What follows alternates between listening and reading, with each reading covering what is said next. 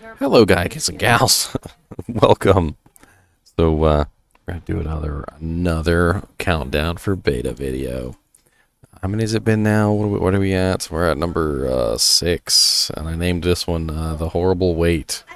I hope you guys like that, "The Horrible Wait," and make you feel all warm and toasty inside as we wait for Diablo II Resurrected to drop the beta to drop actually. And why are we waiting for the beta to drop when we know it's probably not coming till next week? Well, you know, it doesn't matter. We're just waiting. We're waiting. It's very important that we wait. Very, very important. Y'all don't judge. No judge it. Is that no judge it? No judge it.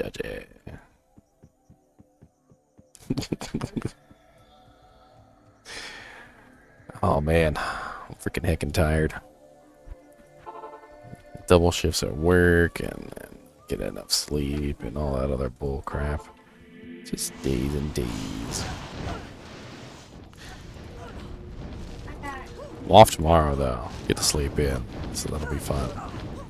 Sleeping in time. It's really nice to have a day to sleep in.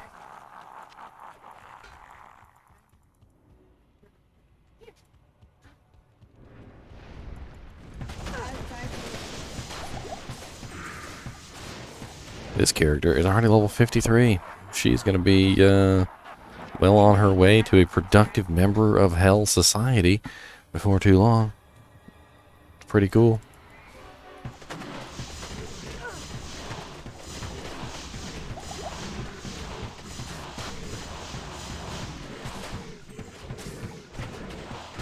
I need mana. Freaking ancient armor just dropped. +5 to dexterity. Yeah.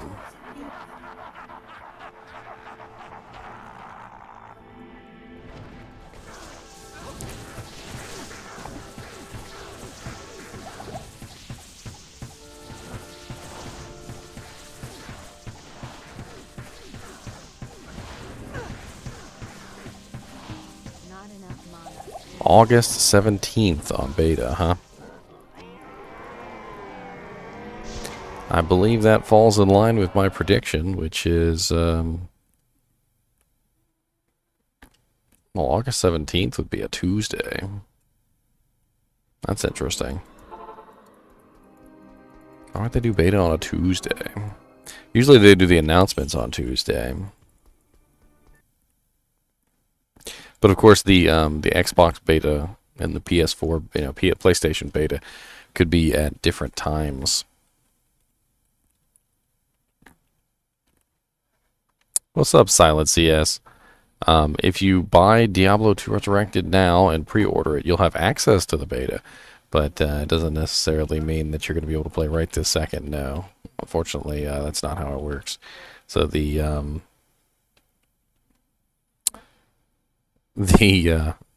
that's just kind of how it rolls. We are looking at some weekend events, is what they've pretty much stated. They stated that they wanted as many people as they could to be on. So, they're trying their best to make sure that the events are in time frames when they expect more people to be online than others. And that's just kind of how they're ruling it right now. Which is why the 17th date keeps slaying them doesn't make much sense, because that's right in the middle of week on Tuesday when people are not going to be ready or able to play. So I'm not really sure about that one. If the Tuesday date, August 17th, is correct, that would probably be the announcement date. I am overburdened. Or maybe the preload date. Could be the preload date.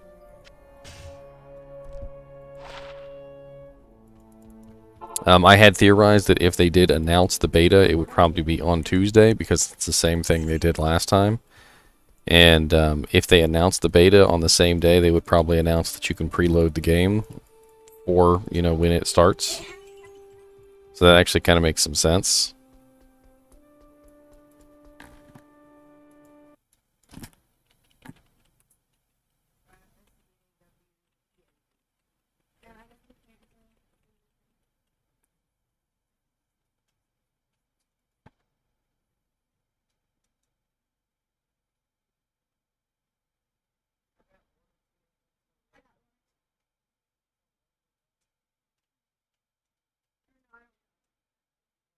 Most closed beta starts 2 to 3 days before open, so probably not a whole week, but still some clarification finally.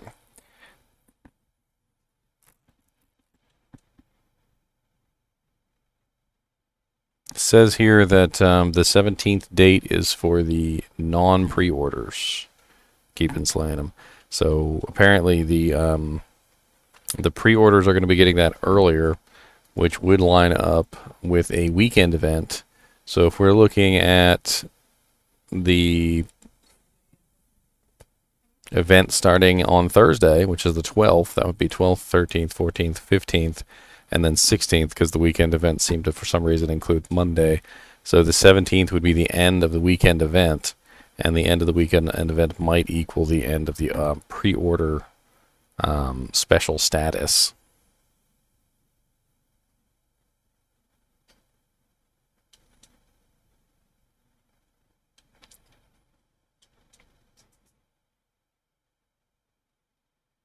Interesting. Apparently there's a link here. We're going to go to that.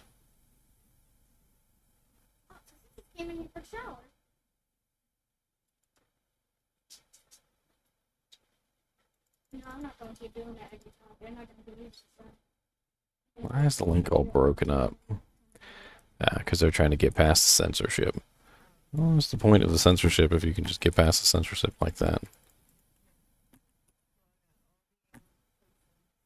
Oh my god, he broke this thing up so good. Like, space is everywhere. It doesn't even recognize as a link anymore.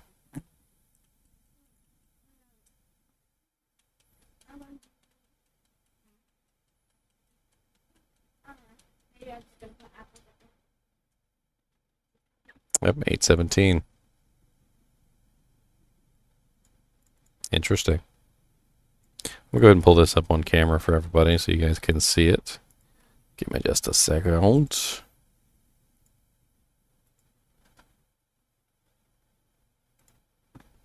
Alright, so as you can see right down here at the bottom of the Xbox website, it does specifically say additional information. This is the Diablo II Resurrected beta page, by the way. So it does specifically say Blizzard Entertainment, release date 8/17/2021. And if you take a look at the calendar, you'll see that 8/17 is a Tuesday, which doesn't make much sense as far as the beta is concerned. But as some people were saying in the forums, if the early access part of the beta is before this release date, it would actually make sense. So you'd be talking about 2 to 3 days before the 17th, which is 16, 15, 14, which is like Saturday or Friday, so Friday the 13th. And that would actually make sense. So we probably would get an announcement on the 10th, so Tuesday the 10th, and then we're probably going to get the early access beta, probably the 12th or the 13th, which will probably run through the weekend, and then the non-pre-orders will probably get access on the 17th, and who knows, maybe it goes through the rest of the week. That's an interesting development. Although, you know, specifically they said weekends, so we did get the comment that it was going to be 2 phases and in different weekends, but maybe the weekend starts earlier than was originally planned. The alpha started on Thursday, but maybe they're going to start the weekend on Tuesday this time. So maybe we could get an announcement as soon as the 8th or the 9th, if they're going to start the beta on the 10th and run it through to the 16th, and then the second beta from the 17th all the way through to the 24th. That would be interesting. Not really sure what to say about that. The 17th date is nice. That's reassuring. That means it's sooner than we think. You know, I was also theorizing that they could have done it on some other various weeks, like they might have done it on the 19th to the 23rd or the 26th through the 31st. But it's interesting to know that it's a little bit sooner than any of those dates. Interesting. I'm going to go ahead and screenshot this, and then we're going to throw this link up on YouTube so people can see it. And need some paint.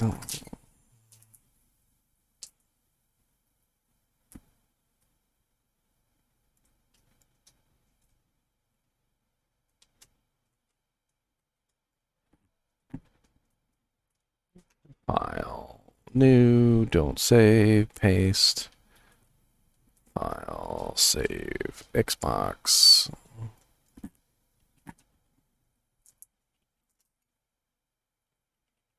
I feel like I also need the, I feel like I also need the other bit of this as well.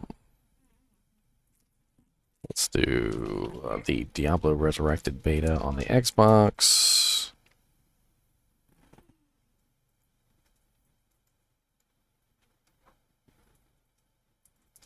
I just want to get that that Diablo Resurrected beta Xbox little bit in there. I feel like that's important.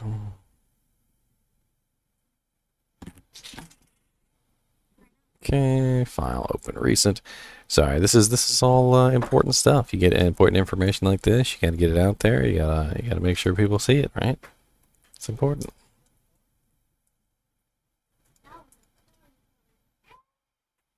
All right, resize. Actually, hold on. An easier way of doing this, so I don't have to worry about doing all that bull crap. Control X, file, new, don't save, resize. 25%. There we go. Sweet, sweet. Sorry, I'm talking to myself while I'm doing this too. Don't you just like it when people talk to themselves? Alright, I'll post this up on YouTube for everyone to see because I know people want to see this information as soon as possible. Community. Image.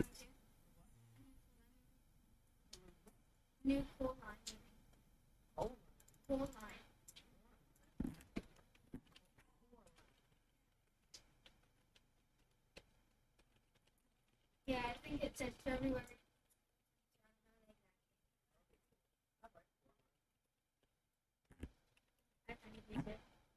Somebody said it doesn't look scary, but kind of. It's very odd.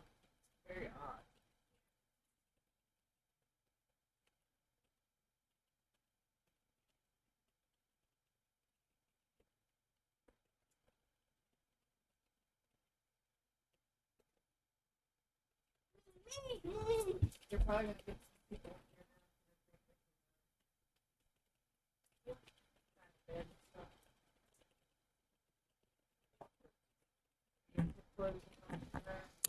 Alright, and we're going to post.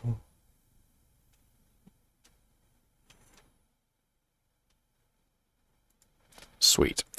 Alright, if anybody else has the information like that, that's really cool. And you know what, I'm going to link you guys to the post too, so you can throw me some thumbs up. Get your, so we can get that to the top. That way lots of people will be able to see that. And how do I link this? I think this will do it right here. Let me paste that into another browser real quick just to make sure that it works.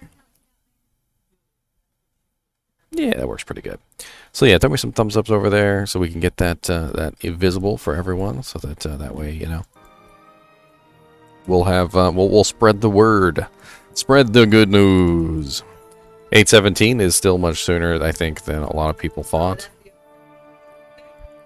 So on the Xbox website, babe, they I guess they kind of leaked the date as 8/17, but we don't know if that's the pre-order date or if that's the because the pre-orders are going to get early access. It could just be the regular date, as far as we know, but we'll see.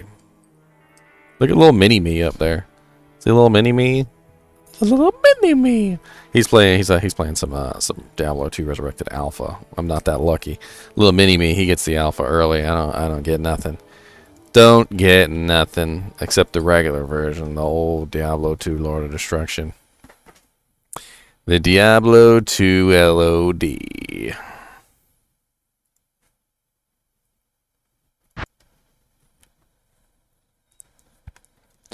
Vamp Bale. What is a Vamp Bale? They got vampires in here now?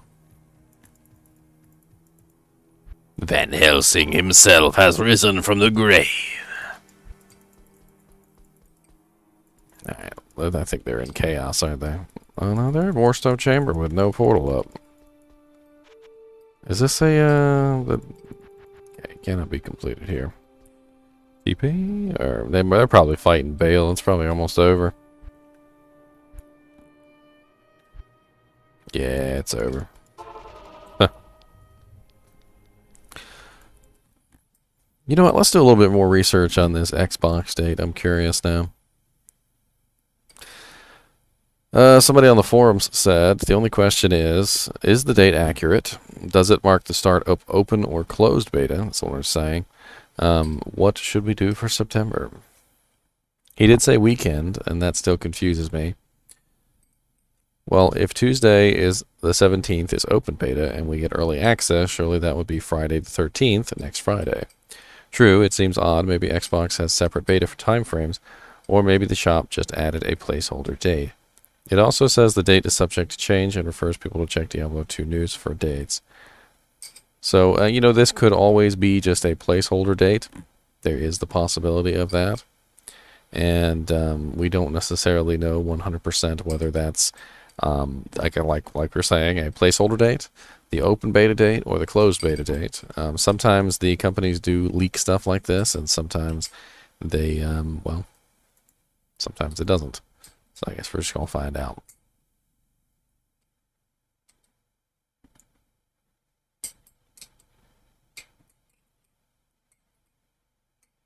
I wonder if there's anything on the PlayStation site. PlayStation Diablo II Resurrected Beta.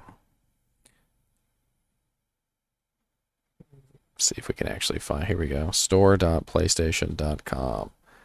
That's what I was looking for. So they've got a date of 9/23 up for the main game. And I'll see the actual beta version here.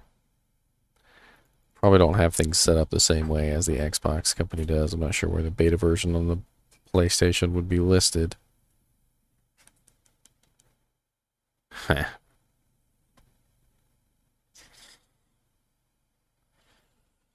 That's okay. We've got the good news out there for everyone to see, and that's what's important. So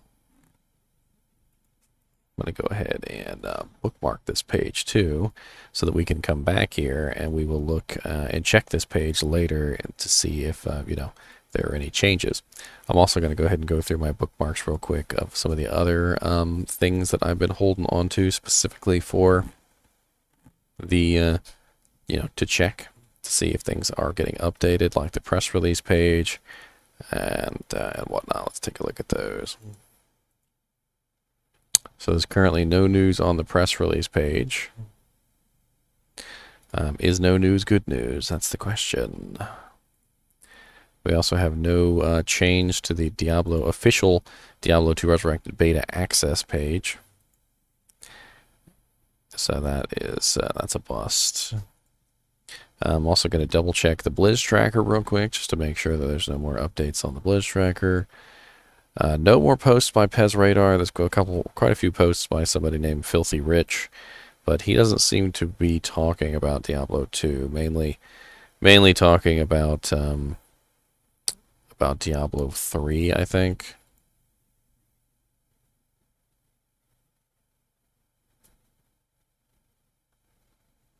Yeah, some sort of freezing issue on like a bug report for Diablo 3, I think it is. Yeah, it's Diablo 3.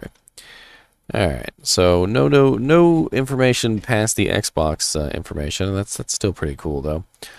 We also did get another development, which I thought was pretty cool. Although this doesn't have to do specifically with Diablo 2. Maybe you all might be interested. Apparently, Linus from Linus Tech Tips got access to the Steam Deck. So I don't know if you guys and gals are interested in the Steam Deck specifically, but apparently he was invited over to. That's Linus, by the way. Apparently he was invited over to the Valve headquarters, and he was given early access look at the machine. Not only that, but they allowed him to bring his tools, testing equipment and whatnot, to actually check out the Steam Deck and like look at the screen quality and like the input lag and things like that, which I thought was really interesting. maybe I'm getting a little bit into other things other than Diablo, but I think the Steam Deck is going to be a very interesting device, and if any of you guys and gals think so too, you might want to check out Linus's video. Totally not being paid by Linus, by the way. Just, you know, he got an access to the Steam Deck, which no one else has, and of course, you know, that is going to lead people to take a look at his video, because he has an exclusive, right? That's what exclusives are all about. Being the place where you have information that no one else does. Kind of like me when I guessed the dates. Yes, I did. I put it together for you, babe. You gonna put your nail polish on there?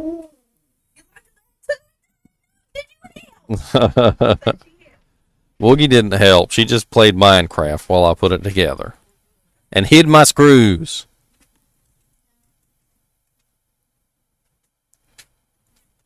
Why don't you go help her put the nail polishes on there, Woogie?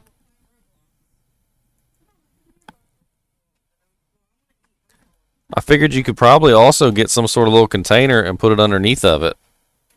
Because it does have a little bit of space on the underside. Sorry, talking to my girlfriend. I put together her little nail polish holder. It's pretty cool looking. I didn't realize it wasn't put together at first. Well, they're probably almost done with that one. Man, about these early level games like Nightmare and normal difficulty, when you get these stupid bots running bail, like they clear everything so fast and so quickly. I kind of want to just like throw them with these guys. That sounds like fun. What's up?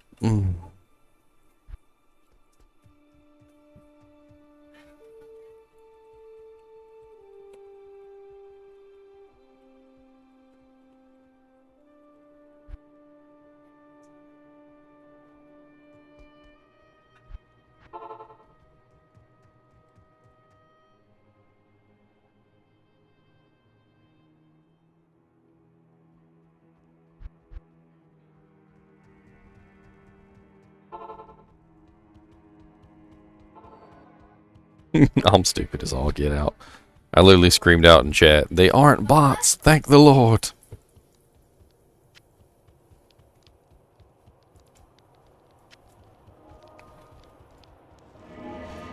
Oh, I need that mana potion now. Don't we can't be passing by no mana potions. Can't be passing by no mana pots. We ain't got time for all that.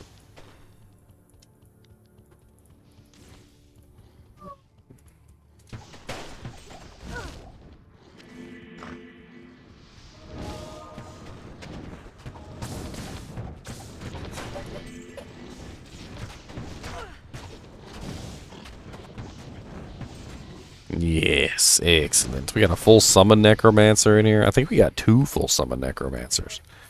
This is awesome. This dude's name is literally Necromancer. I don't. I guess it's just gonna have to manage to be picked up by some evil force.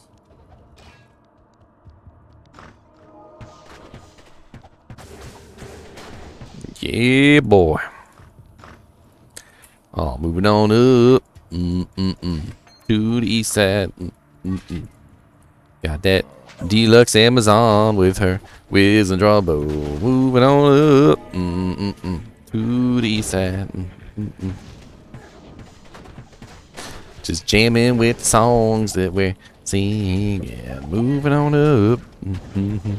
To the east side.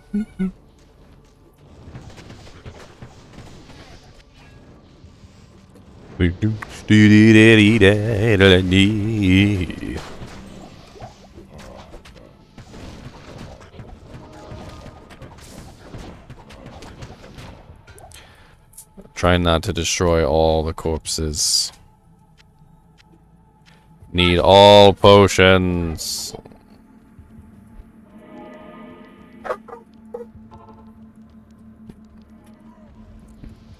Will the doggies please stop fighting with each other?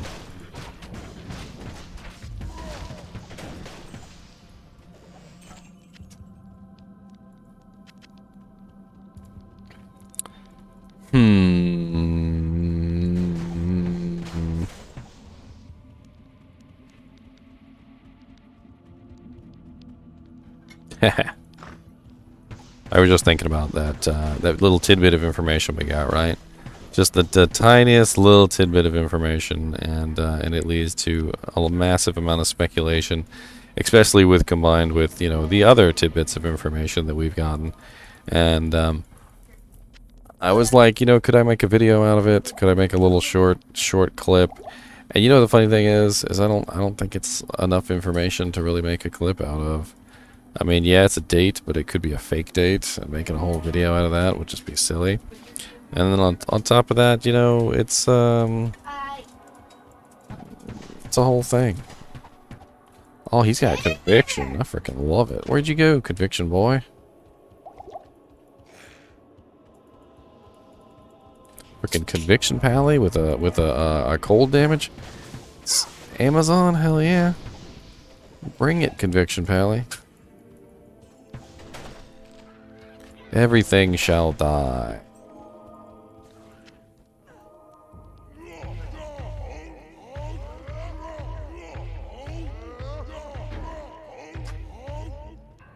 Thank you. Thanks. Thank you.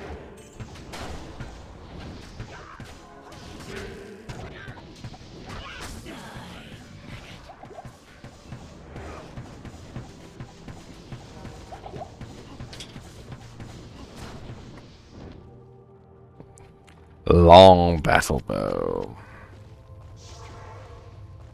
A battle bow of great length.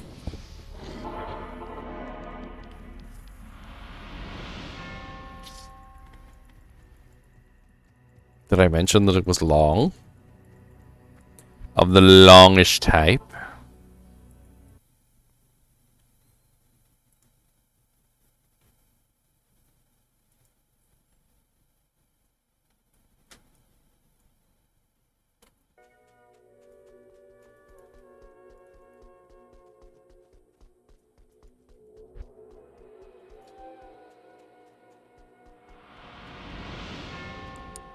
Are the loot still not personal? As far as I know, the loot will not be changed. OW Exos. Everything that I've found from Rob Gallerani, which is one of the leads of the project, has pretty much stated in a nutshell that they're not looking to change things like that. That they're trying to keep the core experience of Diablo intact, and I would assume, in my opinion, that changing something like that would in fact change the core gameplay mechanics. So I don't think it's going to be something that they're going to change now. I mean, the game is 20 years old and it's based around that global loot, and it's not going to be something that they're updating. Does that make you sad, Exos, or does that make you happy? I'm always interested to find out, and I'd love to chat with you if you think that, you know, about what you think. I am always willing to yak my lips. Y'all should know that by now if you follow me. If you're here on a regular basis, you should know I be flapping them gums.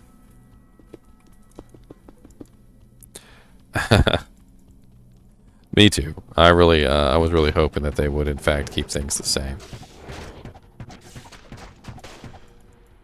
Man, I went out of my way to shoot him with regular attacks and he still got popped. When I say popped, I mean like broken with ice. Man, I am an icebreaker, I'll tell you that. Ain't no monsters. Oh, found it.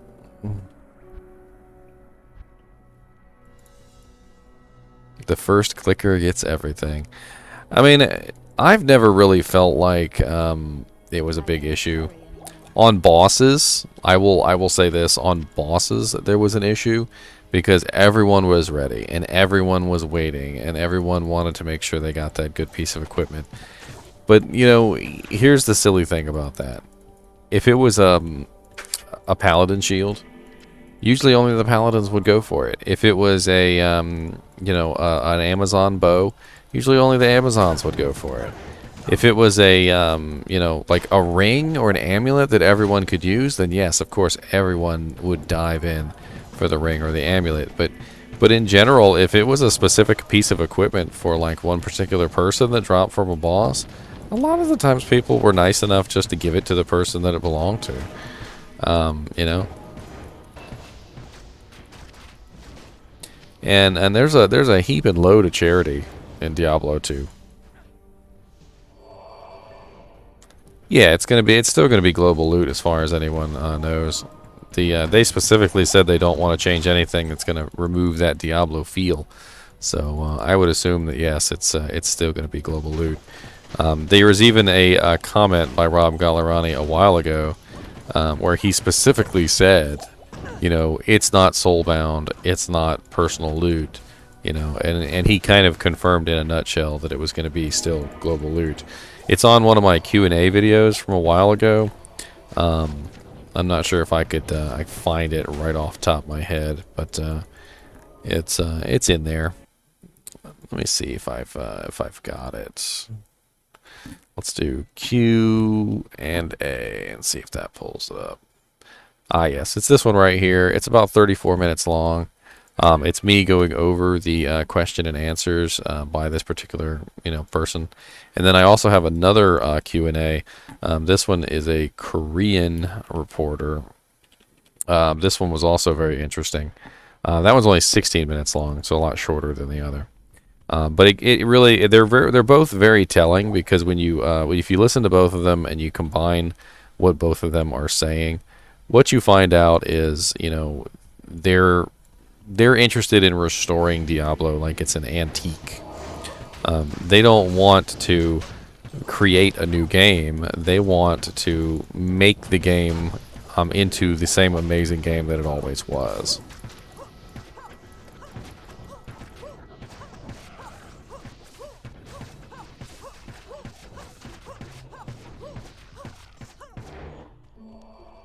Good. I finally got my my strafe.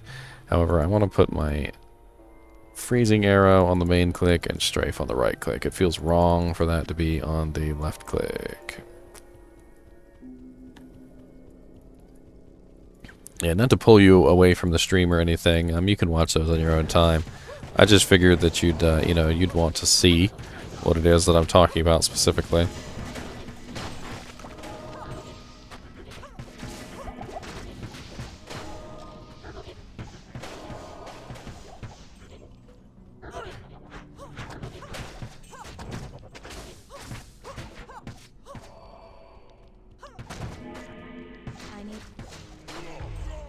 I do have, I think one of those is pretty well broken up into chapters, by the way. So even if you don't want to watch the whole thing, I think it is fairly well split into chapters.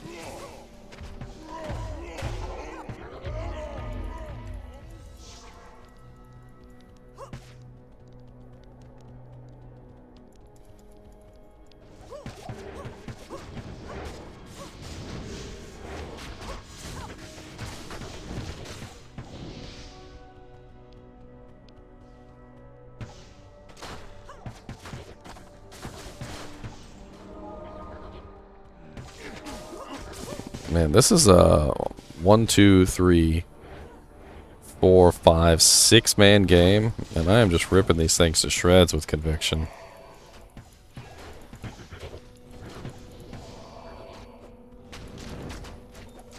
Conviction just like makes this build. Probably gonna have to get myself an infinity for this character.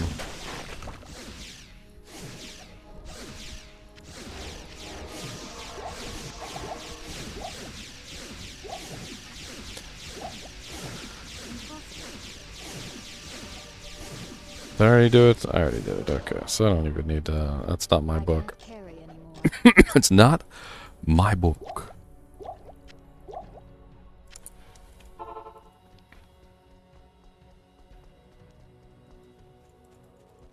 Well, not only is global loot not a problem in a good community, Exos, the other thing about global loot is that in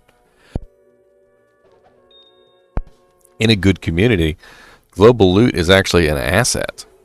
If you're running personal loot in a community, there is no community. You don't trade items with each other. You know, a personal loot, it wouldn't even matter if you were with, 8 other friends or 7 other friends. You would just still only get to keep what you keep. But, with a system of global loot, you can trade items back and forth. You can give each other whatever you want to give each other, and it works out great. Nice plug there, Nightbot.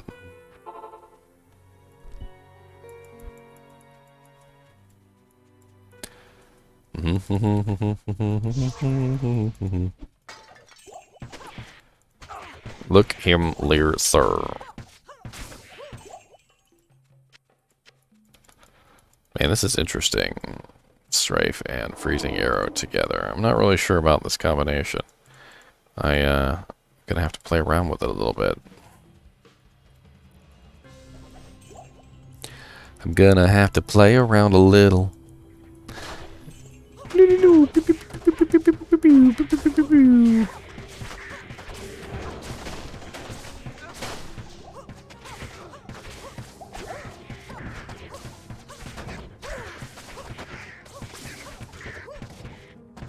Yeah, I think most people were disappointed in Diablo 3.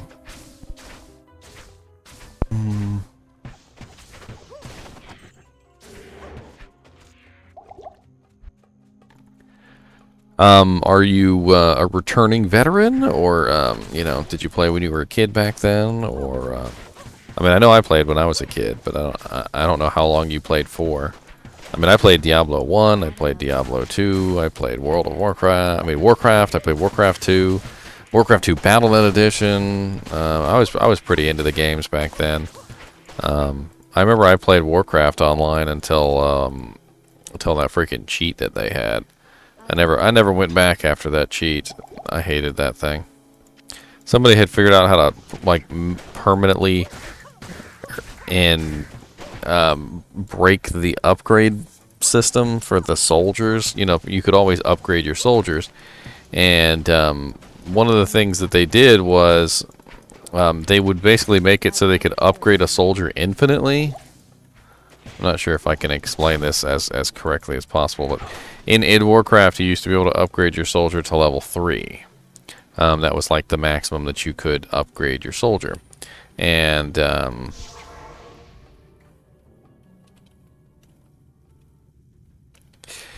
once you hit level 3, you couldn't upgrade him anymore, but your soldier was as strong as he could possibly be, or your archer was as strong as he could possibly be.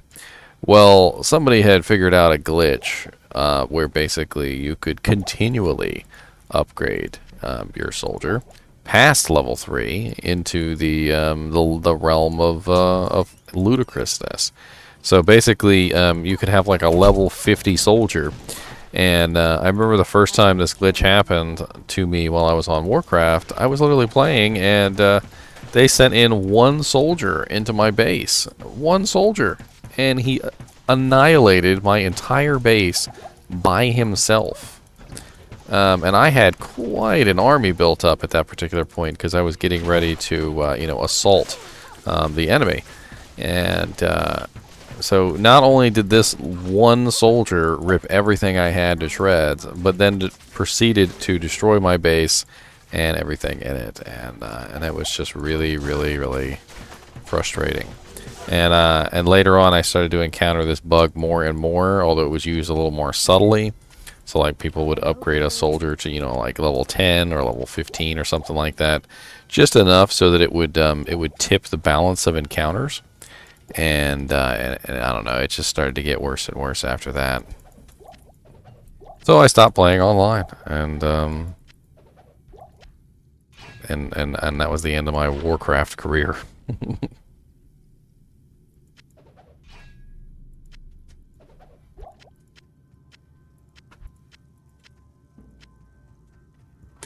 My Warcraft.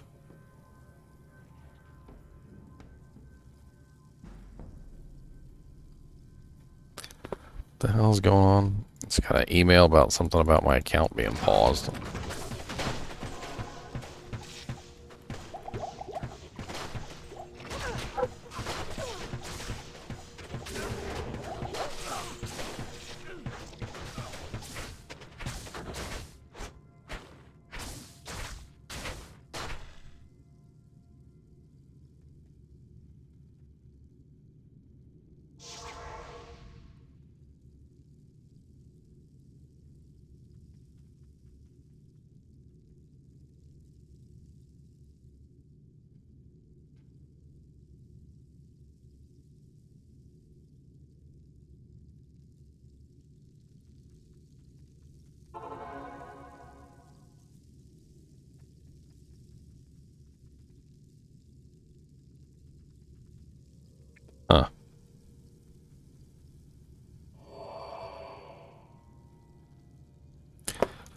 I don't really want to run ads on there anymore anyway. I used to run a couple ads on Google, just you know, to like try and get my videos out there, and they really didn't ever amount to much, and it was kind of obnoxious the way that they would kind of like put your ads out there in weird places, and then on top of that, like the places that they would put your ads, like they wouldn't put them until like the end of the ad campaign because they were just like rushing by the end because they wanted to make sure they got your money. So they didn't really care where they put your stuff, which was just weird.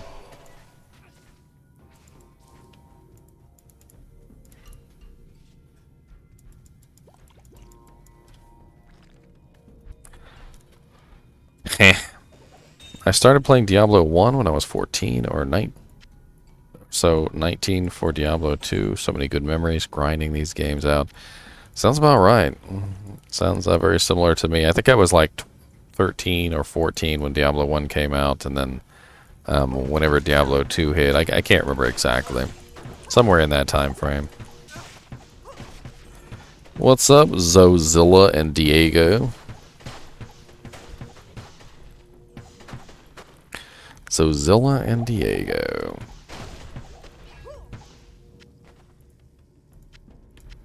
So we did get a little bit of information in the form of, I remember I was saying the other day that sometimes the companies themselves, like Xbox or PlayStation or Nintendo, will slip up and accidentally release a date. So we did actually get a date from the Xbox website. Let me go ahead and link this in chat for y'all. So this is the Xbox website, and basically the Xbox website is showing a date, and I don't know if this is a correct date or not, but it is showing a date of 8/17. 8/17 is literally Tuesday, which is weird. I'm not really sure about that 8/17 date, but it does kind of fall in line with an interesting setup schedule of like the pre-orders will get access on, say, like Friday the 13th, and then the non-pre-orders would get access on the 17th. So maybe that's what's going on there. I'm not 100% sure on that. I am overburdened. But one way or another, it's a date, and it's something that we can look at and use and try and speculate about. There is also the possibility that it's a placeholder date, so keep that in mind, that they may have just put that up there because they didn't have a date and they wanted to put something down. Yes, I was also considering that, Exos, is that it could be a pre-order date, or sorry, a preload date. So perhaps the beta starts on that following weekend. So the preload date would be the announcement of the beta. So they would announce it on Tuesday, which is another thing that I had speculated, was that the announcements would either be on the 10th, the 17th, or the following Tuesday, which is the 23rd. 10th, 27th, or 24th. So the announcements would be on one of those Tuesdays, which is where they like to make the announcements. So there very well could be that they will announce the beta, say, you know, hey, you can preload the game now, right? And then as soon as they announce the beta, you hop on there, you preload the game, and then they'll tell you when you can access the preloaded data, which may or may not be until the following weekend.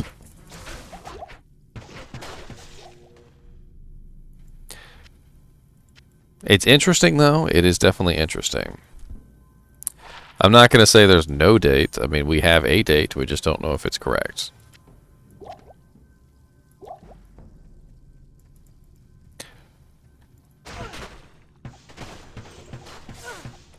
Take a look at that website I linked, Zozilla. Maybe log into your account and see, because that is the official Microsoft Xbox website. So if you log into your Xbox account there and check and see the dates, maybe. If you've already pre-ordered it, maybe it will have a different date for the pre-orders. I don't know.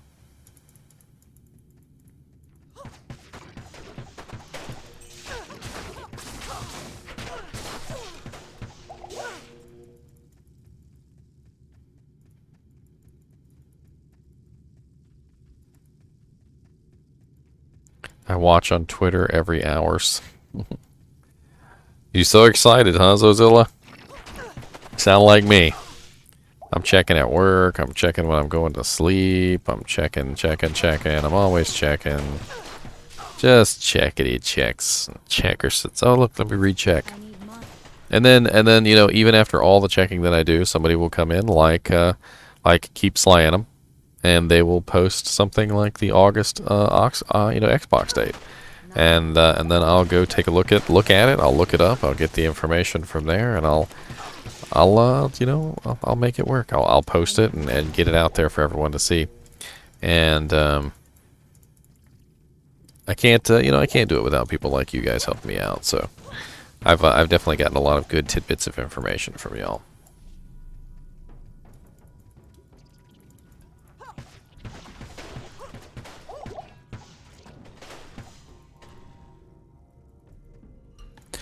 My thinking is, if the beta is going to come out on the weekend of Friday the 13th, I think that's a very interesting weekend, by the way, to announce the beta. It may kind of make sense since Diablo 3 and 2 is kind of like a horror game. I think we're probably going to get an announcement for that on Tuesday, so probably the 10th. That's my thinking on this anyway, and you guys might have a different thinking on it, but that's the conclusion that I've come to, is I think we're going to see an announcement on the 10th if it's going to be for next weekend. So keep your eyes and ears open on the 10th for any type of information at all. I need mana.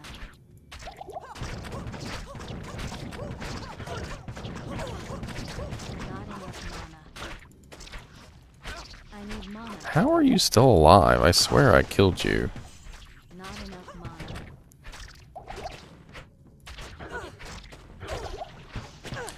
Is she spawning them? I think she spawns them.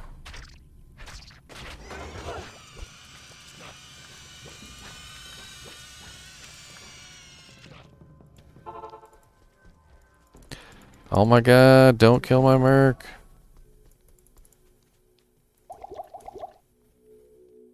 I need a thicker belt. I need the belt of the thickness. I need the belt of the thickness. I need the belt of the thickness. Good lord, 84 to mana ring. Dang. Man, I don't think I've ever seen an 84 to mana ring. I'm kind of jealous. That's a lot of mana. Welcome back, stranger.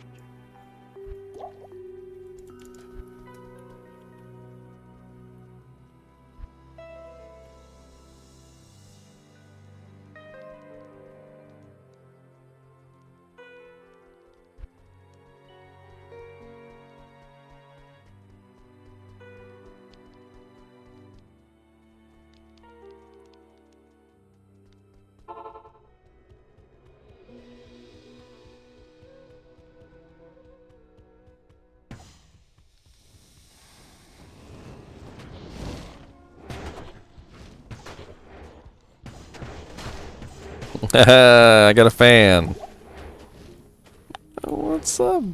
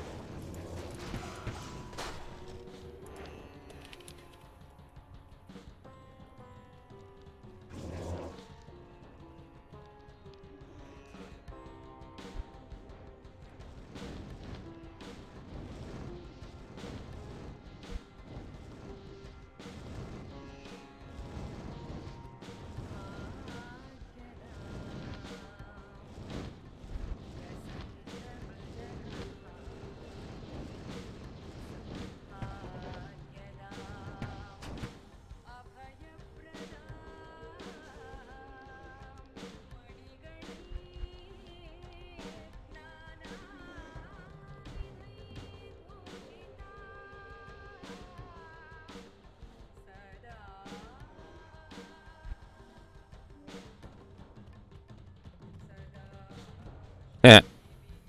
Somebody in the game actually knew who I was. Look at that. I'm famous, y'all. Look at my, I'm famous.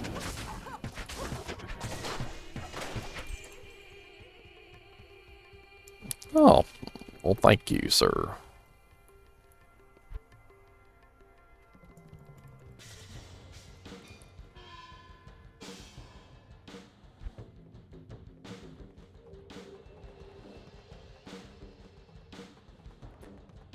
Where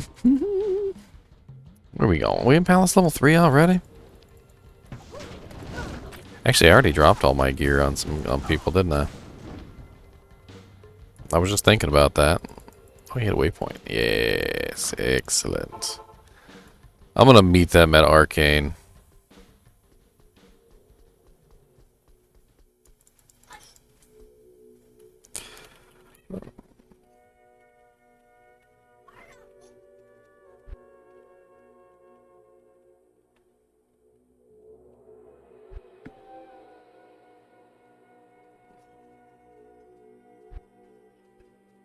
That's ma'am to you. Why, thank you.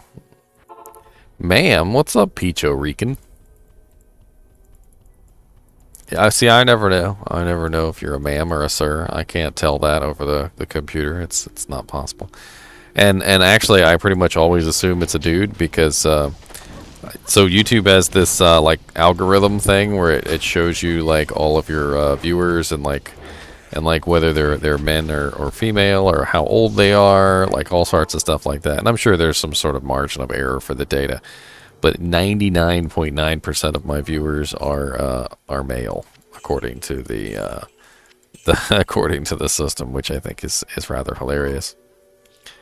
So so when a female viewer actually does pop up, I have absolutely no clue. I'm like, oh, you're one of the 1%. You're the 1%ers. Actually, 0.01%. It's pretty crazy, actually.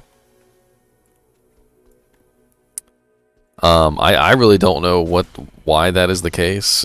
Like, I guess maybe guys are just more into video games or something. I don't know. The 1% of the 1%. Aha.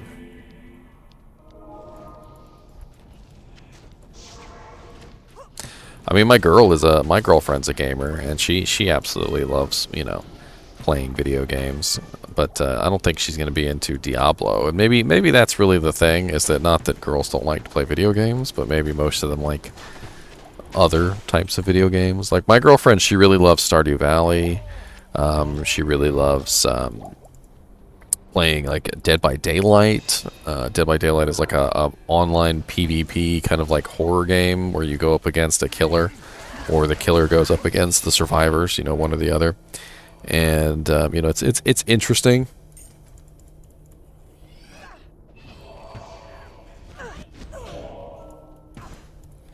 Hey, what's wrong with having 5 portals open? I want portals to the world.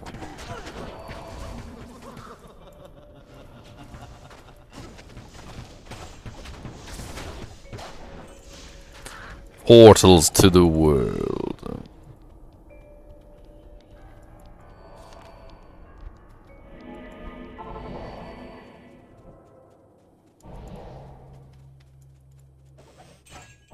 I can't carry anymore. I'm making so many nice comments lately on my channel, and I really appreciate it. I want all y'all to know that. Because for the longest time, like when I first started my channel, ain't nobody commented, ain't nobody said nothing. I'd put a video out, and it would just be like dead silence. And I wasn't even sure if anybody even knew I existed. And nowadays, you know, everybody's making such nice comments, and I just wanted to let y'all know I really do appreciate it. My voice is a little deep this morning. I got that waking up voice. I took a nap. I was feeling the nap today, and I took a nap. That's why I started streaming a little bit later than normal. I apologize for that. Had to take the nap. Sometimes napping is the best, especially like a midday nap, man. You just wake up and you're just like, oh wow, that's what that's like.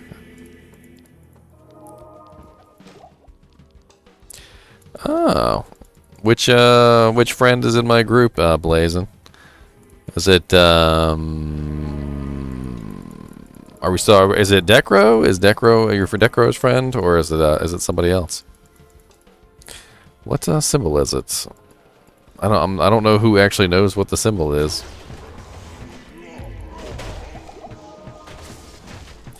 Right now we're on a freezing arrow Amazon, and I'm super excited to actually find some people playing. By the way, this is one of the first times I've actually found like almost a full group here. We're one person shy from a full group, which is just amazing in my opinion.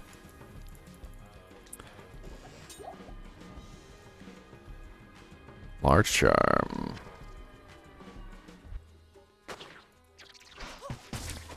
Yeah, I didn't come over here by choice. I actually got banned on YouTube. So that was all that. Well, it wasn't like a ban. It was like a live stream ban. Like I couldn't live stream over there, and I was having a lot of fun live streaming over on YouTube, and because there was more interaction. As fun as making a video is, and doing a little a tutorial or something like that, which I have a lot of over on my channel. What I was more interested in is talking with people. You know what I mean? And so when I got live stream banned over on YouTube, I was like, you know what? Let's come over here to Twitch and we'll live stream over here, and we'll just go back and forth. I'll post the videos up on YouTube, after the live stream's over. I'll cut out clips, things like that. We'll make it work. And I definitely did find that the people over here on Twitch came over here specifically for the live streams. That's what Twitch is about. Twitch is about the live streams. It's about the interaction. It's about having fun talking with the content creator, and I think that's really fun. Even if I'm not live streaming, like I want you guys to know this. Like if you don't see me live streaming, but you see like a rerun or like a restream running, I want you to know that a lot of the times I'm still there to chat. So like maybe I'll be going to sleep for the night, but I'll throw a live stream up and I'll chill out for like 2 hours, and I'll let the stream rerun. I'll still be there to chat, or like sometimes even in the middle of the night. Believe it or not, if I am running a rerun, you can pretty much be assured that I am literally there, because I won't run a rerun unless I'm there to actually chat with you guys. So say hi. Like if you come on, if you see a rerun in the middle of the night or something, if you're working night shift or something like that, I work night shifts too. That's the thing. So when I run a night shift, I'll do a rerun so that I put my headphones on, I get my phone running, I pull up the chat, and I have the stream running there so that I can comment and talk to you guys while I'm doing my job. My job is not like one of those jobs that would forego me from being able to chat on the phone every now and then, because it's very technical, I guess would be the term.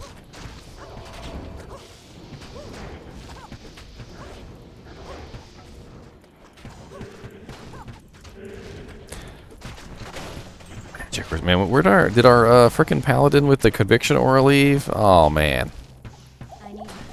Man, he was like pushing our whole group. Like we had all this elemental damage, and the frickin' conviction paladin was just literally making the group. If you guys have never made a conviction paladin, trust me when I say conviction paladins are just the bee's knees. Like they will literally bring an entire group together.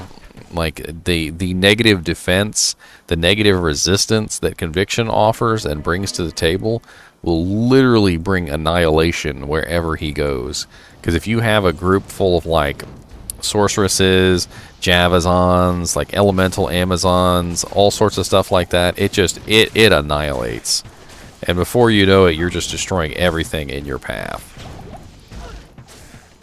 Exo says, I was watching some of your YouTube videos to remind me of stuff, and I thought reduced damage cap was 75%, like the other resists, not 50.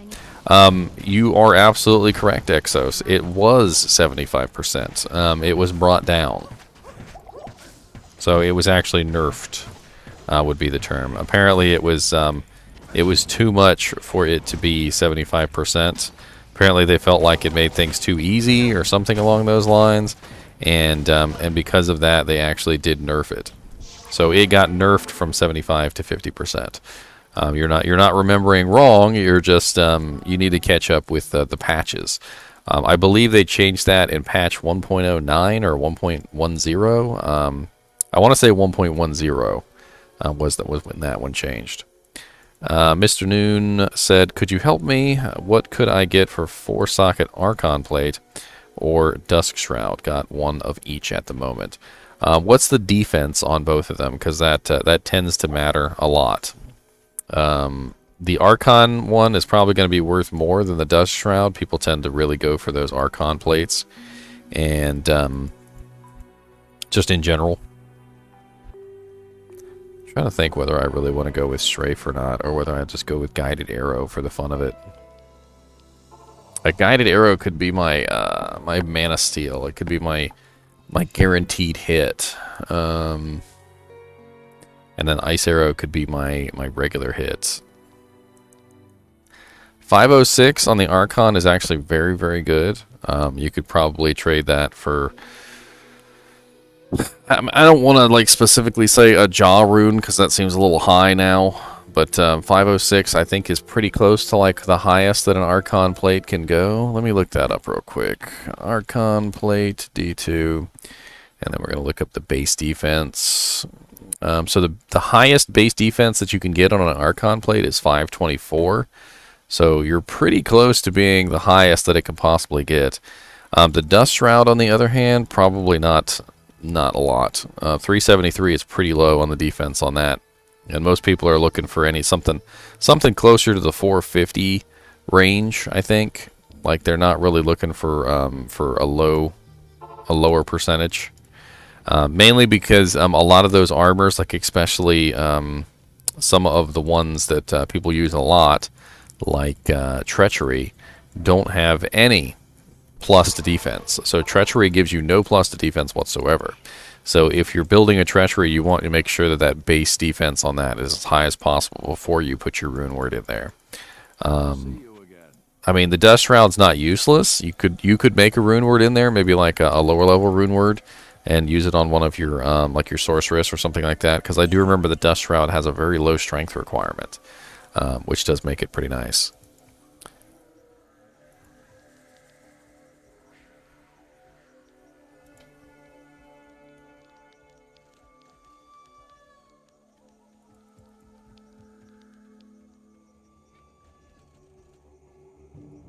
Yeah, definitely hang on to that 4-socket Archon plate. You could make quite a few Rune Words in there. Let me look up the Rune Words you could make in that if you're interested.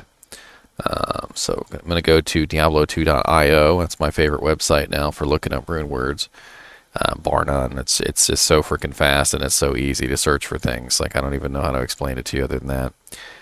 So we're going to look for body armor, and then we're going to look for 4 sockets. And where's my 4 sockets? So you have 4 options. You can do stone, which is shale pull lum. Not exactly super expensive. Let me put that one in. So stone.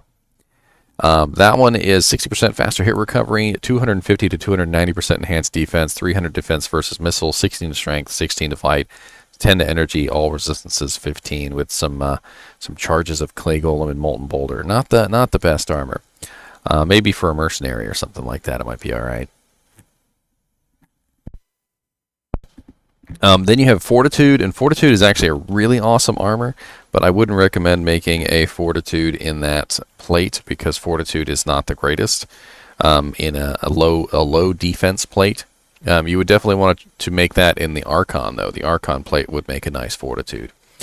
Fortitude is 20% chance to cast level 15 chilling armor when struck, and that is amazing because chilling armor is something that gives you more defense.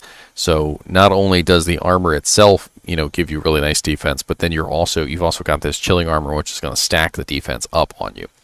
25% faster cast, 300% enhanced damage, 9 to minimum damage, 50 to attack rating, 20% deadly strike, hit causes monster to flee, 25%, 200% enhanced defense, plus to life based on character level, all resistances 25 to 35, it varies, 12% damage taken goes to mana, and +1 to light radius. So pretty sweet armor all around, and I believe that one is ladder only, by the way.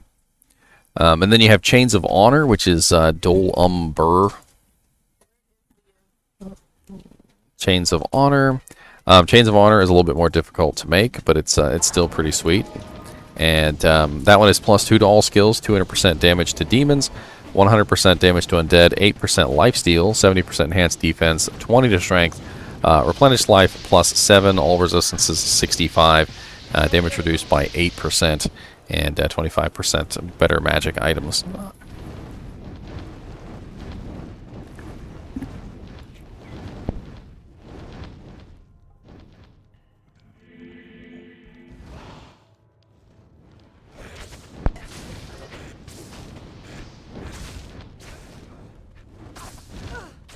And then the last one is Bramble.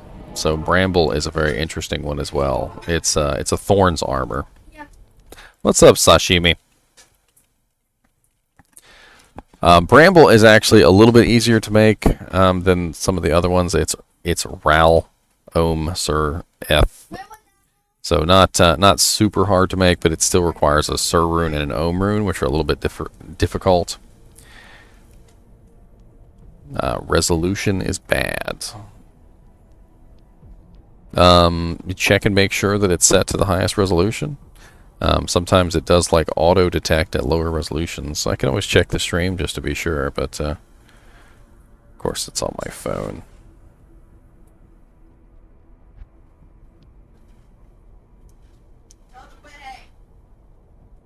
That looks pretty good on my phone. I think the resolution is pretty high. Let's see, what is it set to? 720p. It should be 720p is the highest. Make sure you're set to 720p.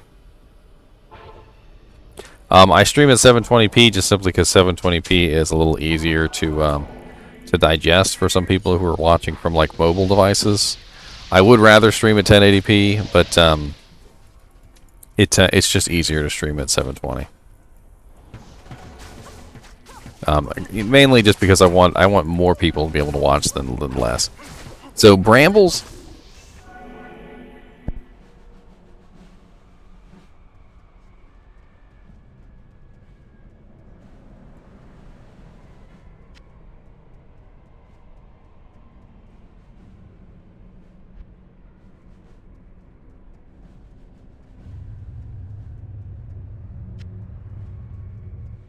Not even death can save you from me.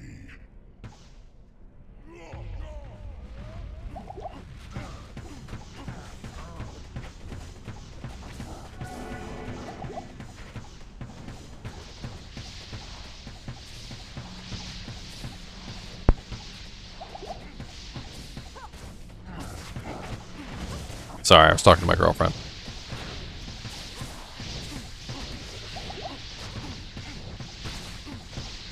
Not stuff for camera ears. So Bramble is level 15 to 21 Thorns when equipped. 50% faster hit recovery, 25 to 50% poison skill damage. And I want you to pay special attention to that, because if you are a poison necromancer, Bramble can be very, very effective to increase your poison damage.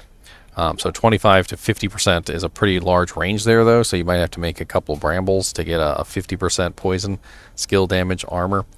Then it has 300 defense, increases maximum mana 5%, regenerate mana 15%, 5 to maximum cold resist, fire resist 30%, poison resist 100%, 13 to life after each kill, and level 13 Spirit of the Barbs.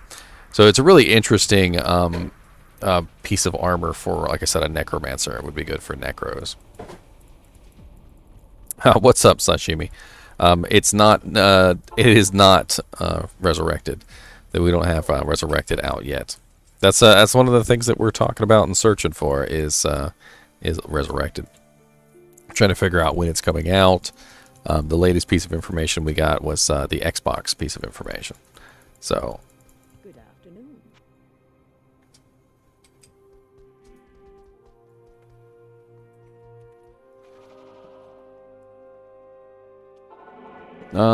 I was never good at this game, though. I love it. It's just that I always was slow leveling up and getting good equipment bit-wise. No, we got confirmation it's not going to get delayed, Sashimi. It's still going to be the 23rd. So, as far as going faster, I'm not really sure what I can tell you as far as that's concerned. Going faster doesn't necessarily mean anything. I mean, you can go as slow as you want to, as long as you're, you're making progress. The main thing is to make sure that you're focusing your skills in the right place. So, like if you're building, for instance, a bow Amazon, don't spread your points out all over every single part of the tree. Focus on one particular part of the tree. Like, for instance, if you're going to be a freezing arrow Amazon, focus on the freezing arrow. Don't put 5 points into freezing arrow and 5 points into immolation arrow and 3 points into multi-shot and like 6 points into dodge and like 10 points into jab. You really have to kind of focus your characters more so on the intention of what you want to build your characters as. And by doing this, you will end up with more interesting builds, just in general. The gear is something that you're going to have to come by as you go along. The main thing is knowing what gear is good for your character and what gear is not. And that is something that's actually kind of difficult to learn without knowing what the gear is. I mean, it's difficult to say, any specific advice on how to get faster, other than just it's going to take experience. There's a lot of learning involved in the game. There's a lot of time that you're going to have to spend figuring out, how to build your character, what the best items are for your character, where's the best places to go to level up your character. I can go over some of that with you, like leveling up your character. So, for instance, I did that too, Angry Birds, believe it or not. I made an entire character based on that Arctic Wind. And Arctic Wind is such a subpar skill, it's not even funny. Once you build it, you realize it's absolutely awful. But, that's just how it goes. Sorry, I'm trying to keep up with this group. They are just rocking it. We're already in the Throne of Destruction over here. We're about to kill Baal.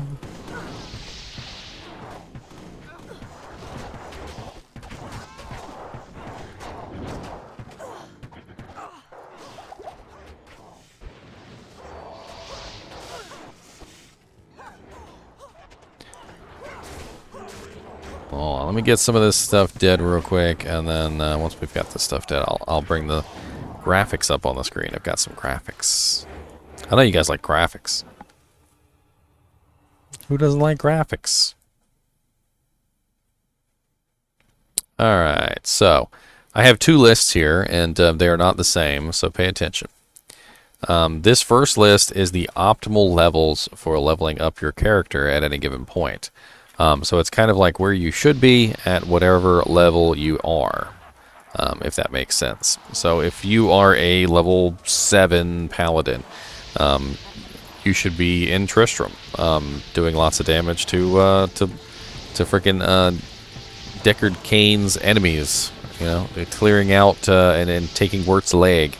You get in there, you really give it to Griswold and all his little minions. All right, and if you're level 37, you're going to be killing everyone in the Chaos Sanctuary in normal difficulty and Baal. You can do that up until level 40, and that's just kind of how that works. This is sort of like the optimal leveling areas. It's not necessarily where you should be at any given point, but it's the best places to be to get experience points to level up your character. Now, that does not mean that this is the best place for you to get EXP, bar none. So the game has a whole lot of EXP penalties involved in leveling up your character, and if you're in the wrong place at the wrong time, you're going to get pretty poor EXP. So I have another list, and this list is the EXP penalty areas. So if you look at this list, what you're going to see is you're going to see a list of levels and acts, and those levels and acts correspond to the EXP penalties.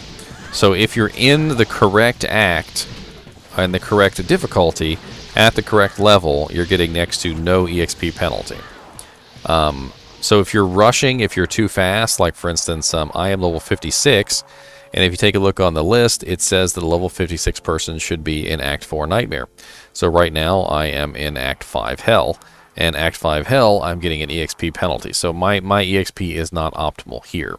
But because Bale runs are such good EXP in general, you know, this is something that that you don't really have to worry about too much. Now, I'm going to leave this group, and the reason why I'm leaving this group is because I don't want to go to Hell difficulty yet, because I still want to be able to see those games.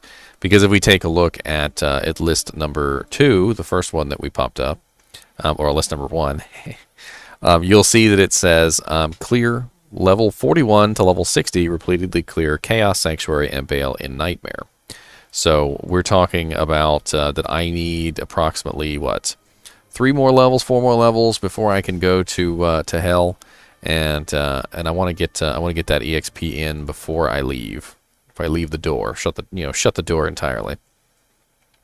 That kind of stuff will help you level up your character and help you get the points that you need. Sashimi said Javazon. So you're building a Javazon? That's the character that you have right now? Or,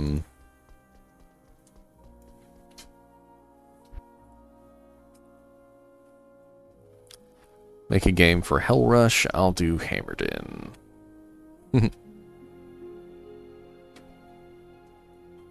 So, Javazon is a very interesting character because she uses some very nice skills. I'm on an Amazon here, so let me show you some of these skills. So she has access to Jab, which I would recommend using occasionally because Jab is a very fast melee attack. You can use that for your mana and lifesteal. Lightning Fury is your main skill there. It's going to be really, really, really effective as far as the targets are concerned. And I actually do have a Javazon. She's my hardcore character, though. Last thing I want to do is pull her up to show you stuff. Probably end up going to get her killed. So basically, on a Javelazon. Actually, you know what? My other character does have access to javelin skills. Let me go grab her. Yes, she's my bow Amazon. Specifically, she's a magic arrow / multi-shot Amazon. But I can still show you these skills real quick. So let me just go ahead and pull up a Nightmare game. Just for the fun of it, GGM 16, and I'm going to switch over to my javelins, and we're going to go somewhere where I can really show you how this works. So if you go over to an area that has only one monster, you're going to have a little bit of trouble on a Javazon. Javazons are really made for multiple targets. You want to make sure that you're getting your javelins to go through targets as much as possible. So you want to make sure you're lining yourself up so that you're hitting 1, 2, and 3 targets at a time. Now, say for instance there's only 1 target left. You're not going to do a lot of damage to just 1 target. So what you want to do is you want to make sure that your javelin is going to hit the wall. And by making sure your javelin hits the wall, you will get a second lightning blow back. You notice how when I shoot my javelin at the wall, I get a lightning bolt that comes off the wall? So this is a way that you can use your Lightning Fury to get extra damage. It only works on hard targets, though. It has to be an object that is a solid object. Like trees in the jungle don't work. There are certain pillars that aren't large enough, I guess. They don't really work according to the system. And it's just an interesting way that this game works. I found it to be extremely useful, especially when fighting single monsters like Duriel and Bale. Make sure you've got them close to the wall and throw your javelins so that they're hitting the wall and they're actually dishing out the damage. Now you notice here that I have no points in the javelin and skills tree, and that is because this is not a javelin. This is not a javelin Amazon. The only reason I have Lightning Fury and Lightning Strike is because Lightning Fury and Lightning Strike are on Thunder God's Vigor. Thunder God's Vigor gives +3 to Lightning Fury and +3 to Lightning Strike.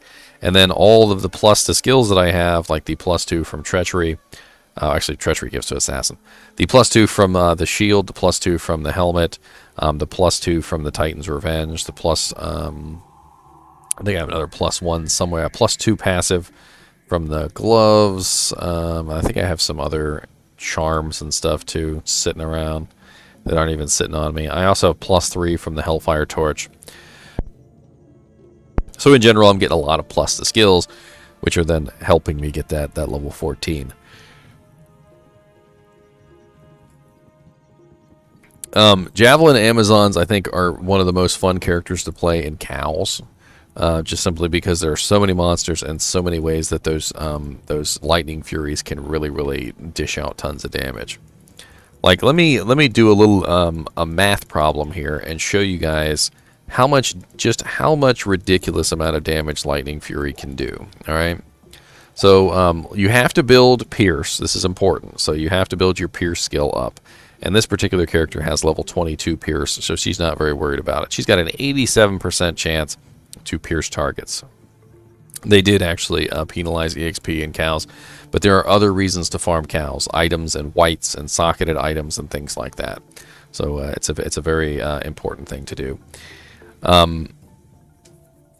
So basically, with Javazon, what you're doing is you're trying to make sure that you're hitting the most number of targets as possible.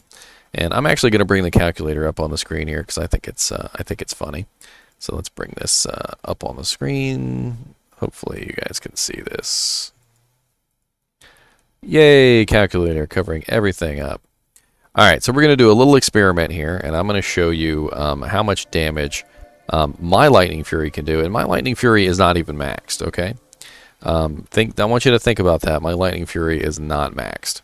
All right, so at current, my Lightning Fury releases 16 bolts of lightning. All right, so that is 16 times 390 damage. So 390 damage. Oops, hold on. Times 390.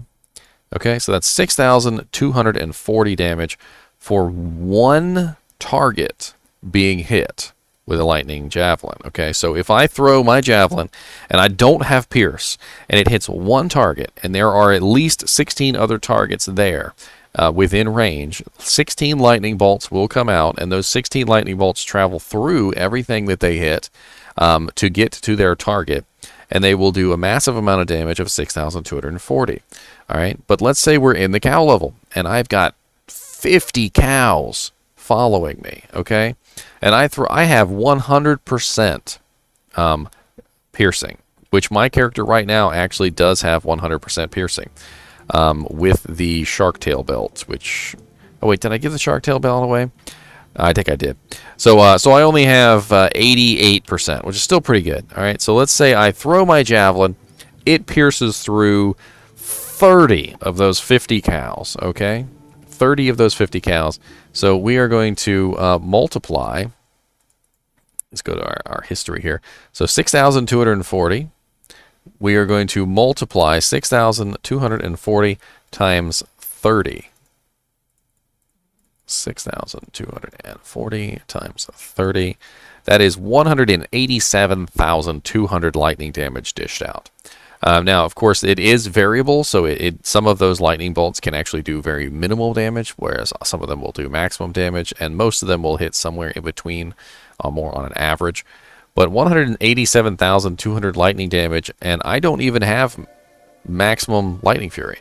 I don't have the synergies. I don't have any of the synergies for lightning fury. This is literally just a lightning fury Amazon with no synergies and level 14 lightning fury. So as you can imagine, that kind of lightning damage multiplied out over multiple monsters can be absolutely devastating. I've seen a lightning skills javelin throw one javelin, literally just one javelin. It pierces through everything, and like that, everything is dead. So I hope that's helped you out a little bit as far as the javelin Amazon is concerned. And what else do we got here? What's up, Deviant Brute? I see you there. Angry Birds said, is tanking a thing in Diablo 2 these days, or should one just always focus on as much DPS as possible? I prefer specialist roles like healer or tank, generally in MMO/class-based games. Tanking is definitely a thing in Diablo 2. I have probably what would be considered one of the tankiest tanks currently. So this is my tanky tank. Let me go ahead and I'll show you him real quick. So this is my Conviction Paladin, and my Conviction Paladin is built up specifically for tanking. I built him to be number one, first and foremost, the tank of the group, and number two, I built him to be the support of the group. So Conviction, as I was talking about earlier, is an amazing support skill. It reduces all the resistances of nearby enemies. It reduces their defense. So mine right now literally has a negative defense of 94%. So anything that comes near me that is a monster has a reduction in defense of 94%, which is pretty ridiculous. They also have a resistance reduction of 150%, and that is absolutely huge. So if a monster is not immune, it only works on monsters that are not immune, by the way. So if a monster is not immune to an element, their resistances go down by 150%. Now, if they are immune, their resistances go down by 20%, or 25%, sorry. So if I can illustrate, like say a monster has 120% cold resist, and I walk up to this monster, Conviction will reduce their resistances by 25%, which will drop them below the 100% mark and bring them down to 95%, breaking their immunity. Now, if a monster is above 125%, I will not be able to break their immunity. That's one of the beautiful things about Conviction. So this character in particular is built specifically for defense. And I'm going to go over exactly how I built him as a tank, and hopefully that will give you an idea of how to build your character as a tank. So let's start off with skills first. So the Conviction Paladin has a synergy with Resist Fire, Resist Cold, and Resist Lightning. A hidden benefit of Resist Fire, Resist Cold, and Resist Lightning is that it increases the maximum resistance of your character. So normally the maximum resistance is 75, and every 2 points that you put into one of these auras will give you 1% on your maximum resistance. So right now I think it's 5 extra percent from the Resist Fire, the Resist Cold, and the Resist Lightning. And then I am also obtaining extra plus to maximum resistances from the Guardian Angel Hellforge Plate, which gives me plus 15% to the maximum resistances of all my ability, all my resistances, which is very nice. So right now I'm running 95% fire, 95% cold, 95% lightning, and 90% poison. And the other thing that it doesn't show you is my physical damage reduction as well. So I'm currently at cap on physical damage reduction of 50%. So I'm gaining 35% physical damage reduction from the shield, the Storm Shield Monarch, and I'm gaining another 14% damage reduction from Verdungo's Hardy Cord. So 14 plus 35 has got me at 49%, so I'm 1% off. I'm not really too worried about that. But that's not where I stopped. So I didn't just decide that 95% to all resistances was enough. I didn't just decide that 50% physical resistance was enough. I wanted to go further. So I have a Raven Frost on, which gives me 20% cold absorption. So I'm able to take 20% of any cold damage that gets through. So any of that 5% of cold damage that gets through is absorbed and then reapplied to me as a heal. So if I take if 50 damage is the 20% of whatever I took, they will then apply that 50 damage to me as a heal, which is very useful. I'm also running Dwarf Star, which has Fire Absorb 15%, and then I'm running Blackthorn's Face, which has Lightning Absorb plus 20. So I'm literally almost unkillable as far as fire, cold, and lightning resistance go. Poison resistance isn't too big of a deal unless you're fighting Lilith, and Lilith is absolutely ridiculous as far as poison is concerned. And then, unfortunately, there's nothing I can do about the magic damage. Magic damage is actually pretty ridiculous. It cuts through just about everything, so you have to watch out for monsters like Unravelers, the snakes that have a ridiculous amount of bone spear damage, and also massive amount of physical damage can still break its way through. So you have to worry about massive amounts of physical damage. Undead Stygian dolls in hell can still kill you. Things like that, and you're going to have to build your health very high, so to make sure that you're able to take those hits. My health right now is 1,198. It could be higher, but that's just because I've built my character in a specific way.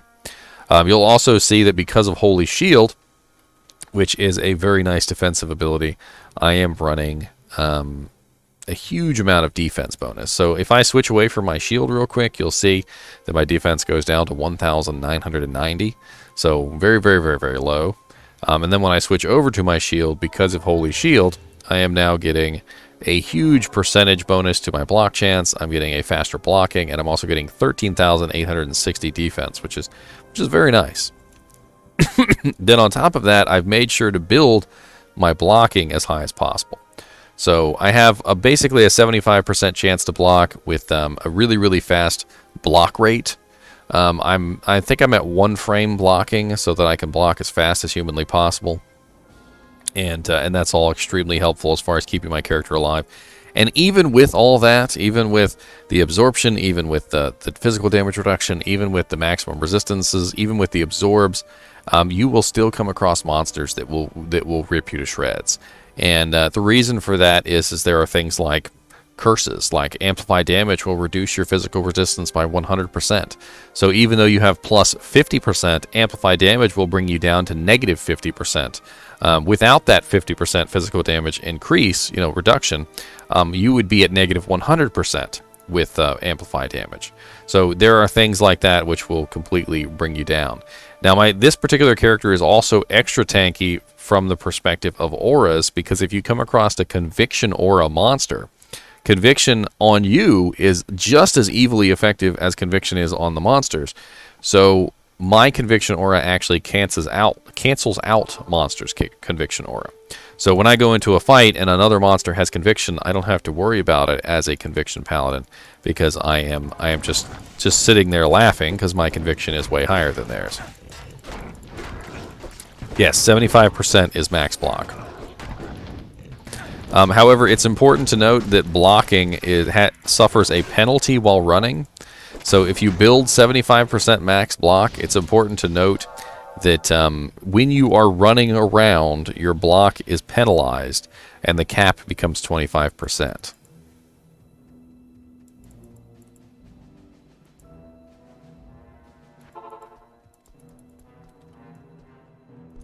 So if you're in a really, really tough fight, there's actually some situations where you might want to toggle your run off so that you're walking, because you don't suffer from that same 70 or 25% cap reduction when you're walking. It's a little difficult to do. It's something like micromanaging, akin to micromanaging, because like say you're in a battle, you're fighting somebody, you're in there, you're swinging, things aren't going so well, but you're holding your own, and you decide that you want to retreat, maybe go get some more potions or whatever. When you run away, you will immediately suffer that block penalty, and your cap on your block will go down to 25%. And there's a very good chance that reduction from 75% block cap to 25% block cap will get you killed. So sometimes you might need to toggle that run off and just walk away if you're in a situation that's that paper thin close. Especially if it's something that's going to hit you really, really hard. I've had some monsters literally just one-shot this character. Even with all the defenses, even with all the resistances and everything, they'll proc amp on you, they'll hit you with Deadly Strike, and they will just literally rip through all the defenses you've got and one-shot you. And it's a little demoralizing, especially when you build your character as tanky as you possibly can. But it is what it is. I just gonna need to keep building my health higher. I need to get myself some more interesting stuff. Whirlwind with shield. I've never looked that up, Exos. I don't think I've ever looked up Whirlwind with shield. I'll be perfectly honest with you. I mean, I would assume that Whirlwind would count as running. That would be an interesting thing to look up real quick.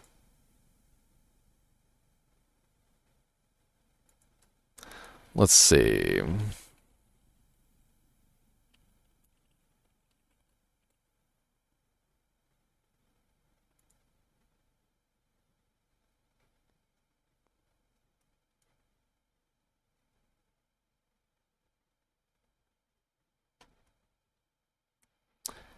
Da, da, da, da, da, da.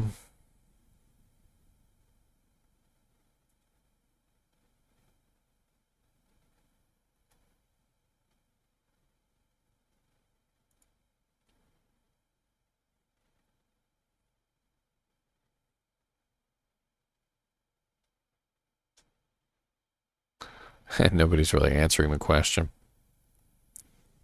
I would assume that it's subpar just in general, though, because Whirlwind is all about damage, and wearing a shield would reduce your damage. I would assume that you'd probably go with like a two-handed weapon or two one-handed weapons instead. And I know that that doesn't sound probably not the answer that you wanted, but I don't see a lot of barbarians run shields. I mean, there is a specific sword specifically for shield barbarians. It's called like the sword. God, what is the name of that sword?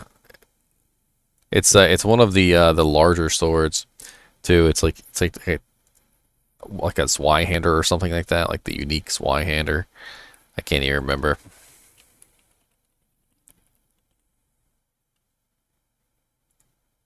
I mean, if you did want to build a sword barbarian, that might actually be a decent choice for you. Which one is it? Is it the Executioner? It's not the Toad's Flam, that's for sure. Oh, it is the Executioner. Okay. So the Executioner sword is actually a sword specifically made for barbarians for blocking.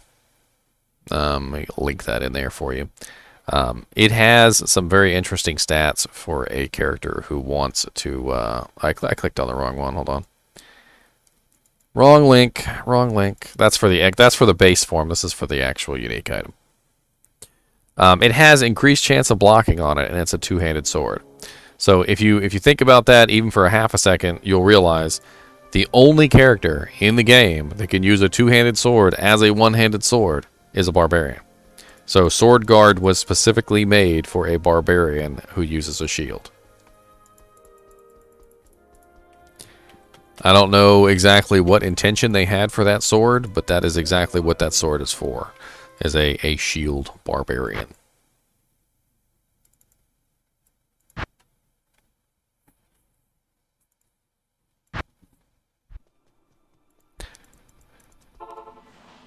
Let's get some more levels.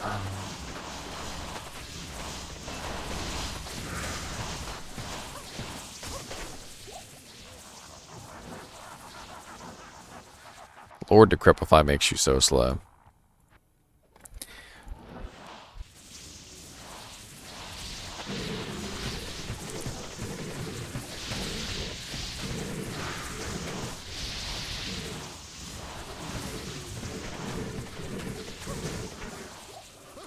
I've got to get her some better gear, and I need to upgrade her bow one more time. She's actually level 57 now, so she might actually be able to use it, and we've got 20 stat points sitting around. So I think this might actually be a good time to go grab the runes to upgrade her Wisdom Draw one more time.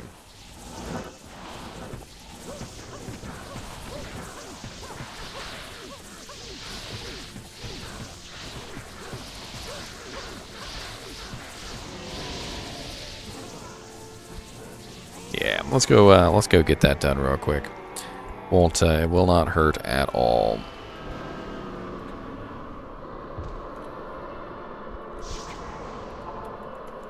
We also might do a respec on this character so we can further refine her skills, get her to the exact point that we want her to be. It might be nice for her to have a Valkyrie as well. I always like giving a Valkyrie to my Amazons. Valkyries are just infinitely useful, in my opinion. So we're going to be doing what's called a unique upgrade. So we're going to be doing Weapon Upgrade 2. So I have these programmed into my bot here so that I don't have to look them up every single time. So we need a Lum Rune and a Pull Rune, and I think my Assassin has that. So let's check her out.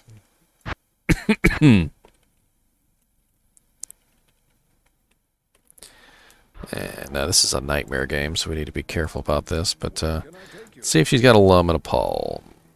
She has a Foul. She's got an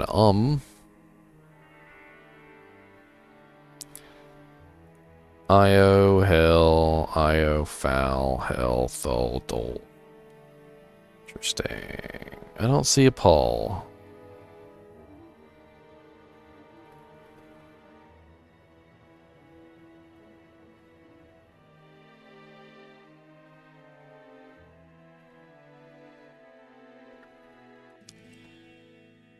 Definitely got some ums though, doesn't he? Got this harmony bow just sitting around doing nothing. I could always give this to. Oh, it's got +2 to Valkyrie on it. Hold on. Yeah. Let's give that to what's her face. Let her hold on to that. Hydrate.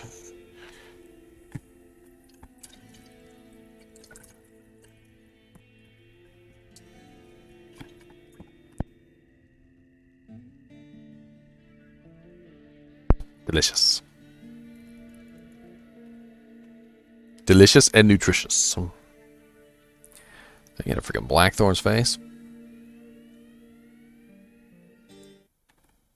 A lot has changed since 1.09. You're absolutely correct, Exos.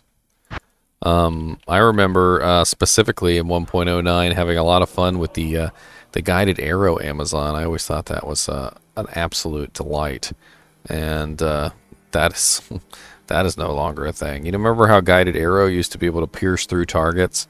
It would go through the target, come out the other side, and it would do ridiculous amounts of damage. Actually, we should make her. I know she's got that Twitch on right now, but she doesn't need a Twitch. She needs something that's going to help her out a little bit better than a Twitch throw. So let's make her the crappy Amazon armor. And I can't remember the name of that armor right off the top of my head. So again, we're going to go back to Diablo2.io. And we're going to go to Rune Words. If you're interested in this website here, let me link this website for you. This is a really awesome website for Diablo 2. It's become my go-to. And so we're looking for rune words. We're looking for 3-socket rune words. We're looking for body armor. And I could make her a treachery. A treachery might not be a bad choice. 45% increased attack speed would be nice. But she could really use the plus to skills. This particular Amazon really needs plus to skills. So let's make her a piece instead. So we're going to make her a piece, which is Shale-Thal Am. And let's see if we can find Shale-Thal Am. So we've got a Thal. There's the Thal. And he doesn't have anything else besides a Thal, but that's fine. So we'll drop that on the ground. That'll be her new armor. And while we're looking for the Pull, we will have a chance to get some other stuff. So let me go on my sorceress real quick, because I think my sorceress has some stuff laying around.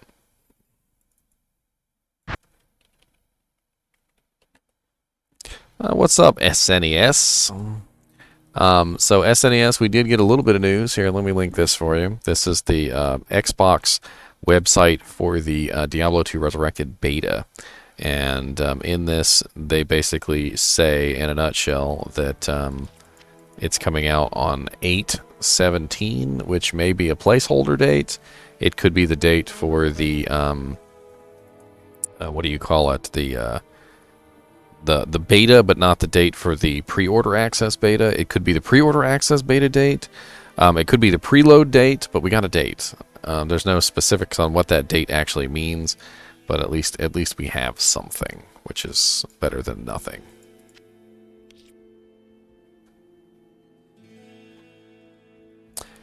Let's see here. What was the recipe again? It was body armor, 3-socket piece, Shale-Thal Am. Shale-Thal Am.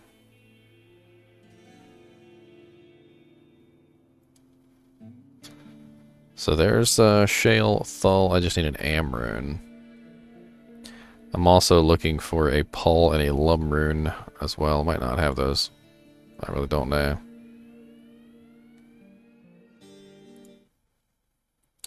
I hate searching characters for stuff, because when I search characters for stuff, I always end up getting freaking realm down, and it pisses me off. Nobody likes getting realm down. Nobody. I don't care who you is. Nobody like getting realm down. They just don't like it. Oh yeah, that's better than the amp damage one that's on mine right now. Huh. She could probably use this Shaco too. I don't see any reason why not to give her a shotgun. It ain't gonna hurt nothing. +2 to all skills would certainly help her her damage out.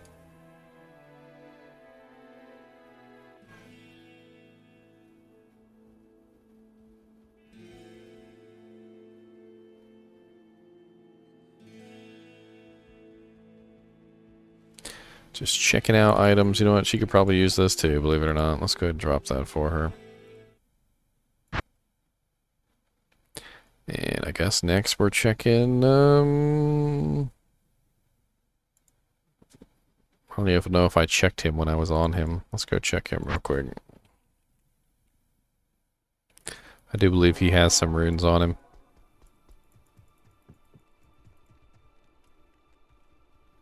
Oh, there's the lum we're looking for. Nice. Impossible. Alright, we found the lum. I just need a pull. I can't remember what number pull is. I usually have it written down.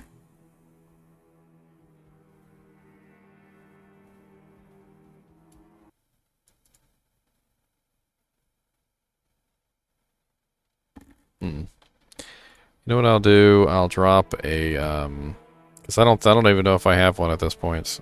I really don't. I'll drop something that maybe I can trade for a pull. Drop an ist. And then I'll look up and see where that one is in the list.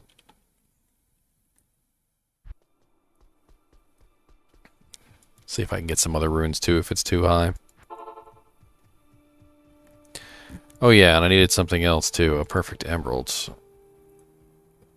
Ah, crap. I have to go find that. Alright, Biggin's Bonnet. I love you, but you're going...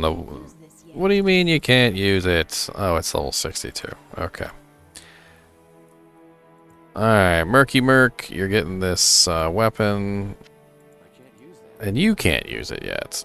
Because you're not high enough level. What all, you're level 41. Okay, we're gonna have to get you some better janks. Do you have that Amrune from earlier, girl? You do not. You didn't pick up the Amrune. How dare you not pick up the Amrune?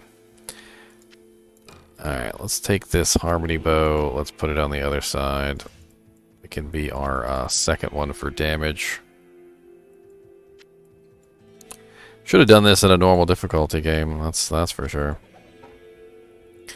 Because I've got too much junk in my trunk. I got junk in my trunk. I got that junk in my trunk. Got that junk in my trunk. I'm gonna sell some of this stuff I don't need. Like I really don't need to hold on to a crushed flange right now. This hat was actually no good. I was holding on to it just in the off chance that I'd come across an assassin, but I never did. Let's see here.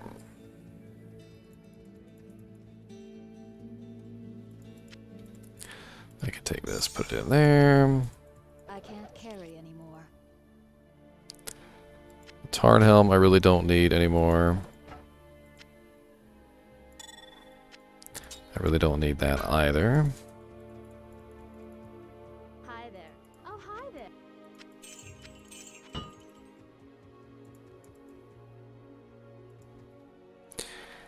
And then we can hold on to the weapon in the stash until he can use that.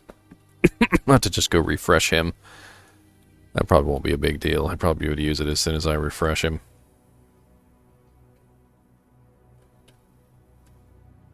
Yeah. If I just go refresh him real quick, he can use it. And grab the... I'm overburdened.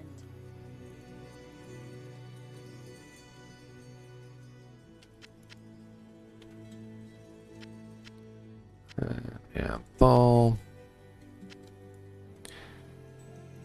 And she is super full now. Yay. Alright, I'm gonna go grab this Titans from another character. Just anybody. Doesn't really matter.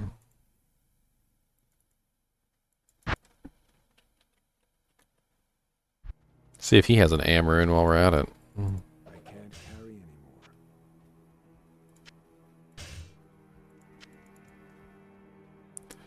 Do you have an am rune? He does have an am rune.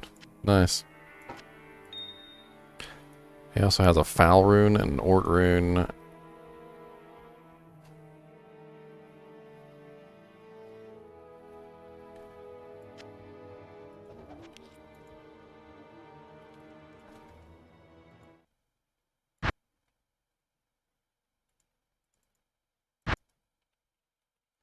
Alright, we're going to make this armor real quick, and hopefully she'll be able to use it. I am overburdened. I am overbooted. Alright, so the armor that we're looking at is called Peace. So we're going to type that in real quick. Peace. Peace is Shale, Thul, Am. So we're going to put Shale, Thul, and then Am. And there we have it. We got a nice little 165 strength Bullrog plate, which I know that's a lot of strength, but I'm not really worried about it.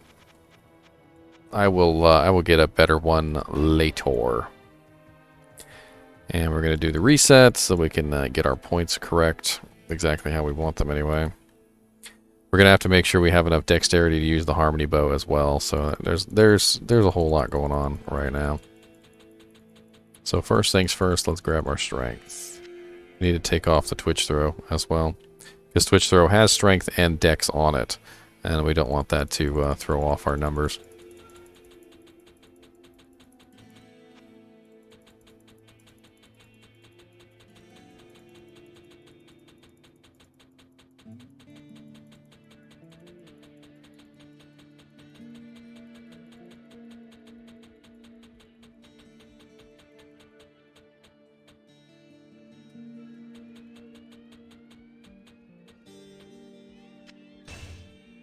Alright, and then we need our dexterity, which we actually need quite a bit of dexterity for the upgraded Wisdom Draw bow, which we're going to be doing in a minute here. Right now we need 95. I'm pretty sure that the amount that we need for the upgraded bow is like 110. Let me just double check on that real quick. Diablo II Large Siege Bow. And this is a lot of strength to put in for an Amazon, and I absolutely know this, so please go ahead and make fun of me. I probably should have grabbed a better base than this, but it's what I had laying around, and I'll replace it later and do another reset and fix that as time moves on. So for the Crusader's Bow, I need a dexterity score of 121. So we're going to go ahead and put 121 dex in, and then all the rest of the points are going into vitality. And that is some pretty poor HP, but we're going to work on that as we level up. It should be okay. As a backline, sort of a backline character that we are, we'll make it work. All right. So the good thing is that Peace gives us a level 15 Valkyrie, so we don't have to worry about putting those points in. Let's go ahead and throw points in our dodge. And we're definitely going to need a decent level of Pierce, so let's go ahead and put 10 levels in Pierce. And we have +2 to all skills now, so that helps us out a ton. We're going to max out Cold Arrow.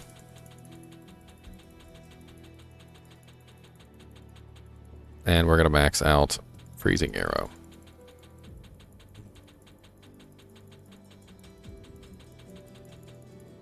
And for right now, we're not going to put any points in Ice Arrow, because all that Ice Arrow does for Freezing Arrow is increase the freeze length. And even though I would like to increase the freeze length, it's not a lot. So I'm going to save that for the last thing that I do. And we're going to use these 9 points for something else. Trying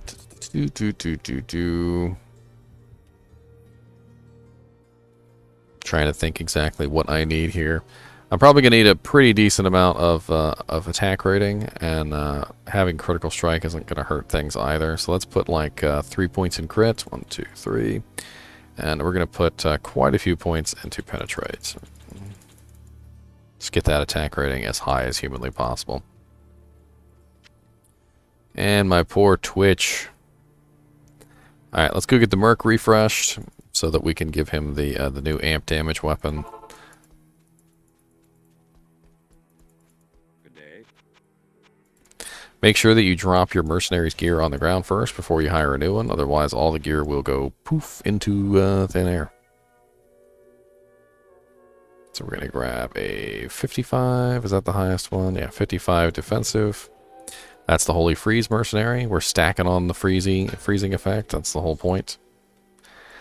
And we might as well leave the old weapon here on the ground because it's not going to be any use to us anymore.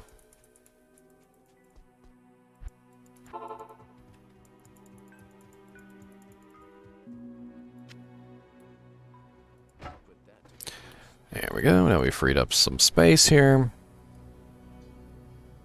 And we need a Pole Rune. So now we need to look up where the Pole Rune is on the list so that we know whether it's a decent trade or not. So we're going to look up Pole Rune. And when you look up Pole Rune, you'll find out that the Pole Rune is number... Let's see. I can never remember exactly what number the Pole Rune is. I always end up having to look it up. It really helps to know the number, though. So let's see. 1, 2, 3, 4, 5, 6, 7, 8, 9, 10, 11, 12, 13, 14, 15, 16, 17, 18, 19, 20. So it's the 21st rune. The Ist rune is 22, 23, 24. So the Ist rune is worth 2 poles at the very least.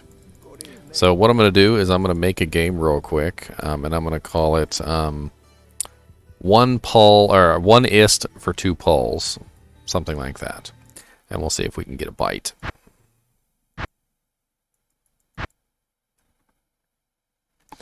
Yeah, Ist.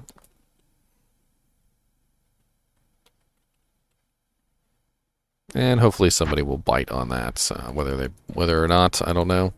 We'll just go. We'll go kill some stuff in the meantime, and we'll see if anybody shows up. And while I'm murdering things, you guys feel free to ask me some questions. I can answer. I would be glad to answer questions.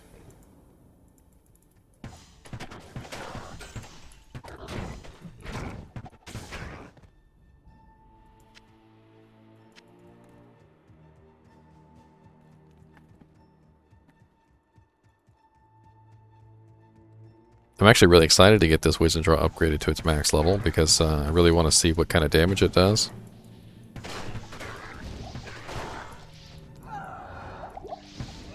And there's my Valkyrie. Sweet. She died in like half a second though.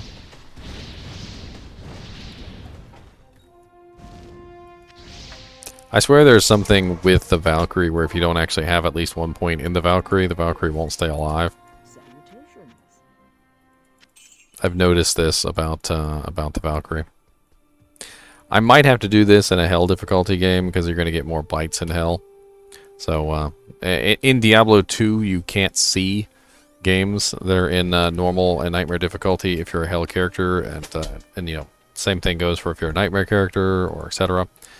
So I might actually have to make. Oh, yeah, we got somebody.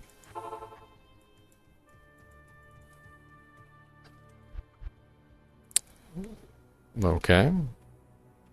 Joined the game and then left. I don't know what that's about.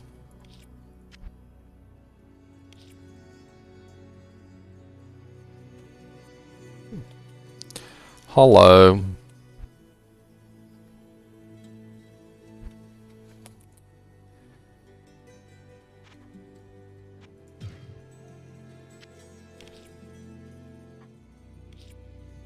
And fair trade.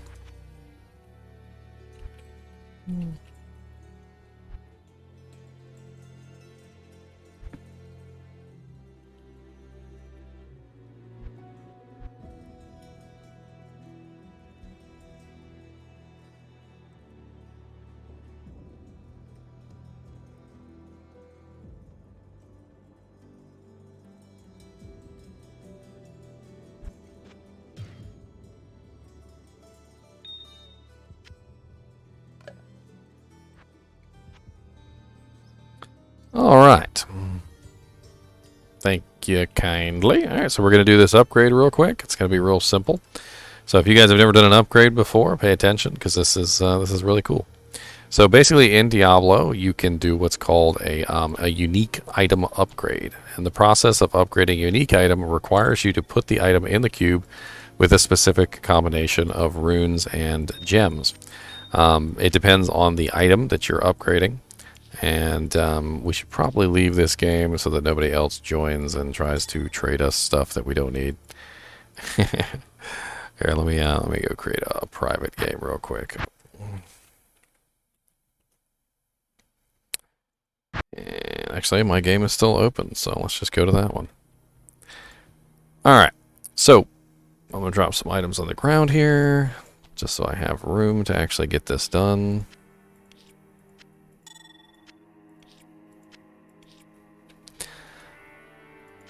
So what you do is you take your item that you want to upgrade, and it has to depend on the quality of the item. So for instance, in this particular case, I am upgrading a weapon, and the upgrade recipe for a weapon at tier 2 is this particular recipe that I just posted in chat. So it's a Lum Rune, a Pull Rune, and a Perfect Emerald. If you were to upgrade a normal unique, so a normal level unique, a normal level unique would be a different recipe, and that is a Soul Rune, a Ral Rune, and a Perfect Emerald. So for instance, like say if I wanted to upgrade the Wizen Draw from the normal difficulty to the large siege bow, I would do the first recipe, but I've already done that. So now I'm going to be using the Pull Rune, the Lum Rune, and the Perfect Emerald to upgrade the Wizen Draw large siege bow to the Wizen Draw Crusader bow. Now, the Crusader bow has a higher dexterity, a higher strength, and a higher level requirement. So when I do this, my Wizen Draw bow is going to go up considerably. So right now it has a dexterity requirement of 95, and you notice that I put in 121 dex, and the reason I did that was because that's the minimum requirement for a Crusader's bow. I put in more strength as well because it has a higher strength requirement, and the level is level 57, so I'm going to have to be level 57 to use this bow. So you put your Pull Rune, your Lum Rune, and your Perfect Emerald in there, and you hit Transmute, and now you've got yourself a Wizen Draw Crusader bow. As you can see, it's a higher level requirement than I had anticipated. So I had anticipated level 57, but it is level 69, and you got to think about those that kind of things.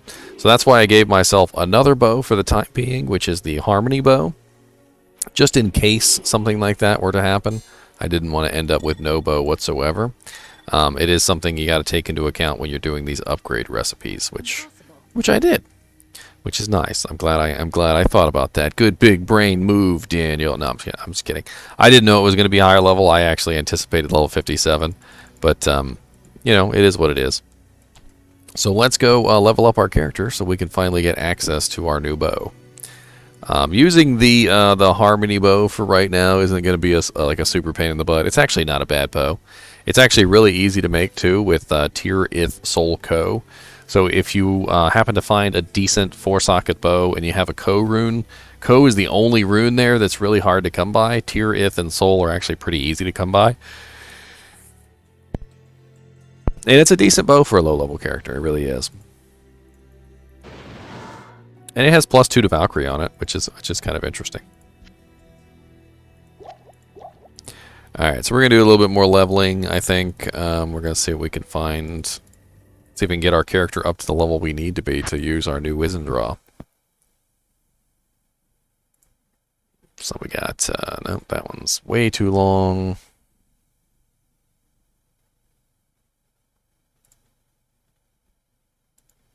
Nightmare, let's go 35 minutes. That one looks decent. Let's give this one a try.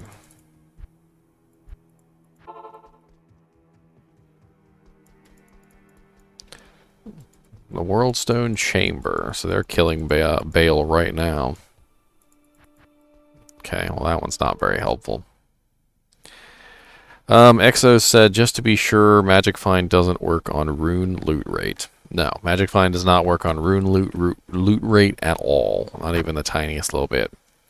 The only thing that affects rune drop rate is when the drop table of the monster is limited for some particular reason. So ghosts tend to have a limited drop table. It's actually written in the in the wiki, if you're ever interested in taking a look at it. It talks about the fact that ghosts cannot drop certain items in the game. They're actually like forbidden from dropping those items. And because they are forbidden from dropping those items, their loot table has been adjusted. And the adjustment to their loot table causes them to have a higher rune drop chance, just simply because they're unable to drop a lot of other items that most monsters can. Like, for instance, somebody the other day was talking about taking arrows out of the game, and I had mentioned that if you take arrows out of the game, you would affect the drop tables of all the monsters, because the arrows would no longer drop. And by doing so, you would affect the rate of items. You would adversely affect the rate of items that drop. So, and it is actually true, because when you remove certain items from the monster's drop table, they do then have a higher percentage chance of dropping the items that you're looking for.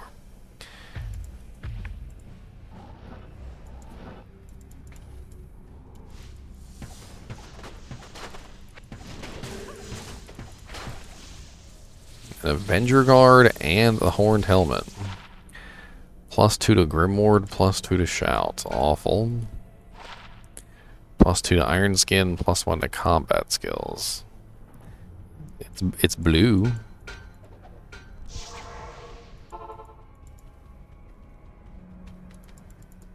What do you need? The other thing that really affects rune drop chance is the number of players in the game. So if you really want to get a really nice rune drop chance, go into 8-player games, or if you're on single player, make sure you're running /players 8. The reason why 8 players affects the drop chance is because there is what's called a no-drop roll. So in Diablo, when you kill a monster, there is a chance that the monster will just drop nothing. It's like imagine you had a dice, and on the die there was 1 through 6, but then there was also a 7th side, and the 7th side literally just said 0. If the game rolls a 0, the monster will drop nothing. And if the monster drops nothing, then obviously you're not going to get a rune. So if you have more people in the game than you do, that you're going to get less no-drop rolls. That's really all there is to it. So less no-drop rolls will equal more runes, and more runes is always a good thing. Now, it does make it a little bit more difficult for you to kill monsters, but most people, what they do is they go open chests and click on bodies and stuff in like Kurast, Bazaar, and stuff like that, which is a pretty interesting way to do it. That way you're not actually killing anything, you're just opening chests, and those chests have a chance to give you what you want. But chests also have a chance to get no-drop rolls, so that's also an interesting way to think about, hey, 8-player games seems to be the way to go to farm runes. So if you want to like fully optimize your chances, like at the maximum that they can possibly be for rune drops, you want to make sure you're in a 8-player game and you're killing ghosts. Ghosts, however, are not high enough level to drop some runes, so there's always that. But you can go to Hell Arcane Sanctuary. Hell Arcane Sanctuary is actually an excellent place to find ghosts. You go in here and you kill ghosts in Arcane Sanctuary, and you can get a pretty large amount of runes here. And what I mean by large amount is I don't mean that you're going to find a large amount of runes. What I mean is a large amount of runes will drop from the ghosts. Not all of them, obviously, but most of them. The A level of Hell Arcane Sanctuary, area level Diablo 2. A level is a good tool to use to figure out what drops where, by the way. Let me post this link for you guys. So if we go to Act 2, we go to Arcane Sanctuary. Arcane Sanctuary is a level 79 area. So it's a pretty high level zone in Hell, and there are a lot of runes that can drop in a level 79 area. Zod rune cannot drop from Arcane though. Zod rune I think requires at bare minimum level 81. So to get a Zod rune, you're not going to get it in Arcane Sanctuary.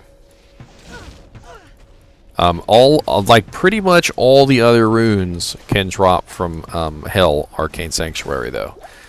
There are a lot of chests here in Arcane Sanctuary as well. So if you go to the back, especially on the wrong directions where the summoner is not, you'll find a whole bunch of chests and usually ghosts at the end of each area.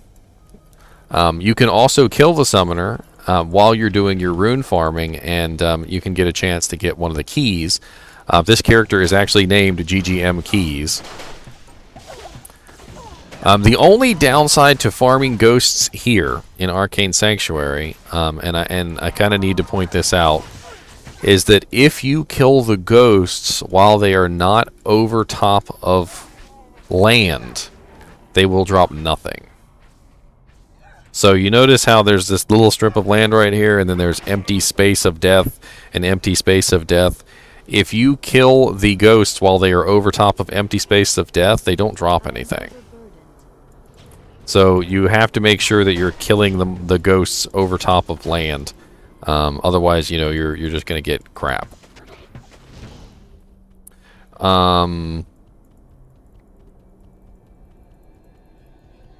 See, here's a nice little puff of ghost right here.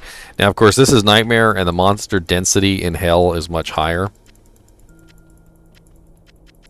So one of the things that you could do on on BattleNet, as opposed to single player, because single player you can just set your characters to 8. You don't have to worry about it. But in BattleNet, you know, you actually have to have people in the game to get that bonus. So one of the things that you could do is, instead of going into Bale runs or going into Chaos runs, what you could do is you could find a game that has multiple people in it. Like, let me see if I can find one that has pretty good. So we've got Act 1 Walking. So this might not be a terrible game. Although, you know, if you kill the summoner, you're going to ruin the game for these guys. So just don't kill the summoner. All right, so come in here, you know, maybe play with them, but don't kill their summoner. Otherwise, you'll screw up their questing. Let's see where they are right now. Okay, so they're in the Den of Evil. This isn't going to bother them whatsoever. So I'm going to hop into Arcane Sanctuary. I'm going to start. I'm going to leave their group so they don't mess up their quests. And I'm just going to farm a little bit in here with them in the game.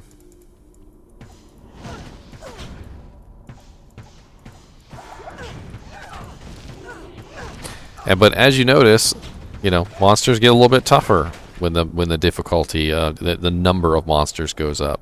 So that's just how it goes. I like my little freeze effect there. See, I think they're frozen for a good amount of time.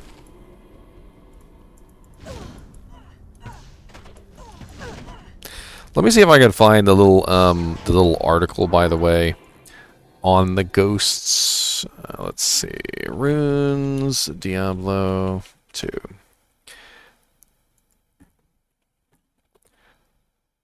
Here we go. So this is on the Diablo wiki, by the way, and on the Diablo wiki, it specifically says a few monster types have higher odds of dropping runes because they cannot drop armor or weapons, and thus spit out more runes since they have fewer other possible drop options. These include wraiths, finger mages, vulture demons, will-o-wisps, and swarms. These monsters are worth harvesting while rune hunting, but they spawn infrequently and in underwhelming numbers, so few players will find it worth the effort for the slight increase in odds of finding runes. Now, I kind of disagree with this because there are specific places that you can go that have a really nice quantity of those monsters. For instance, they're talking about swarms. Swarms have a very high quantity in the maggot layer. If you want to go and farm in the maggot layer, a lot of the times the maggot layer will have a huge number of swarms for you to kill. And same thing with the ghosts. The ghosts are always in high quantity in Arcane Sanctuary. The maggot layer, by the way, is area level... Boop, boop, boop. Where are you at, maggot layer? 84. So the maggot layer can actually drop Zod runes. So if you were to farm the swarms in Maggot Lair on an eight player game, you might have a pretty good chance of getting a very nice rune in the Maggot Lair. The Maggot Lair is kind of a headache for a lot of classes, though. Like if you were a Hammered in, you probably wouldn't want to go to the Maggot Lair. If you were a summon necromancer, probably not farming in the Maggot Lair. There are certain classes that just don't do well in the Maggot Lair no matter what. Good afternoon. So Maggot Lair is not a bad place to do a little bit of rune farming, because not only are you going to be able to find pretty much every single rune there, or yes, every single rune there, the swarms will have a higher rune drop chance, and on top of that, as Heiberg just pointed out, Maggot Lair level 3 is level 85. Level 85 is the highest level area in the game, and level 85 has a chance to drop pretty much every item in the game. So it's a good place to magic find as well. Keep in mind, though, that magic find does not affect rune hunting. So if you're specifically rune hunting, you don't need magic find. But if you're doing magic find plus rune hunting, then that's up to you.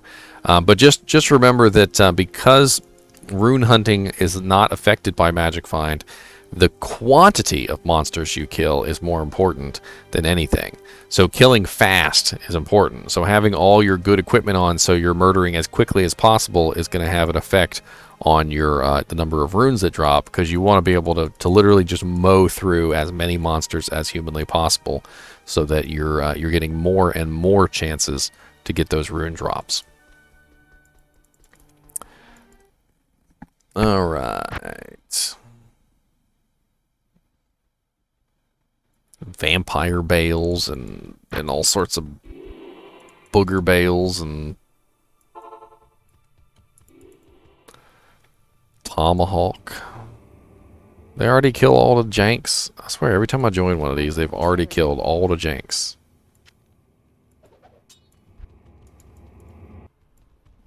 Yep, they already killed everything.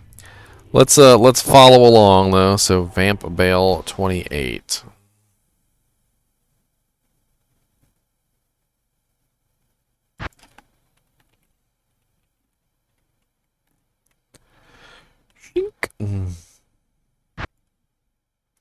Game does not exist.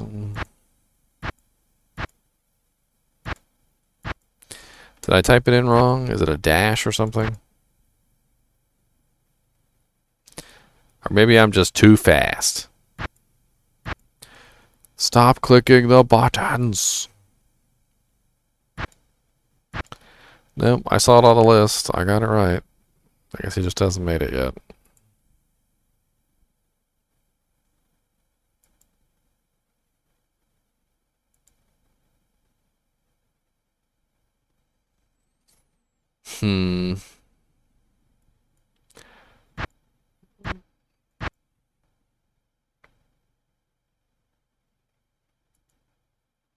Part of me is tempted to join this Act 1 walking group and just have fun with them. You know what? Let's do that. What's up, suckers?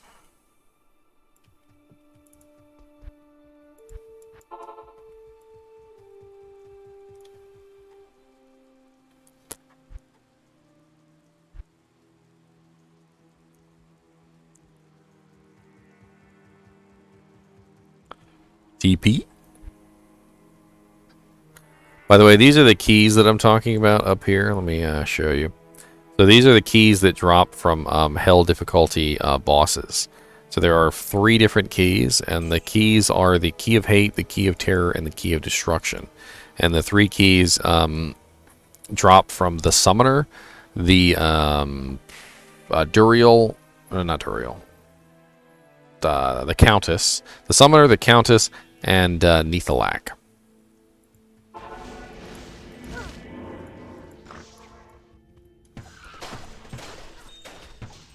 My damage has gone down tremendously ever since I put this this Harmony Bow on. Even though the physical damage on this Harmony Bow is higher, I lost my negative 30%, 34% cold resistance, and that's a lot.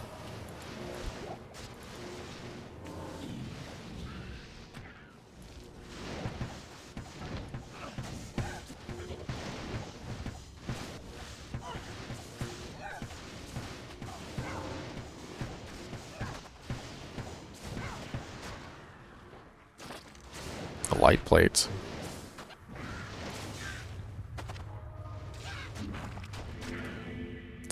Man, this screen shake.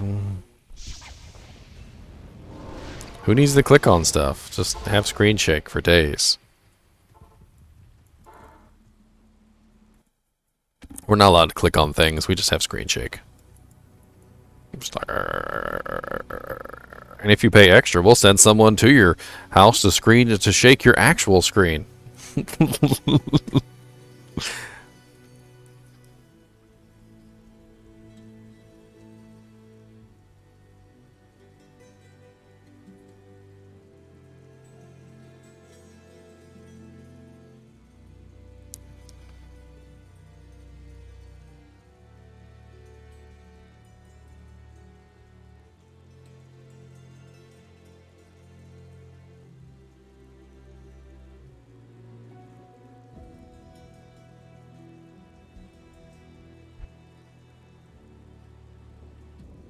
Such interesting messages.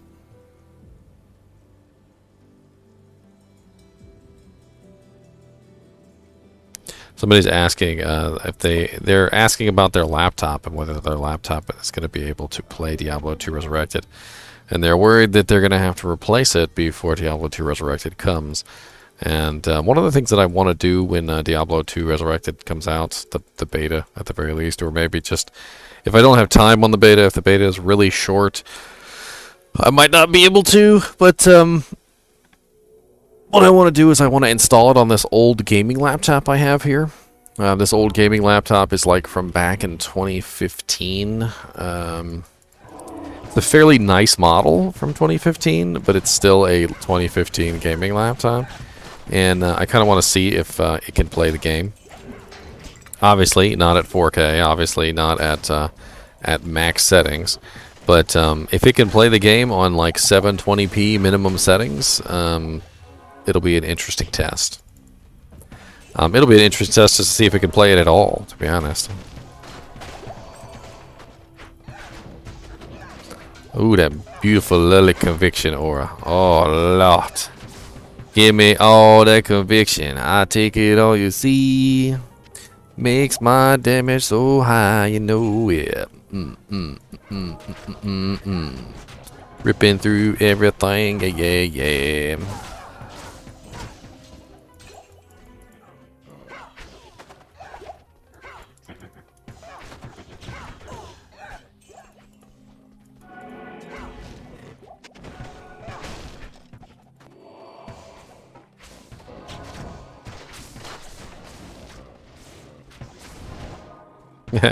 I've got bigger aura because of the harmony bow, and everybody's just running around all crazy.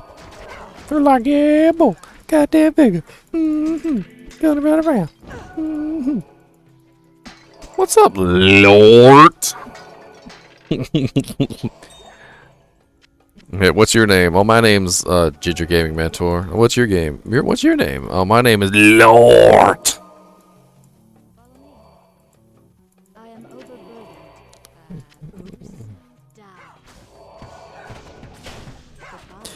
Like August beta, I can't wait to make a lightning physical trap set. Well, the beta is not going to have assassin, Lord. So, unfortunately, you won't be able to make an assassin on the beta. They said the assassin would be unavailable for the beta.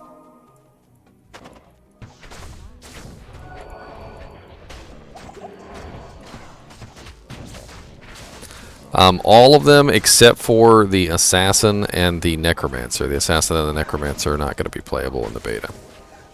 So we're going to get everything else, just no assassin and no necromancer.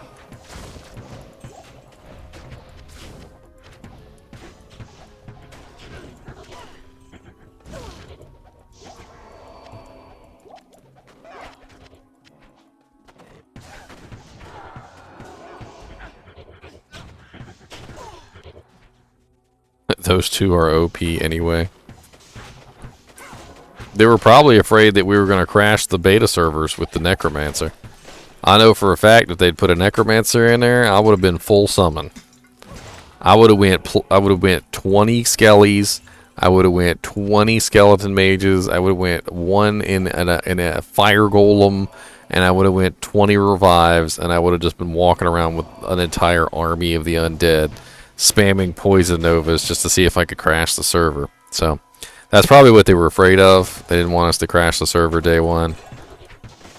They're like, no, no, no, no, no, we cannot include the necromancer. No, no, no, no, no.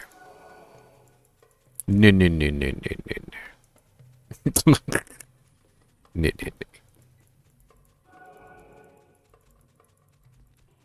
Oh yeah, you can do all sorts of neat things with Zealadins. Conviction is absolutely great with Zeal, but also Fanaticism. If you could have both, that would be amazing.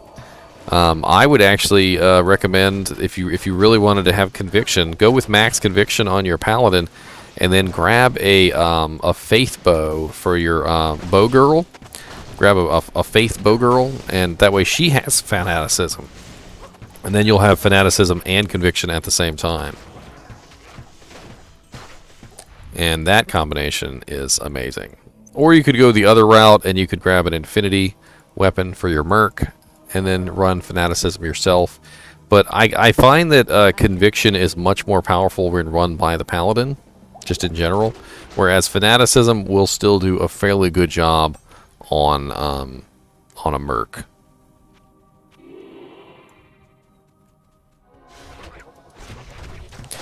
Plus, it pretty much solves your attack rating issues as well, because Conviction reduces the defense of everything. Yes, and Conviction overrides Uber Mephisto's version as well. I actually tested that out myself. I have a video of that up if you're interested. It's on my my boob tube page.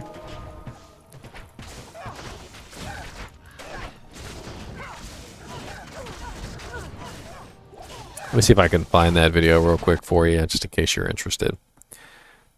Content, Uber. Will you click the filter button? There we go. It's only 34 minutes long, and we kill the Ubers twice, by the way. Not once, but 2 times. Unfortunately, our drops weren't the greatest, but, you know, it is what it is.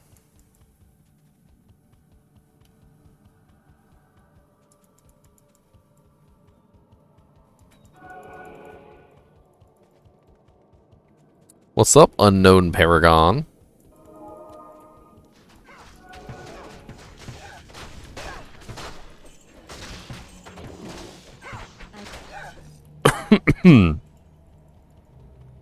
Can't steal mana here. I'm running out of mana like crazy. I am overburdened.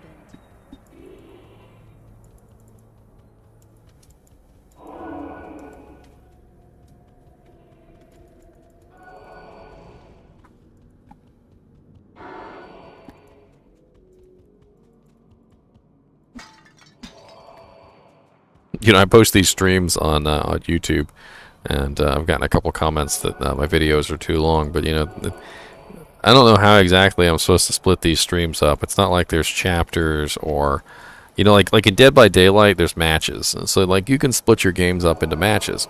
In Half-Life, you know, there's chapters, so you can split the videos up into chapters.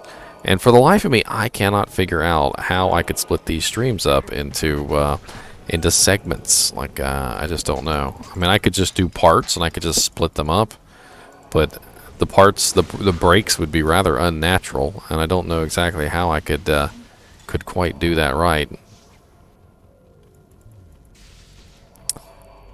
Diablo 4, I haven't really put a lot of effort into figuring it out. Is there something in particular you're asking a question about? I mean, I know a lot about the Diablo lore, but I don't know about the Diablo 4 approach. I'm sure that it's something interesting, though. They always try to come up with some interesting way to deal with like how the story goes. I didn't particularly like the way that the Diablo 3 story went either. It was certainly not among my favorites. Tell me your troubles. Lycanda.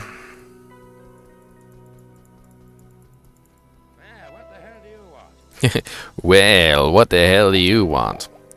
Oh yeah, I forgot to even look at my bow. What is my damage? 27 to 113. I was thinking about dropping a facet in there, but at the same time, it might be a waste. I don't know.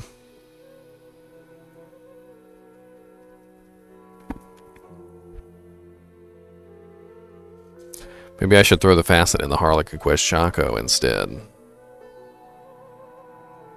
Put the cold facet into the Shaco and just let that be. That way I get the +2 to all skills, the life, the mana, the damage reduction, and I can get the extra cold damage and negative resistance as well.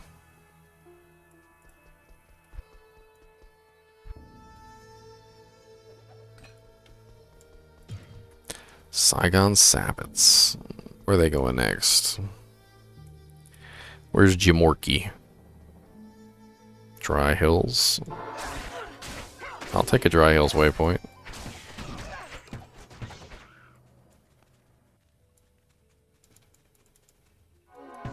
Captain Morgan over here. I don't know. Reviving Lilith and making endgame conflict a endless conflict in Sanctuary, I feel isn't a great story for Diablo. It doesn't sound like much of a story to me. So the battle just goes on forever and ever. Not enough mana.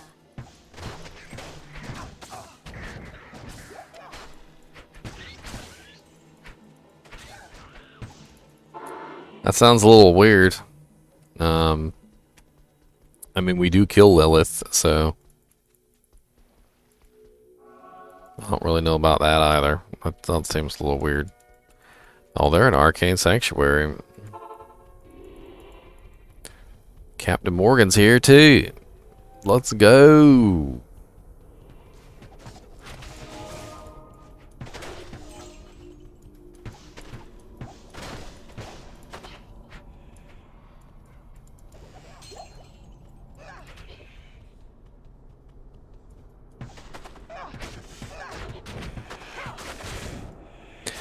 Oh yeah, I forget I don't have buoy.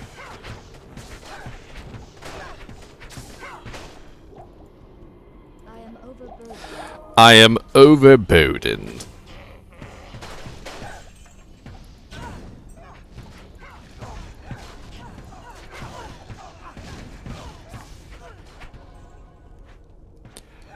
I definitely did notice that Diablo 4 looked more like Diablo 3.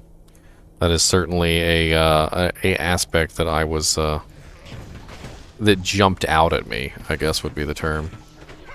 It definitely jumped out at me that that Diablo 4 had gone for a art direction more similar to Diablo 2 than it was to anything else.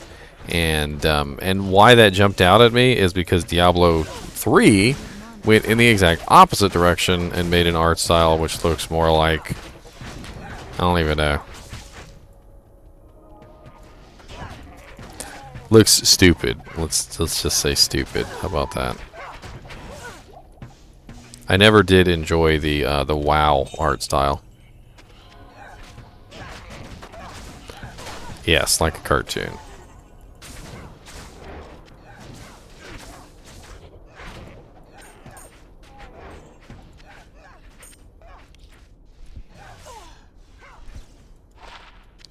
$25 poison damage.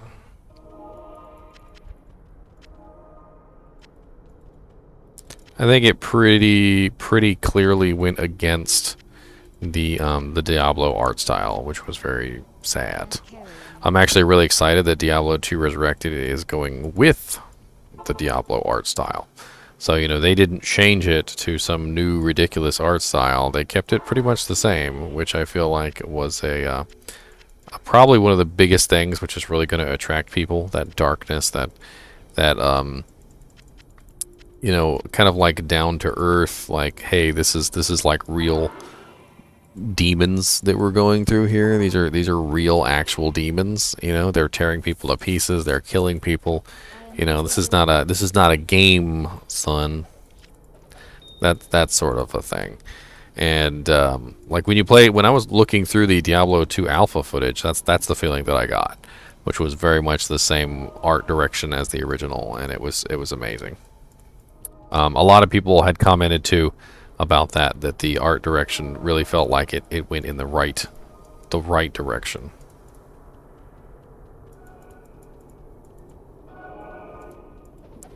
I mean, we all wanted to like Diablo 3, Sashami, or Unknown Paragon. We all wanted to. We all went into Diablo 3 with the expectation of, hey, this is something that we really would like to be the next Diablo 2, and it wasn't. And so we were sad about that, but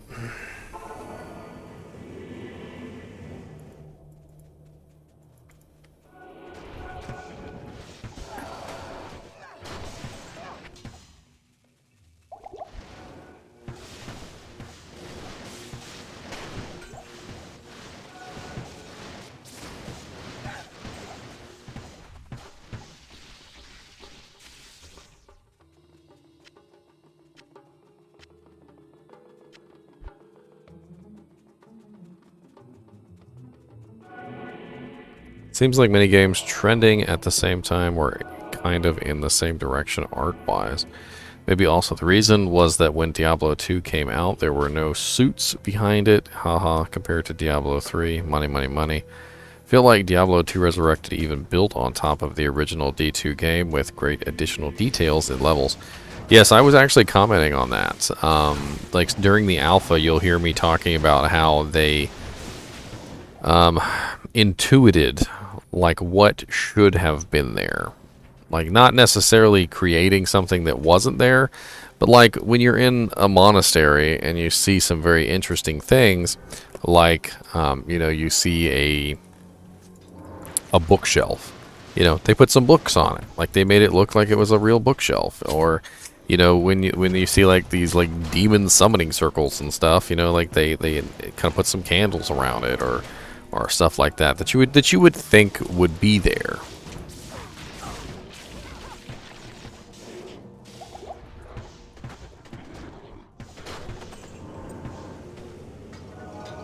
Yes, the knights in there follow when you stare. That's right, Sashimi. That's actually an Easter egg from Diablo 1, believe it or not.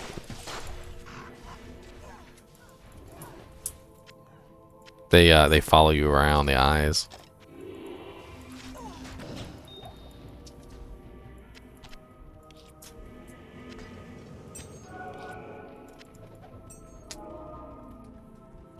Diablo 3 is for almost all age OG gamers.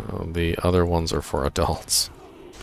That's the interesting thing, though, is that I got addicted to Diablo 2 when I was a kid, not when I was an adult. And I feel like a lot of people are absolutely going to love Diablo 2. I think once Diablo 2 is translated into a modern form that people can get their hands on, as opposed to the sort of like less accessible version that it is now.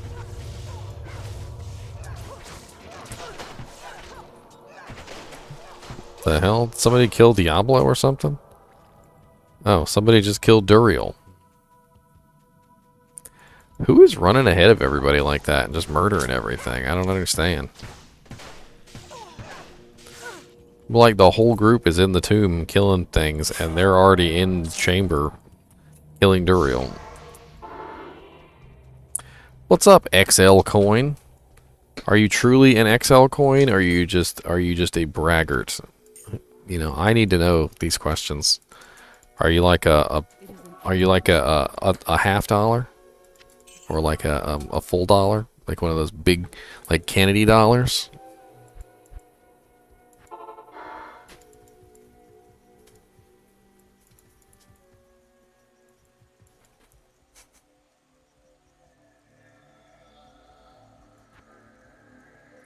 Level 58. Let's go. Whoa, whoa, whoa, whoa, whoa, whoa, whoa. Whoa, whoa, whoa. Alright, we need more attack rating. We need more dodges. We need more crit. We need lots of cool stuff. And I don't have points for any of it. But, we can make it work. We can make it work.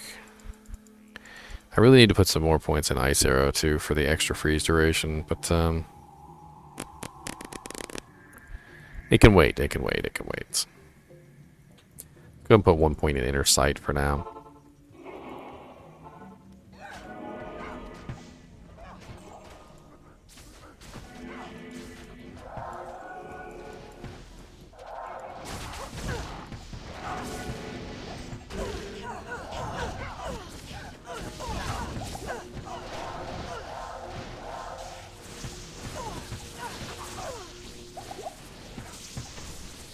I can't hit them from here.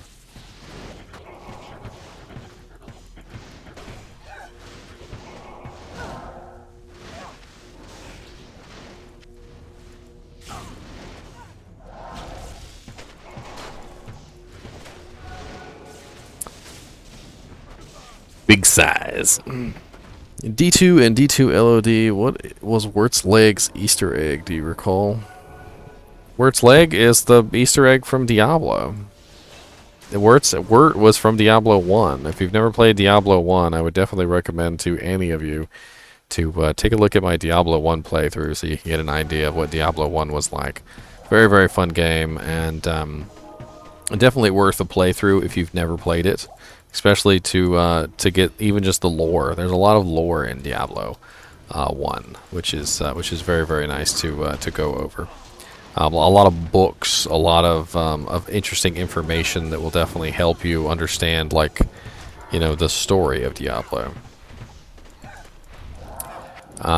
So Wirt's Leg was an Easter egg from Diablo 1, and basically in Diablo 1 there was this rumor that was going around, and it was completely a rumor, by the way. There was absolutely no truth to it whatsoever. The rumor was that if you clicked on the cows in Tristram a certain number of times, you would spawn a secret cow level. And it was a rumor that was started by a bunch of forum posters, apparently. And it was meant to be a troll to newer players, to basically make them do something that was going to, you know, have no effect, essentially, on what was going on. But little did they know that by creating this rumor, they would eventually create the very thing that they were trying to to troll people with. So after a long period of time, there were people that badgered the crap out of the developers, asking if the secret cow level was real. And the developers responded by putting in 2 cheat codes in StarCraft and WarCraft, and those cheat codes were, there is no secret cow level. So you would literally type in, there is no secret cow level, and it would give you a cheat code in the game. Well, when they came out with Diablo 2, they actually had a secret cow level. It was like in one of the announcement videos, there was a small clip of the heroes fighting cows. And this just like set the internet on fire as far as speculation was concerned. Well, it didn't take them very long to figure out that I wasn't even over there. I guess I got desynced. It didn't take the internet very long to figure out that Wirt's Leg was the only item that linked together the 2 games. And because Wirt's Leg was the only item that linked together the 2 games, they started to play around by putting the Wirt's Leg into the Herodra Cube and trying to figure out what transmutation recipes would make sense. And they did eventually figure it out. They figured out that putting the Wirt's Leg in with the Tome of Town portal would make the secret cow portal. And from that point on, everybody absolutely loved the secret cow level. It was amazing. I don't know if a lot of you know this or not, but the cow's moos are actually voiced by the development staff. So they actually went to like a sound booth somewhere, and they all just made moos into the microphone, and they picked the best moos.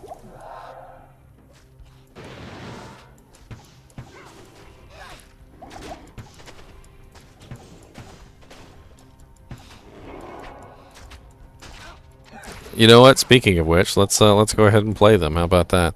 I actually have them on my sound alerts bar.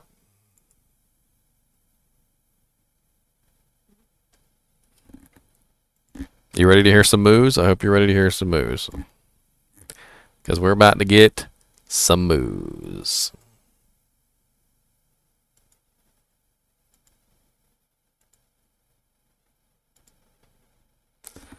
Sounds. Secret cow level. Play alert. Moo moo moo. Moo moo moo. Moo. Moo moo moo moo moo. Moo moo moo moo. Moo. One more time. Moo moo moo. Moo moo moo. Moo. Moo moo moo moo moo. Moo moo moo moo. Moo. You killed so many moo-moos? Exo, did you eat any of them, though? Did you have any nice hamburgers? Because, I mean, that's where it's at.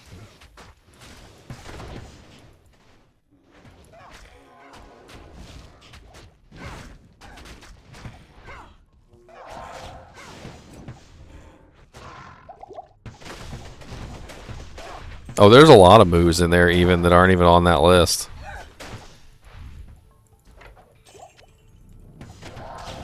Like, there's the death moo. The death moo is hilarious. Then there's like the wounded moo. It's like where you're wounded.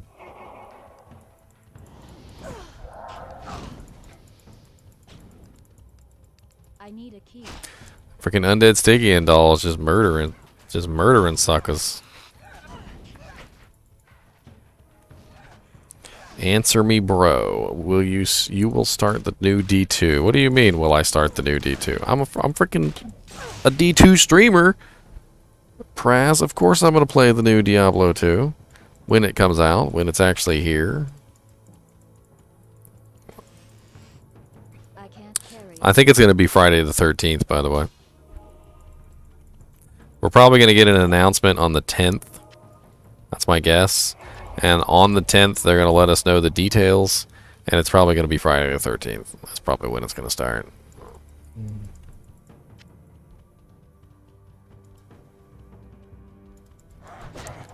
But that'll be pre-order access only, by the way.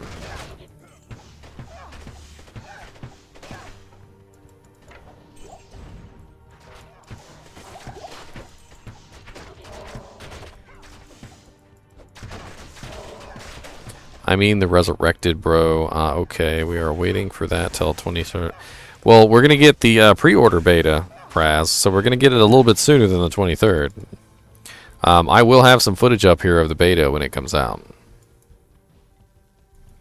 Peacho Rican. That's quite a name you got there.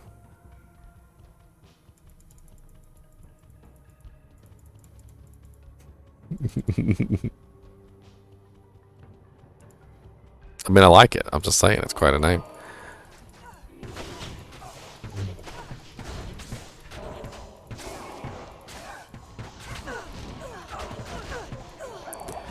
Pre-order Praz gets you access to the Diablo II Resurrected pre-order beta section. So they're going to be having this pre-order only bonus like days, where basically all the pre-order people get access.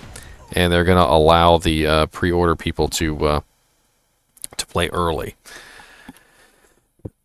Well, I just lost connection. That was interesting. Just got booted from the game.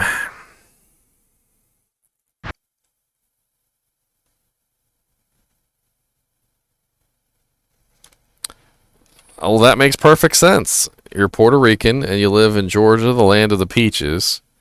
And that's freaking awesome. Can I click on ladder? What do you mean? You wanna see the ladder names? These are the people who are currently on the top of the ladder right now, if that's what you're interested in.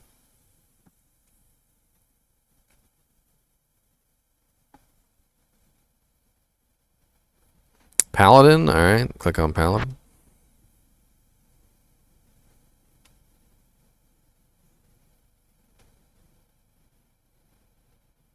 Was that your Paladin? Are you John C? You number one on the list? You the number one Paladin on ladder today?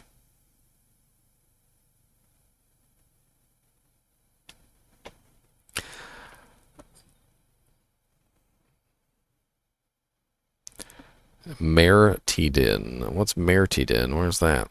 You on the list?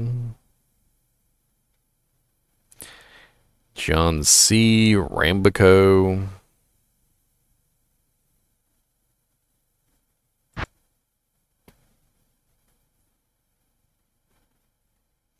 Oh, there you are, number 13, Mertiden. Sweet. Did you get that by yourself, or did you? You said you did it together with somebody else, so you played it like at the same time. You like take shifts. You shifted it. You shifted him.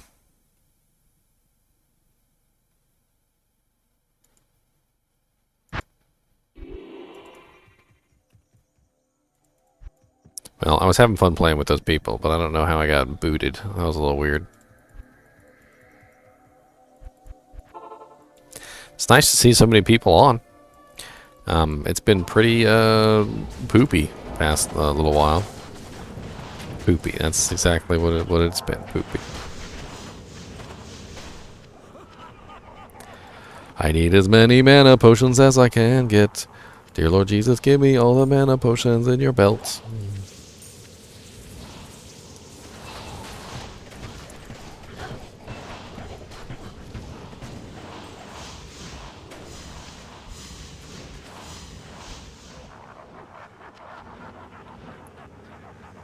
Level 91 sorceress in here.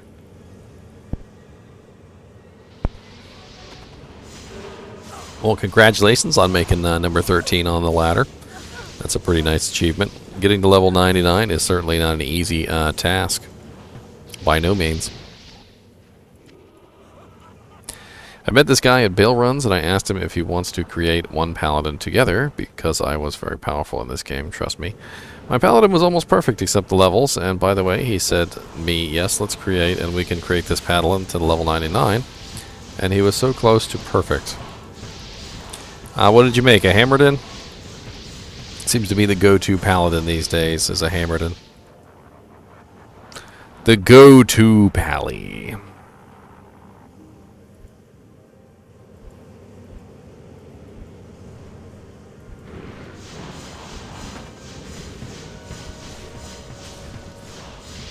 Not my personal favorite, but certainly a very strong paladin, nonetheless.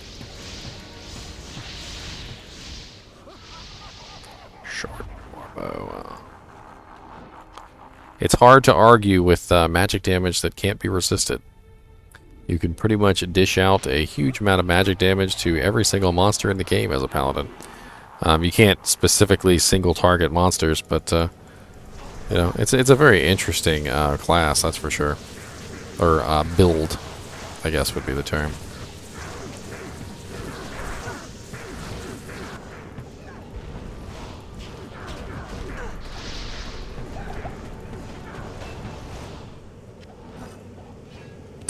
Oh, Treads of Seathon. Not half bad boots, honestly. NM-Bale 276.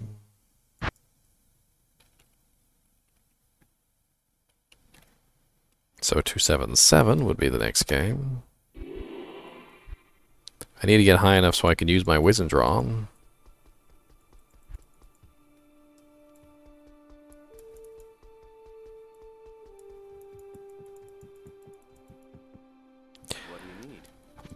Botting, pray. Don't bot. Why would you bot? Don't do that. Just play the game and have fun.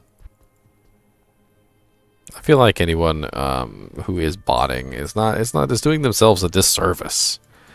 The game is about playing it. It's about having fun playing the game. It's not about having the bot play the game for you.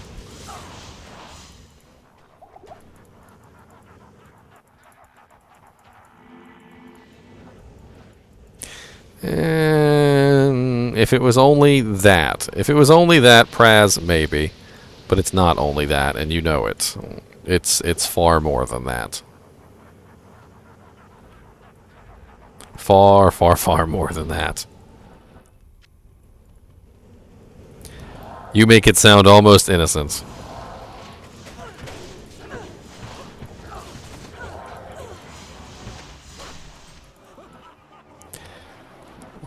100% ED crown. I liked using lightsaber on Pally. Lightsaber is a pretty good weapon. There's also Baronera Star. Baronera Star is also really good if you've ever used that.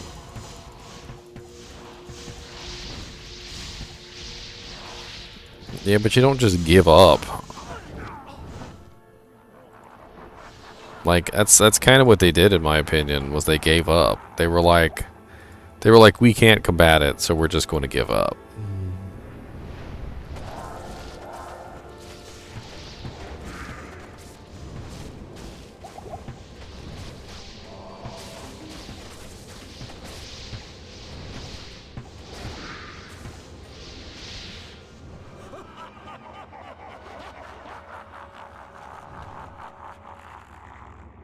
Back again, baby. Back again, baby. And you're not trying.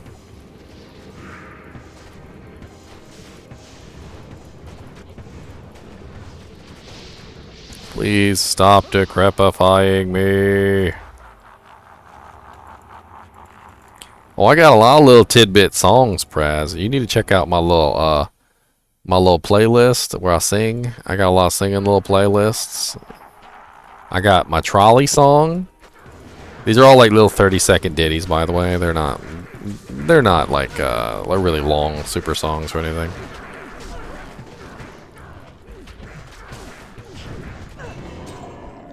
Here, I'll post a link in for you. So let's see.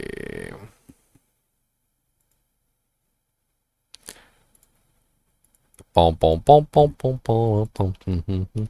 I have Tidings of Antlion and GGM. That one is pretty funny. It's literally me singing a song about "Please don't kill me, antlions." And I also have the trolley song. The trolley song is in there. I really like that one. That was a very, very nice song. And the worst sorceress you see. You might really like that one. That one's pretty cool.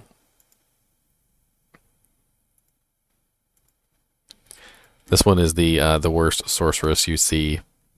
What's up, Chaos Junior? We have news. We have more news, and most of it is speculation. But I will link you what we currently have, which is again still just a little bit of speculation, but it's probably the best piece of speculation we've gotten so far. Chaos. It's a date of 8/17, 8/17/2021. We don't know whether that is the preload date. We don't know whether that is the pre-order early access date, or whether that is just the regular beta date. But it is a date, nonetheless.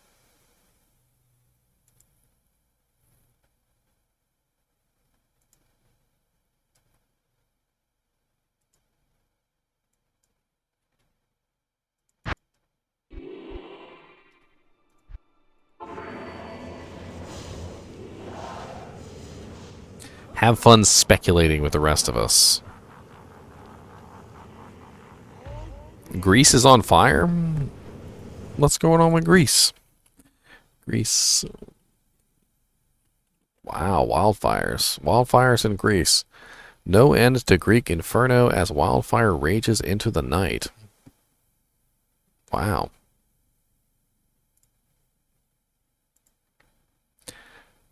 Athens, August 6th. Wildfires in Greece raged into the night, burning more forests and homes in the northern outskirts of Athens and other parts of the country, forcing more evacuations, and international aid is on the way. Authorities struggled with 154 wildfires across the country on Friday, with the biggest fronts still burning in northern Athens, the Isle of Evia, and areas of the Peloponnese, including Mani, Messenia, and ancient Olympia, the site of the first Olympic Games. We are facing another more difficult night, Deputy Civil Protection Minister Nikos Hardialis told reporters. Wildfires of unprecedented intensity and spread. All our forces are fighting the battle day and night to save lives, together with volunteers. In northern part of island of Evia, near Athens, the Coast Guard has evacuated 650 people by boat as wildfires burned through the forest lands all the way to the shore on the fourth day. As night approached, firefighters kept battling continuous resurgence of blazes in the northern Athens, which, fanned by strong winds, threatened to engulf the Lake of Marathon and go up to Mount Parnitha. Wow. That's pretty crazy.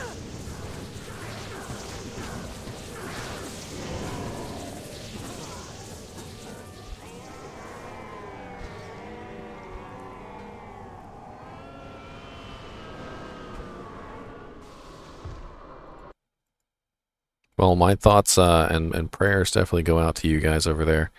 That is nuts. I'm looking at some of the pictures on here, and oh man, somebody's goat got burned.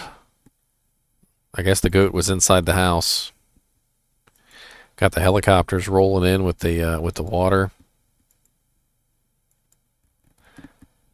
You know, sometimes I remember reading about this. Sometimes the firefighters have to do what's called controlled burns, where they go through the process of burning the forest ahead of time, specifically to prevent the fire from reaching that area. So, like, you know, the fire will continue to go as long as there is fuel, as long as there's things to burn. And so the firefighters will literally go in with chainsaws, chop down the trees, and make a big fire break, essentially, to prevent the fire from being able to continue. Chaos Jr. said on Xbox you can pre-download already. I bought it on PC and Xbox when I pre-purchased the game. It gave me both the game and the beta pre-download for Xbox. Okay, so we know it's not a pre-download date then. That's good to know. And I got 3 skill points just sitting around. I need 1 more level. Let's go to the next game real quick. NM-Bale 279.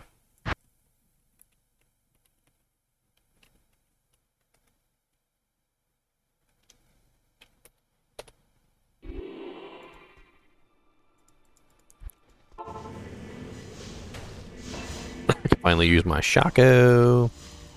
My Shaco.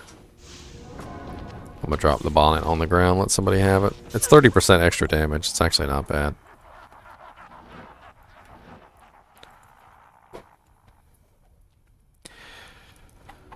The problem began from 3 to 4 different places. It's 100% arsonist's work. Well, you know,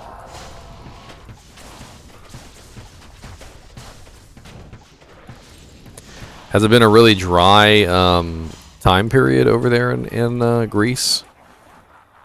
Like, just in general, like not a lot of rain, or what's going on over there to cause the conditions for that? I mean, I know sometimes in some areas, if there's no rain for a certain period of time, you end up with stuff like this.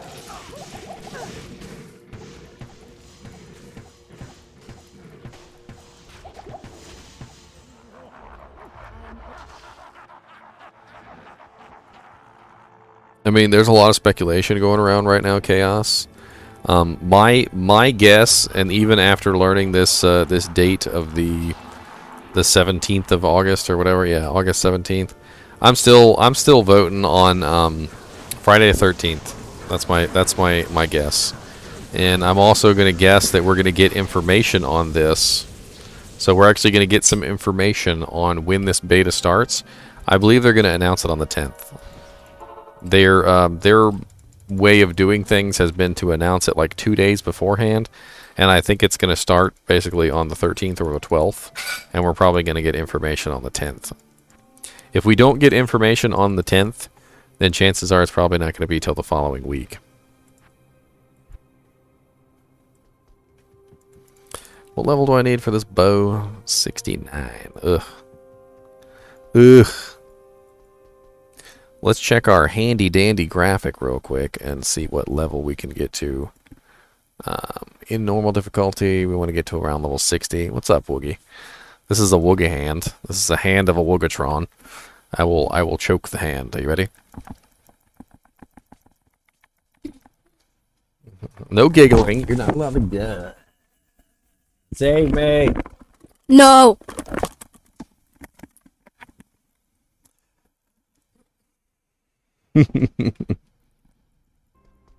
No. For the love of No. God, don't say that. No. I will bite. I will take this arm and I will just bite it right on camera And I guess I'll go to jail for the rest of my life because I will just take a hunk right out of this arm on camera. Hi, police. Stop it. Stop it.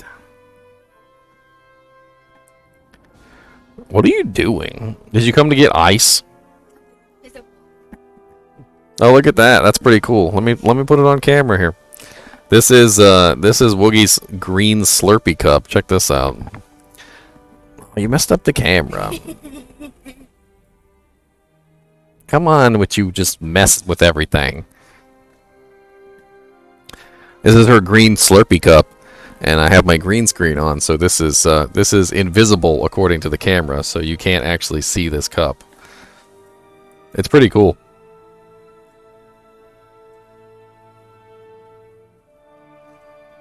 I'm just holding a blackness, just a solid, just jet black item. But look up there, see there's stuff behind the camera, so like you can literally see through my forehead. That's pretty cool. I'll have to use that cup sometime for a magic trick. screen.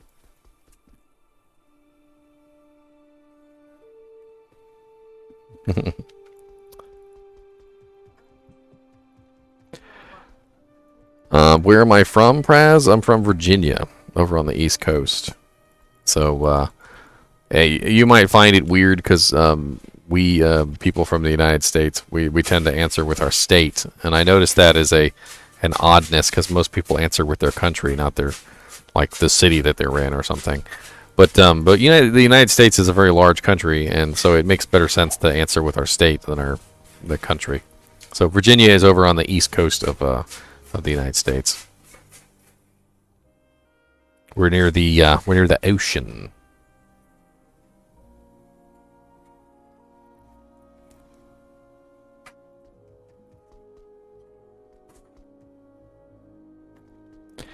All right, what are we on? Where'd you get those level camps? What do you mean, Lord? I look like I come from England?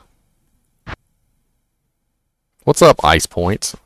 Over there in the California. You got wildfires over there too. I wonder, have all the wildfires in California finally been put under control? Every time I look in the news, I hear about wildfires over there.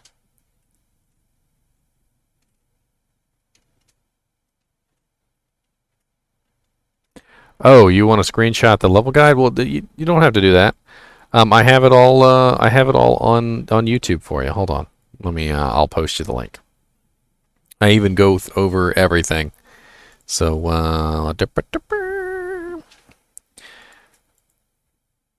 So all my tutorial videos are in this playlist right here, and the level guide is in there as well, as long as all those graphics. So you can just head over to this playlist, and I have both of those graphics. I actually have multiple graphics, by the way, up there, which you can take a look at. Yeah, we can play together, Praz. I feel like there's going to be a lot of people who want to play all at the same time, though. So it's going to be first come, first serve. So like when I hop on, it's probably going to be the first couple people that are online with me. Let me lurk as I try and find my Diablo 2 CD key. All right. There are no Europe servers, Praz. So one of the things that they changed about Diablo 2 Resurrected is they have gotten rid of the realms. So everybody is going to be able to play with everybody, Praz. You will be able to play with me, and I'll be able to play with you. Oh, you and me and you, we play some Diablo together. We're gonna play Resurrected. So happy together.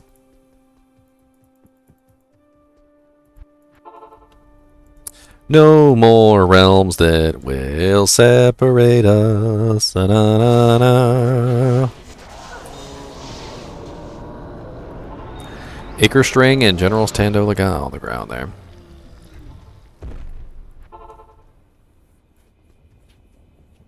Yes, the old Diablo 2 did in fact have what they called realms. So the realms were separated into U.S. West, U.S. East, Europe, and Asia. So there were 4 different realms, which was a whole thing, and that did actually cause some problems.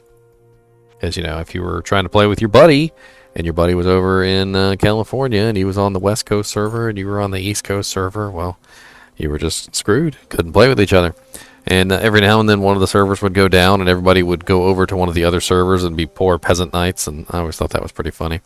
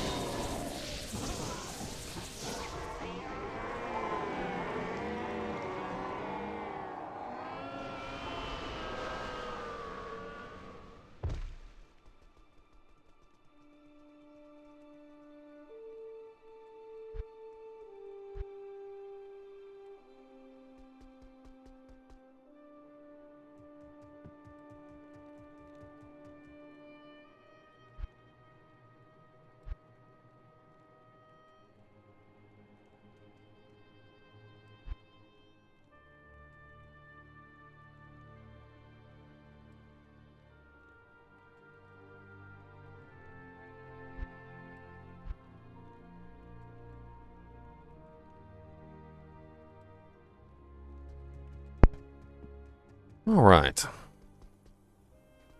We're getting there. We need a couple more levels, then we can finally use our bow. Sorry, I was talking with my girlfriend about like Amazon add-ons and stuff like that. Does she just subscribe to Paramount? Apparently they got a lot of cool stuff on there she wants to check out, so we're gonna watch some stuff on the Paramount app, I guess.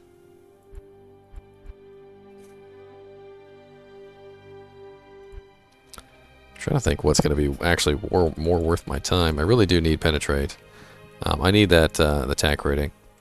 I really do. And I need more health. That's for dang sure. Lots and lots more health. Let's see what I missed while I was yakking my lips with my girlfriend. I didn't check. Are they doing closed and open beta? Open BattleNet or just one? Chaos, they're doing 2, so they're doing 2 different phases. We did get confirmation that they're doing 2 phases, so they basically said it was going to be like 2 weekends, and they specifically said that there was going to be a a weekend for the early access pre-orders, and then there's going to be a weekend which is basically for everybody. So two separate phases, as it were.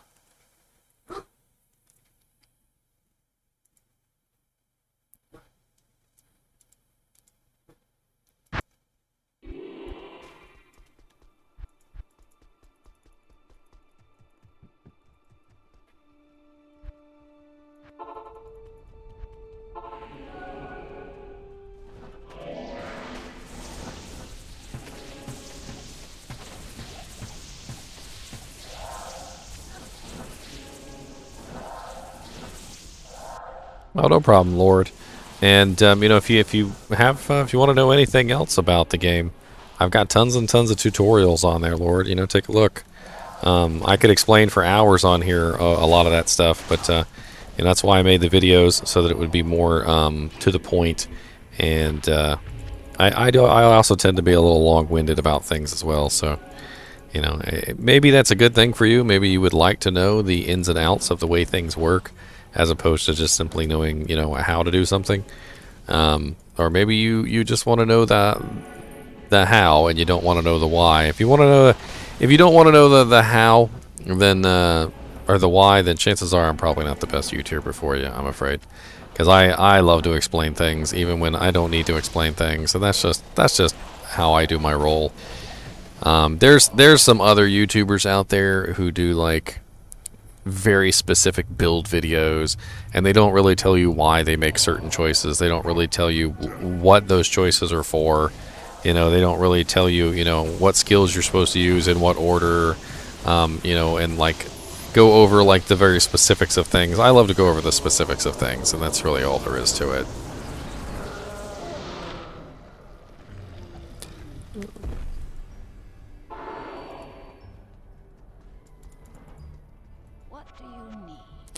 I've also noticed there's a really large number of people down there in South America, I would say, because I can't really give a specific country, because it's like Brazil, Argentina, quite a few countries down there seem to be very. That is actually kind of a decent ring.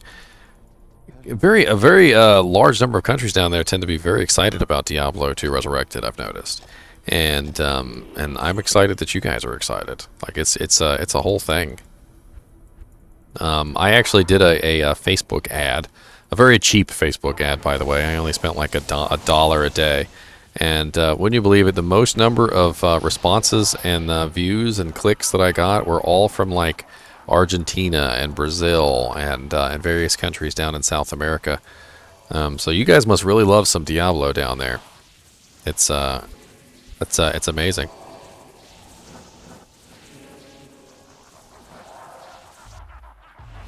How about this Fade, Shock, Lightning, and Death, maxed for Lightning, Physical Traps, and also Diamonds and Shield, and 1 point in Shadow Master. If you're building Fade, you might not even need the Diamonds and the Shield, because, you know, you've got some pretty nice resistances with Fade. If you're going to build Fade, I would definitely recommend that you build it all the way. Just go ahead and grab 20 points in it, because Fade has a secret passive ability that a lot of people are unaware of, especially older players who may not have ever figured this out. Every level that you put 1 point into Fade, you get 1% physical damage reduction. So level 20 Fade is 20% physical damage reduction. Level 25 Fade is 25% physical damage reduction, and so forth and so on. And so if you were to cap out Fade at level 20, and then you were to have, you know, like plus 10 to all skills, you would get a total of 30% damage reduction just from Fade, which is really sweet, along with all the nice resistances and everything that it gives as well. So definitely a sweet, sweet skill to have on an assassin. I would also recommend that you go with dual claws if you want to be really tanky.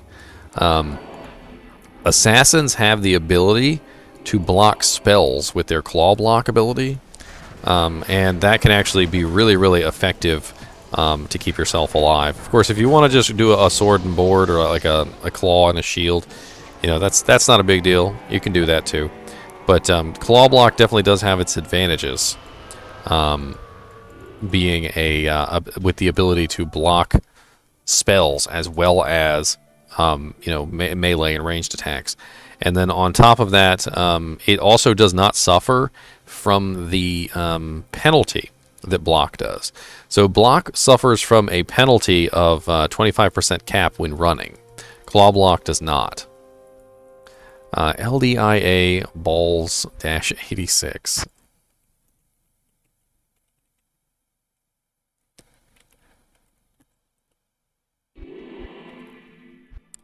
It's one of the most powerful abilities, I think, that Assassin has. Claw block is just a really amazing skill.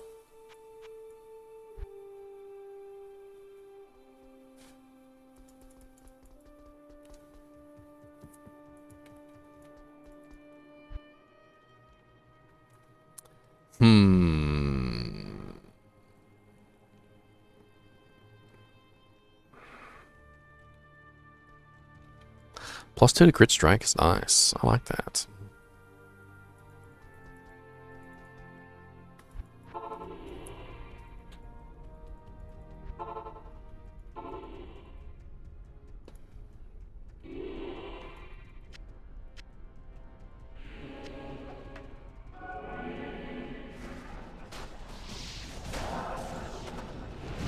Short siege bow.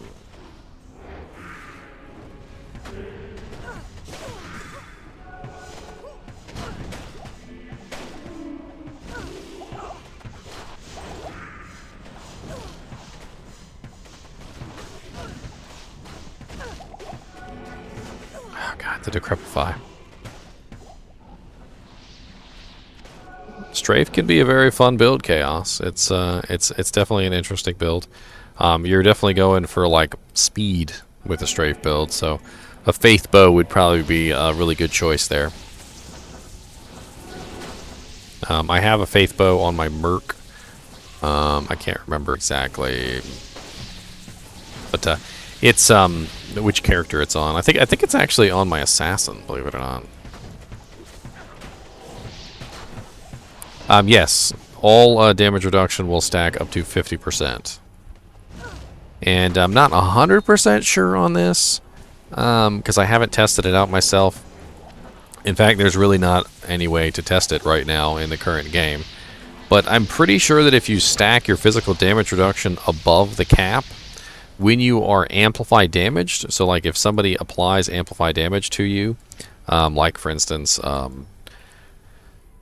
Bale or one of the Oblivion Knights or a Cursed Monster, I think that any points that you have over the cap will help you in that regard. So like for instance, amplify damage is negative 100% physical damage. So if you have 50% damage reduction, which is the cap, you'll go down to negative 50%. But I do believe that if you have over the cap of damage reduction, you will actually get a small benefit there. So when in the event that you are amplify damage cursed or decrepify cursed, which also has a negative physical damage component, it will help you a little bit by raising that up. So like say you were at 60% but the cap is at 50 and somebody casts amp damage on you, it would reduce you to negative 40% instead, which would be a little bit better than negative 50.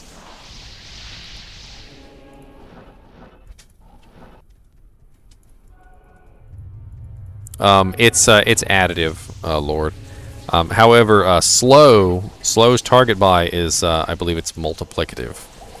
At least I think that's how you would explain it. So like for instance, if you have a weapon and the weapon has 80% slow, or let's say it has 50% slow, the target is then slowed by 50%. And then if you have a second slow, the second slow doesn't slow by the same amount.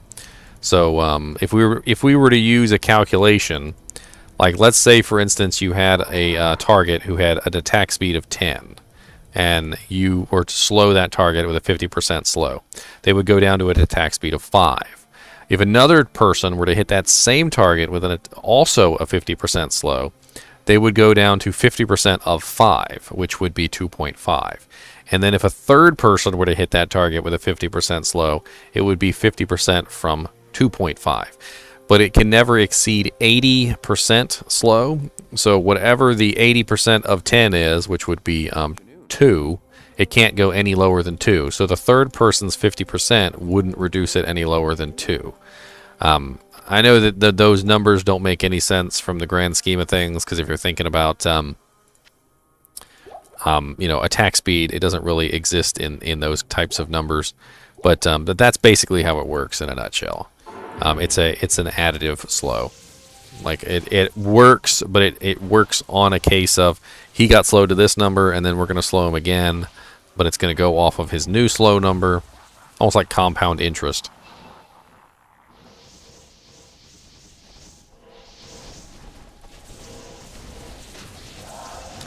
Brand.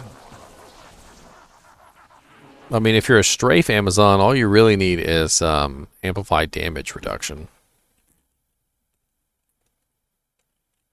Amplified damage will allow you to kill just about anything, believe it or not. Yep, and there you go. 35% chance to cast level 14 amplified damage when struck. Ooh, when struck. When struck is not as good as on hit.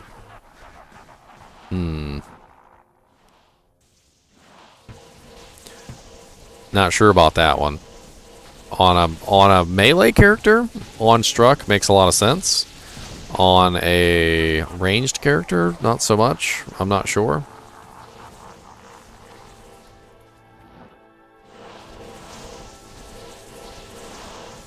%100% chance to cast level 18 Bone Spear on striking.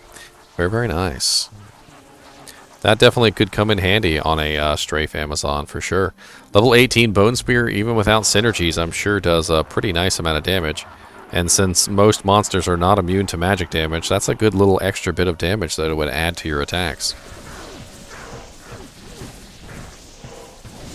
For sure.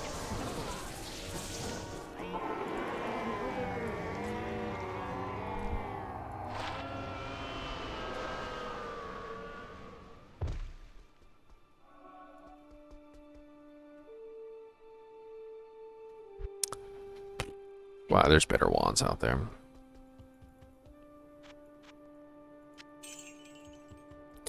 I didn't get to play Loaded Pine, but I did have a lot of footage. If you look above my head, you should see some footage rolling for Diablo II Alpha. That's footage that I recorded myself. I had a bunch of friends who got into the Alpha, but I wasn't in the Alpha myself, so I was able to record. I also contacted a couple streamers and asked them for permission. And we chatted about the Alpha, and I talked with them about various things. I am looking forward to actually getting my hands on it to play it, though. Well, the Alpha didn't have online, so there was no online access for the Alpha. It was single player only. Bales.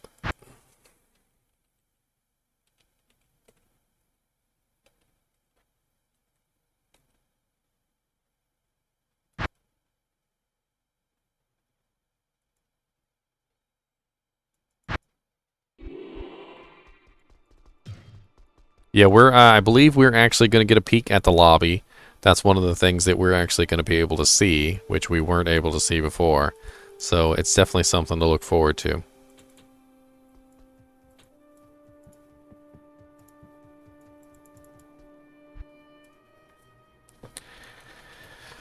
Well, you'll have to switch characters a lot less with the shared stash Loaded Pine, so there's that. The only part of the shared, of the stash that you won't be able to access is your character's stash. So at the very least, you're definitely going to have a much easier time swapping items between characters. A lot of the times when I get connection interrupts and stuff, it's because I'm swapping items or I'm looking for specific items on specific characters. So I'm just going to have to remember from now on, with Diablo II Resurrected, take those items which I may or may not want on other characters and make sure I'm storing them in the stash. Now, there's still going to be character swapping because each character has his own stash, and then each character has his own inventory also. So, you may still have to swap between characters, but the shared stash is going to make it a lot easier. You won't have to drop the items on the ground, for instance. You can just put them in the shared stash. So, they did, Chaos, they actually did mention what they were going to do about bots. They specifically said that it was going to be very difficult. They felt like the new BattleNet system was going to have a huge effect on the bots right off the bat, that the new battle system had a lot of new detection methods and things like that. But that no matter what, it wasn't going to be an automated solution. Rob Gallerani basically said that the automated solutions were not going to work for the bots. Because, you know, at the end of the day, it requires a person to be there to, you know, to check things out and to ban them. And that's basically what he said, is it's going to require active support. And we are going to provide that active support. If you're interested in looking at what Rob Gallerani had to say, you know, the specifics of that, it's all in the question and answer videos that I did. I did 2 question and answer videos on Diablo II Resurrected. One was with a Korean reporter. I basically translated everything and then I read it on camera for you guys so that you know, you can hear my lovely voice. And I kind of at the end I kind of go over and I talk about all the questions and answers and my thoughts on them. Let me see if I can get those for you real quick so that you can listen to the Q&As.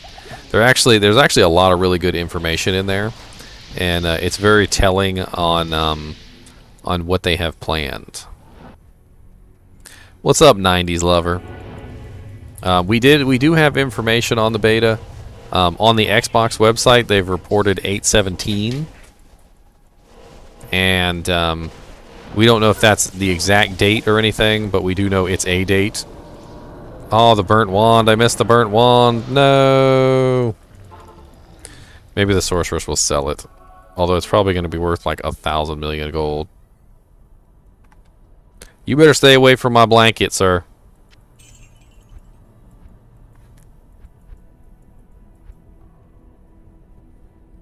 Sorry, I'm waiting to make sure the cat doesn't pee on my blanket. In fact, you know what? I'll be right back. We're going to take a little short break. I'm going to go secure my blanket and get myself something to drink. And you guys might be laughing, but the cat will like pee on everything in sight whenever he has the chance. So we always have to make sure we put things up. We're not allowed to leave out plastic bags. It's a whole thing. Like, I don't know why, but cats love to pee on plastic bags. Don't even get me started. They're like, ooh, a plastic bag. Let me pee on it. I'll be right back. I'm going to do a quick ad break. That way you guys won't get some ad breaks when I come back from this little break. And, yeah, be right back.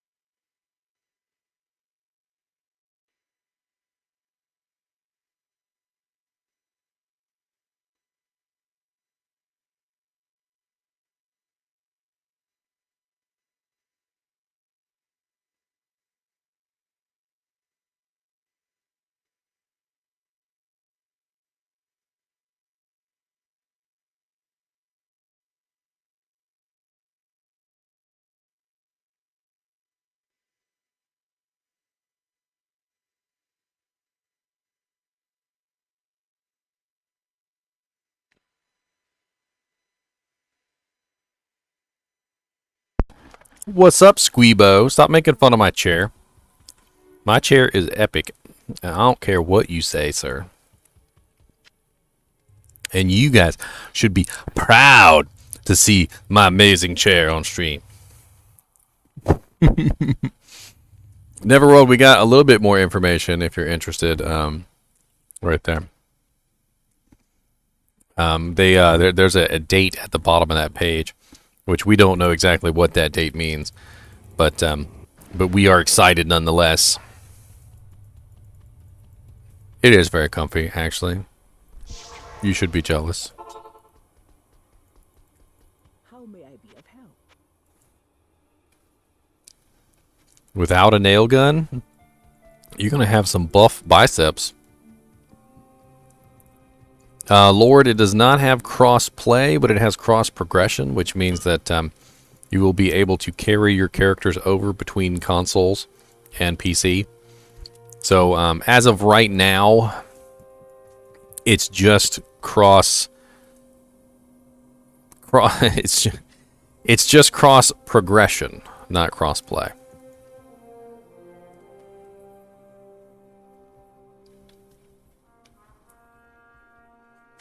Um, 130 pounds. You need to bulk up, dude. Let's get you some of that bulk up powder. How tall are you? 130 pounds. I'm curious how tall you are.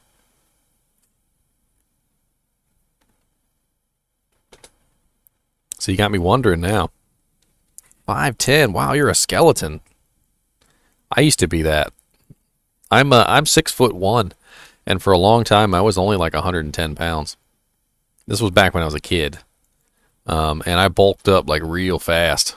I even got stretch marks because I grew so fast. It was ridiculous, like ridiculous. I remember I went from this little scrawny nothing of a kid to this big monster, like over one summer. Oh wow, nice ring. 111 to attack rating, 34 to life. All resistances 7 and 34 to lightning. Hell yeah, that's way better than my Nagel. Impossible.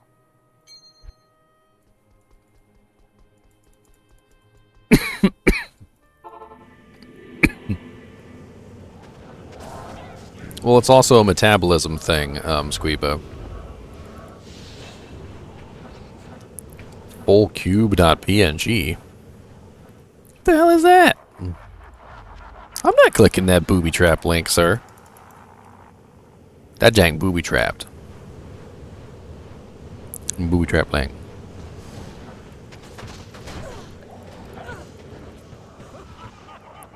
Oh yeah, I know my cube is full. I always try and put stuff in there anyway. I'm like, go in the cube, clickety clickety, and it doesn't go, and I get upset.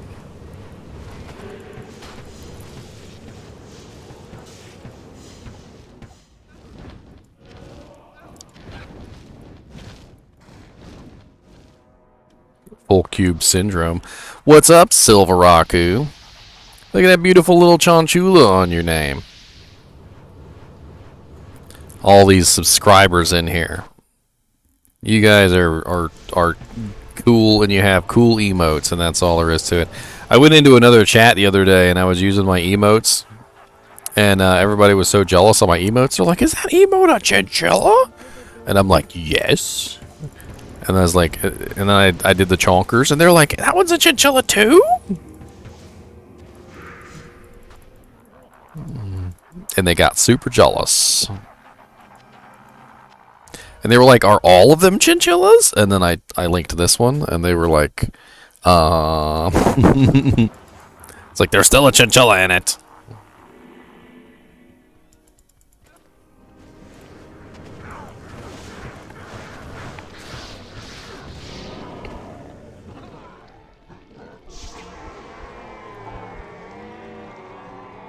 Alright, so I'm level 67. I need 2 more levels before I can use my my Wizen Draw.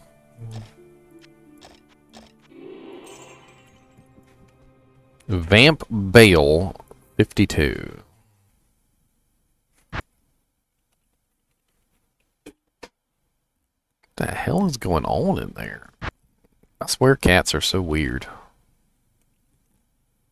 Just the weirdest animals.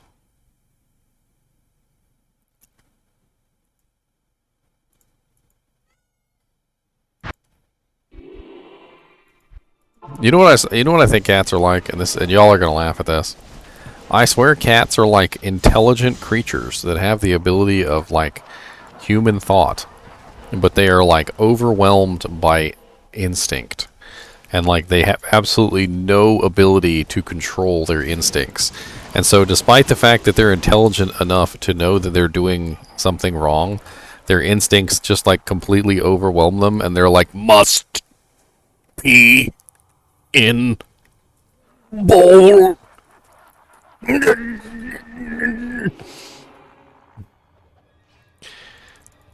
And they just can't stop themselves.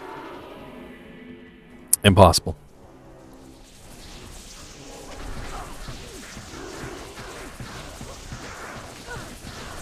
Did you ever see that that movie or the Netflix series that was called like Death Squared or something like that? And it was about what happens to to humans after the cats evolve a thumb. Once they evolved a thumb and they were able to open their own food bowls and stuff, they no longer needed us, and so they just killed us off. They're like, we no longer need humans. Goodbye.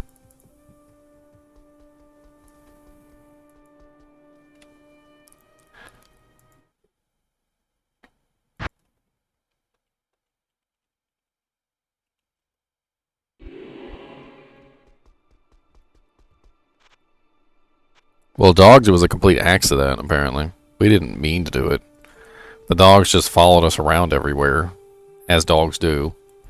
And slowly, only the dogs that that followed us and were nice, you know, because we weren't going to keep around dogs that were killing people.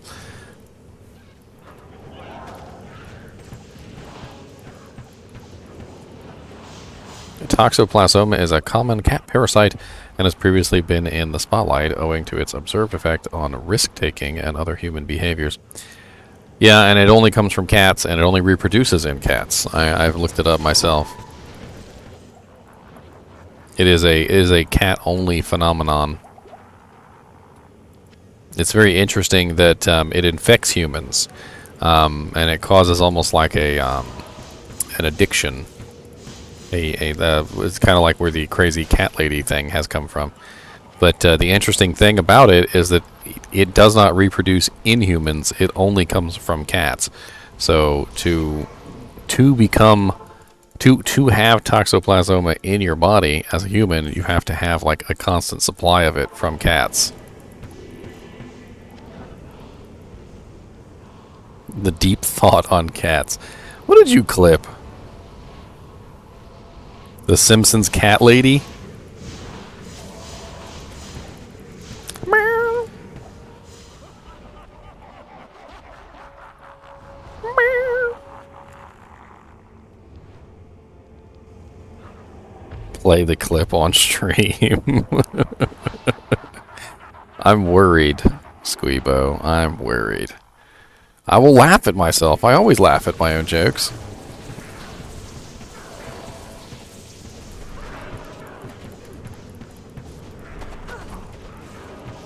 That's how terrible a person I am. I always laugh at my own jokes. I'm over here just giggling. I'll be thinking of funny stuff all day long, and I'm just giggling about it. You know what I think cats are like, and y'all are gonna laugh at this. I swear cats are like intelligent creatures that have the ability of like human thought, but they are like overwhelmed by instinct. And like they have absolutely no ability to control their instincts. And so despite the fact that they're intelligent enough to know that they're doing something wrong, their instincts just like completely overwhelm them, and they're like, must pee in bowl. Yes, exactly. So deep. The deepening. The deepening! Y'all are just jealous that you don't think of these things. That's all it is. That's all it is. You didn't think of this. You know where I got that from, actually? I got it from the Animorph books. Did you guys ever read the Animorph books?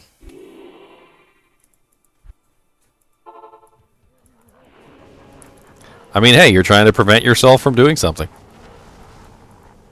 Right, right. You have control over one hand, but not the other. Bold of you to assume I read.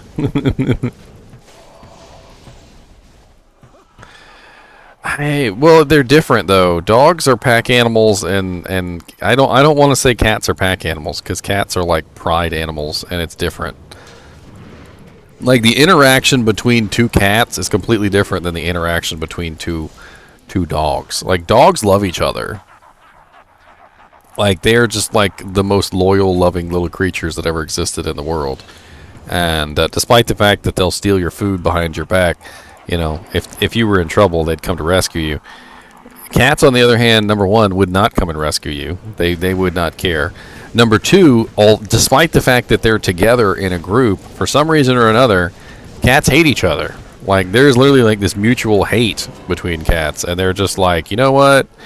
They're like, I hate your guts, but we're going to roll together because I respect you. But when you turn your back, I'm going to pee in your cornflakes.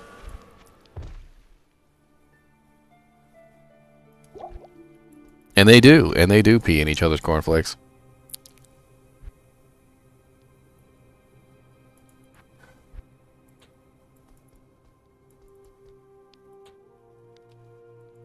There is much cornflake peeing. Be like, oh, he turned his back, penis cornflakes. I gotta start my lame Destiny 2 stream. If I come back and you're still talking about cats, God help me. Look here, Squeebo. Alright? I may not have a choice about living with cats, but they are part of my life. So I must learn to deal with them and prevent myself from being overtaken by the cat dominion.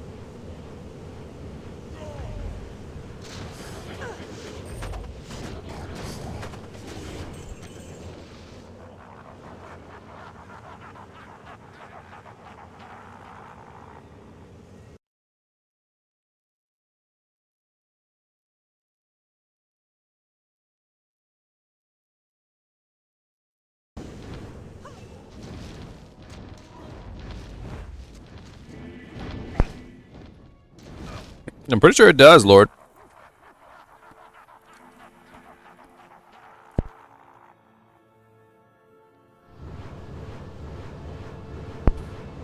Revert what? What am I reverting?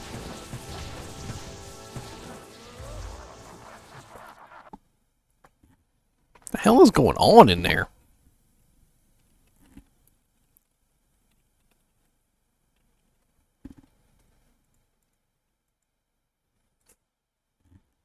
God, it's like a whole like carnival going on in the kitchen, and I can't see what's going on, and it's really bugging me. Cats are messing with something.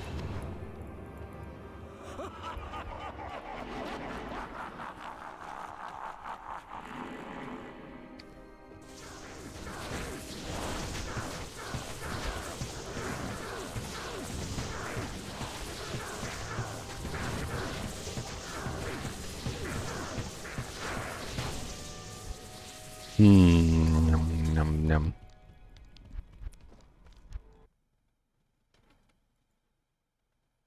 I see where you found that.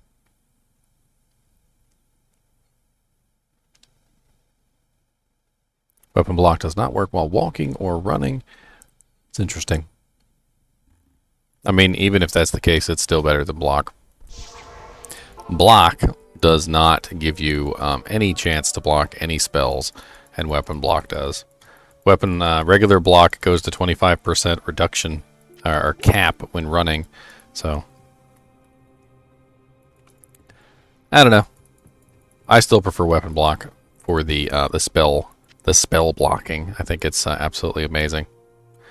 We got a Poignard Spine Ripper somebody dropped on the ground.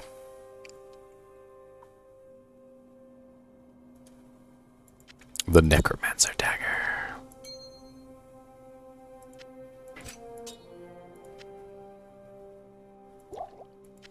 I really need to replace this belt, for the love of God.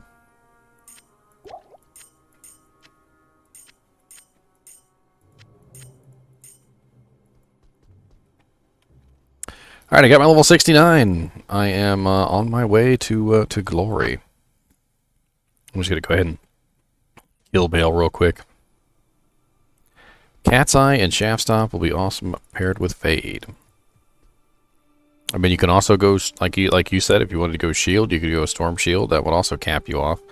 Or you can go Verdungo's. Verdungo's Hardy Coil. That'd be a decent one. 15%, I think, on that one. And, you know, various things like that. Shaft Stop would give you 30. So, combined with the 20 from Fade, you'd be looking at cap. Various ways you could get to cap. Various ways.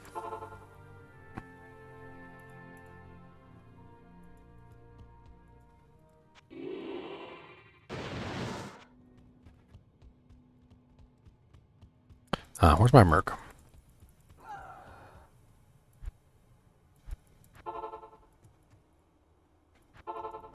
Looks like I do need a point in Valkyrie for Valkyrie to stay alive. It's very interesting. Afternoon.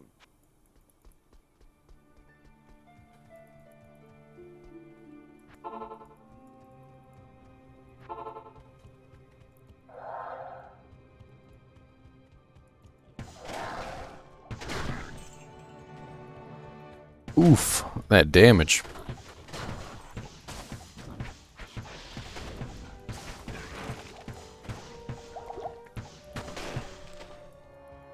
It's pretty sweet.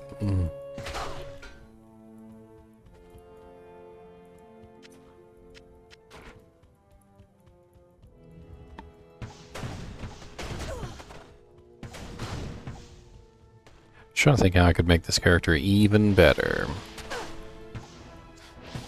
This is nightmare difficulty, so I'm just breezing through this.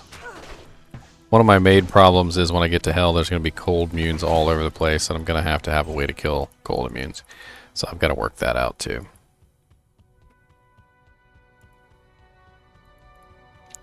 We shall see.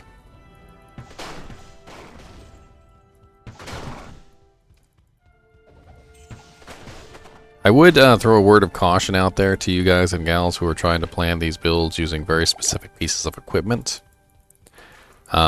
If the bots are gone, which I think they very well may be, equipment is going to be much harder and much more rare to come by, especially some of the more difficult to find pieces in the game.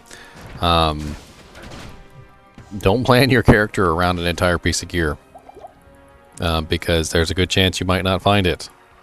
And if you don't find it, you know, you're going to be up Poops Creek without a paddle.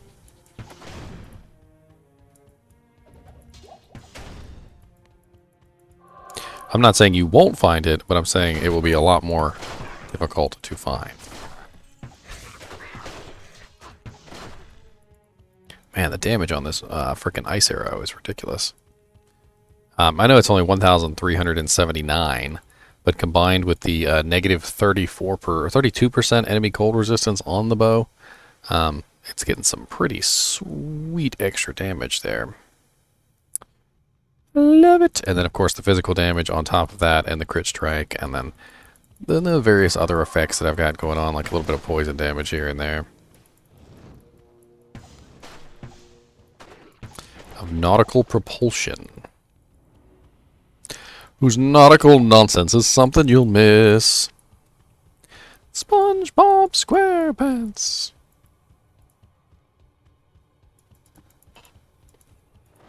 I know somebody was like, we'll have an economy where people won't have certain items and you'll never be able to find a Zod rune, and I'm like, rare items are supposed to be rare. Like, I don't know what you want. Like, the guy literally was trying to argue that the rarest of the rarest items in the game shouldn't be rare. Like, I remember this argument, it was a long time ago on the Lord of the Rings forums. And on the Lord of the Rings forums, we were arguing about whether the One Ring of Power should be added into the game.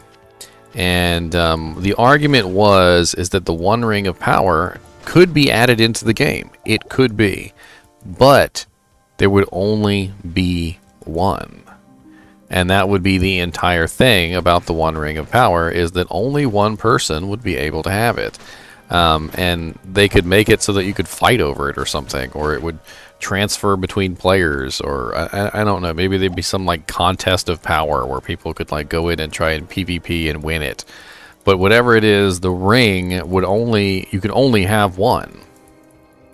And that was the most amazing thing about this argument, was we had figured out, like in a nutshell, that yes, there are rare items that should only exist very rarely, and those items should in fact be limited to only one. And you know why the Lord of the Ring never got added into the game? Because, basically, because people didn't want to have something in the game that they couldn't have. And I thought it would have been really cool to have that ring in the game. Like, just one ring of power, freaking from Sauron. Maybe it, like, corrupts you or something, like, slowly over time. It saps your strength or something like that. They could have even added some effect like that. So, like, you would only use it sparingly. I don't know. Or maybe it, like, draws monsters to you and they try to kill you constantly. You know, because the One Ring is always trying to return to its master.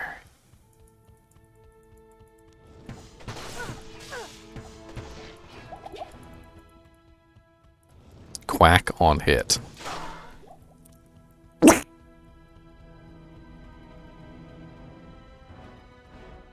I bet y'all didn't expect that. A gift from my father. He taught me how to quack.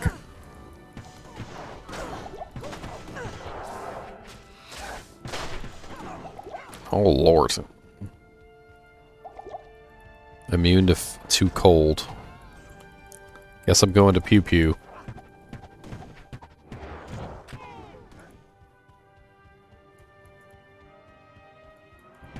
LOL, I'm half mallard.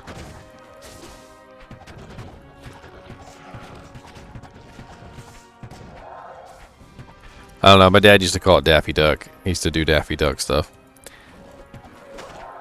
He would be like... Ow! You guys are painful, stop it.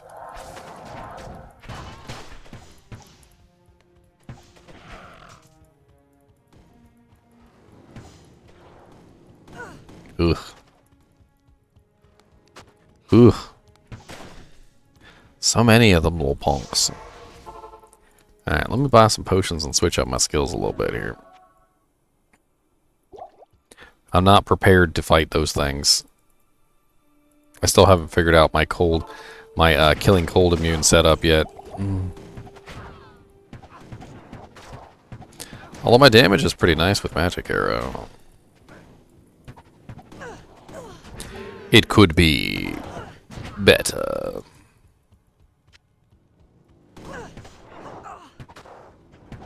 Lord, so many of you little punks.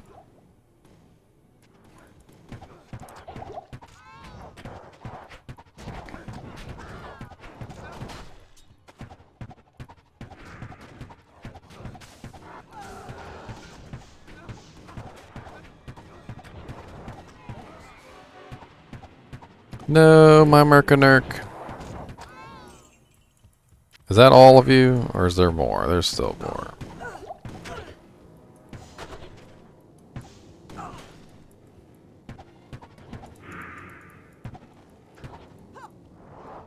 Man, Decrepify is the worst. And he spams that stuff too. It's probably the most broken curse in the entire game of curses. It slows you down. It reduces your physical damage resistance. It decreases your spell cast rate. It weakens your defenses.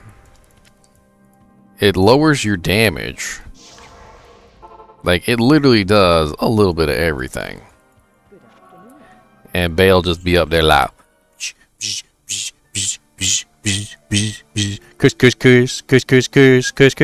curse. Like singing a dang song while he's cursing you.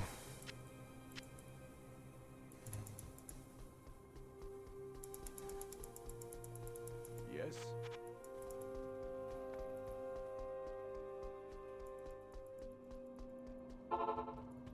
Alright, let's go, buddy.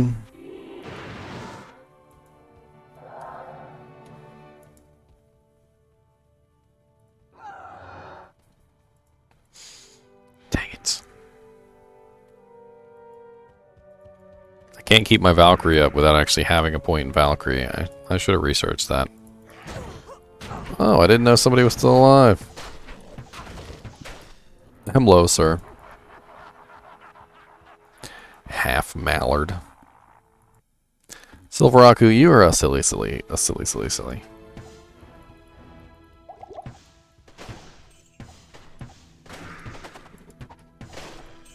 Hey, Calenzo, try resurrecting your soldiers. Oh, that's right. You can't, because I exploded them.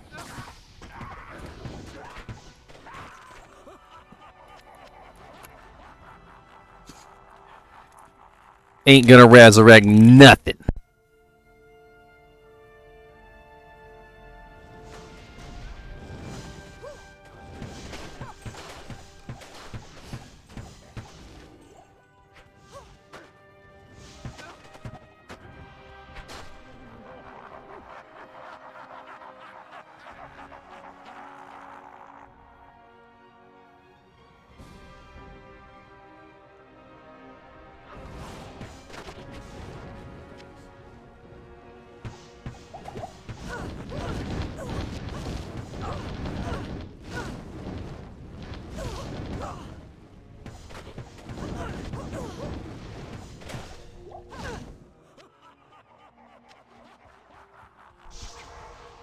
Holy crap, that was a lot of Hydras. That was a lot of Hydras. My Merc, he was just like, bye. I'll see you later. He's like, I'm not gonna make it. I'm just not gonna make it. He's like, I'll see you later.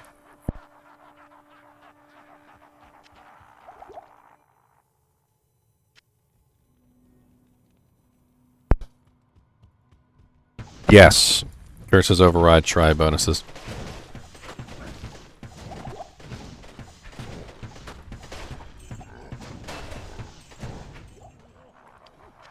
And also, shrine bonuses override curses.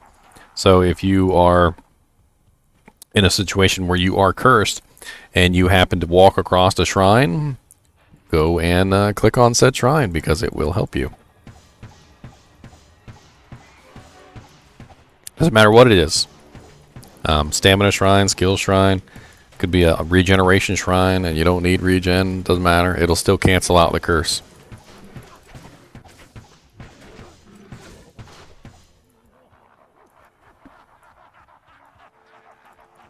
They are absolutely correct. So if you bring an EXP shrine, for instance, into a Bale run, you will lose it almost immediately because frickin' Bale will spam Decrepify on you over and over and over again.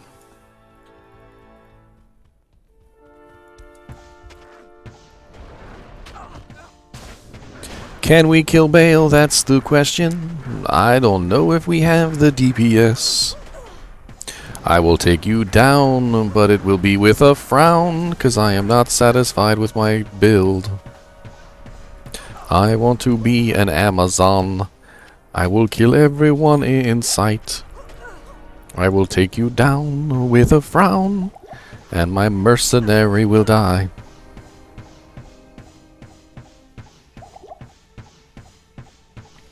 I'm going to run out of potions. I need to go get down and get some more. And Mala will shut the door.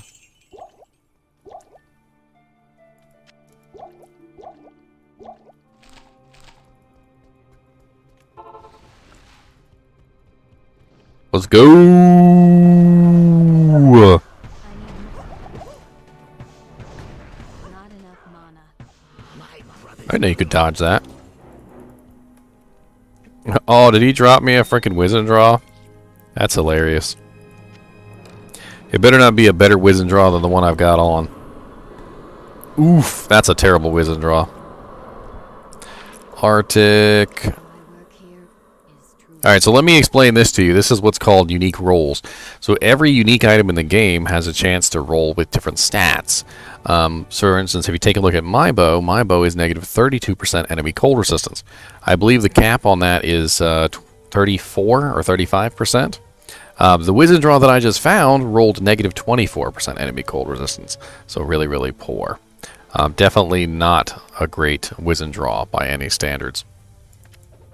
I would definitely not upgrade that if I had the chance to upgrade a Wizened Draw. I would have to look for another one. 5% chance to cast level 3 Lightning, 30% IAS, no lifesteal though, so not a very good Merc weapon. Let's check out this Battle Scythe.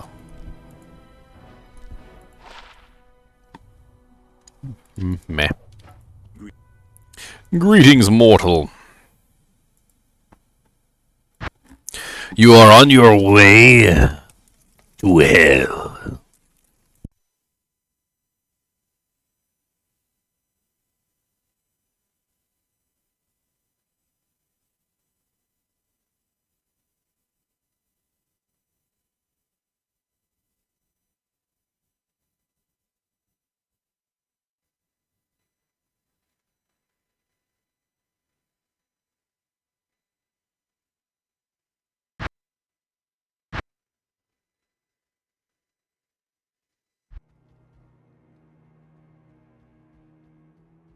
What's up, P Bucket? He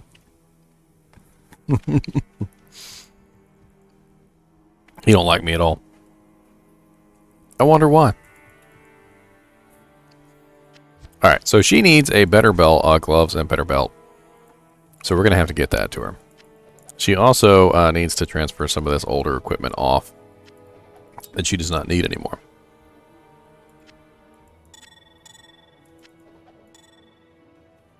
She now has access to Mara's. And she's got her Harlequin quest on. She's got her piece. She's got her upgraded Wizened Draw. She's got Goblin Toes, which could be better. She could be running some Gore Riders at this point. I think I have a pair of Laying of Hands for her that she can use. Or she can use these +1 bow and crossbow with 20% on 5. That's actually not bad. And we'll see if we can find her a really nice belt. See if we can find her a decent belt. I mean, I think I have a Verdungos laying around on somebody. Not exactly sure who.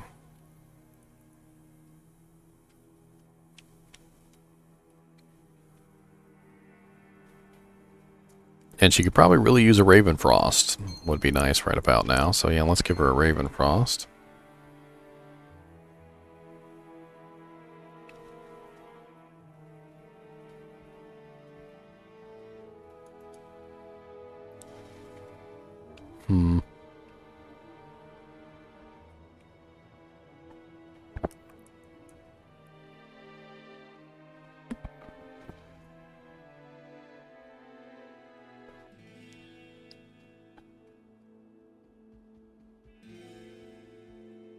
Just looking and seeing what he has laying around. Let's take a look at my other Amazon. See what she has on her.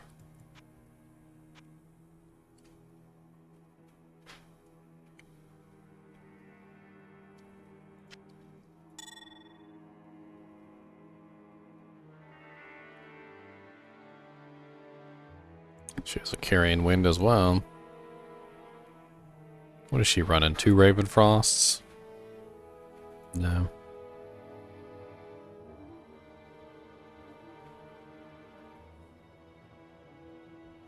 Huh.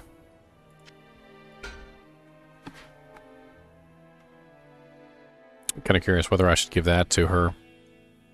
+2 to all skills is going to help her out with her damage more. A vampire gaze certainly wouldn't hurt her. At the same time, it'd be good on her mercenary too. Let's go ahead and we'll go ahead and drop this and give it to him. He can at least give it to the mercenary if nothing else.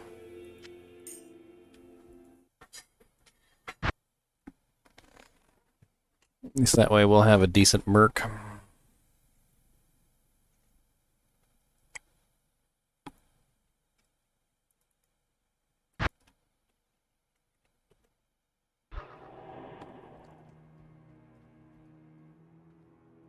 Well, that was a decent merc weapon.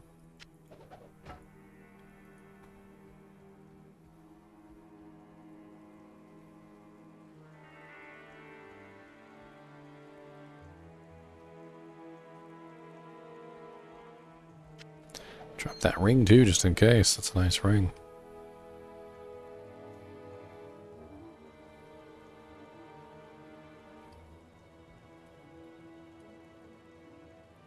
Huh. Let's go grab one of my mule characters before I end up getting realm downed.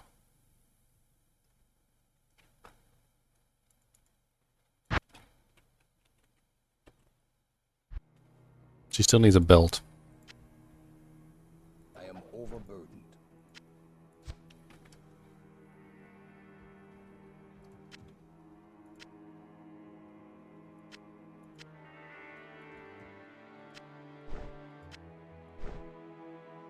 I mean, Verdungo's isn't exactly the best belt for a an Amazon, but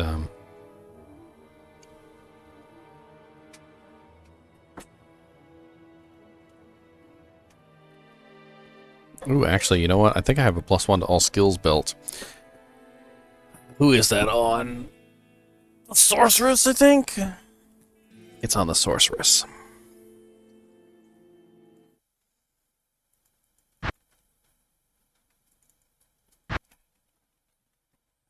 Pick it back. Pick a back. You got a NiNi? Got a heckin' NiNi? Pick a hand. N or E. Ooh, slows target 10%. Give me the NiNi. I can see you in both hands. Give me the heckins NiNi. My little Chinchilla boy. He's so close to the camera you can't even see anything. Come on. He's not your NiNi. He's my NiNi.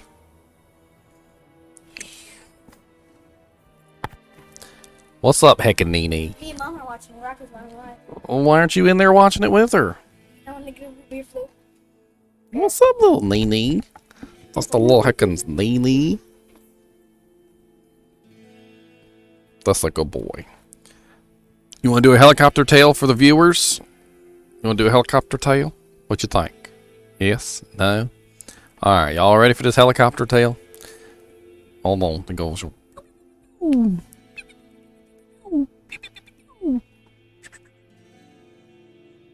Yes, don't scratch my tum-tums. Tum-tum-tum-tum-tums. Tum-tum-tum-tum-tum-tum-tum-tums. There, put the cuteness back. Put the fluffy cuteness back in his house.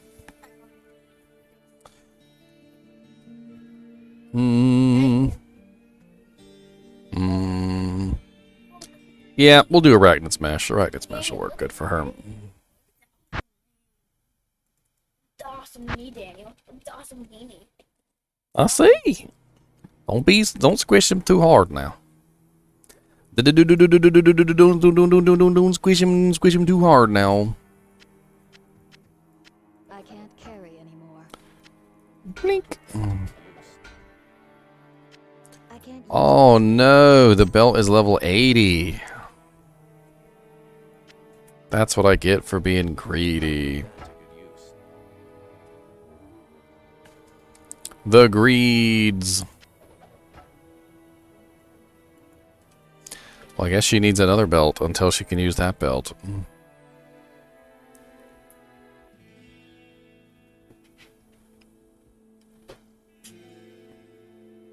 Ugh.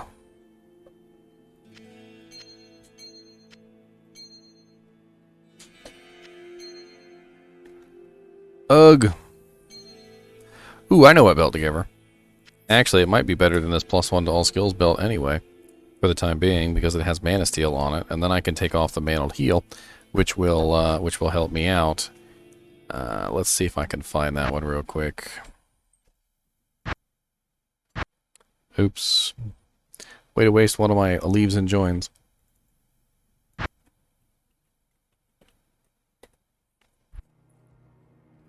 Chinchilla fur. What's my merc running? What are you running, Pratham? +1 to all skills helmets. Life scale armor. And the Piera Tumbele won't. Yes, you're using the Gloom's Trap. Okay, well, you're going to switch.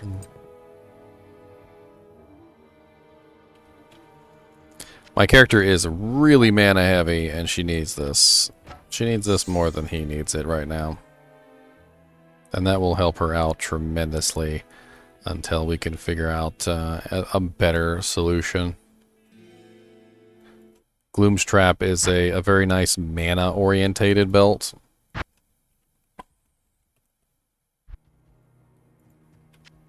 It has 5% mana steal, which is nice, 101 defense, which is nice, 15 to vitality, which is always nice to have more health, 15% to my maximum mana, and then also has regenerate mana 15%. So hopefully that'll help me out with my my terrible mana consumption problems, because this spell, this freezing arrow costs 22 mana per cast, which is pretty ridiculous. And once I put on Arachnid's match, it's going to get even higher. It's going to get even more ridiculous.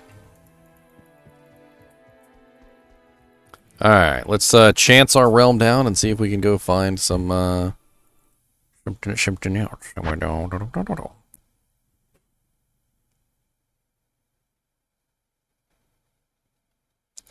I actually watched the whole thing and enjoyed it way better than the movie I watched last night, to be honest. From Kevin L.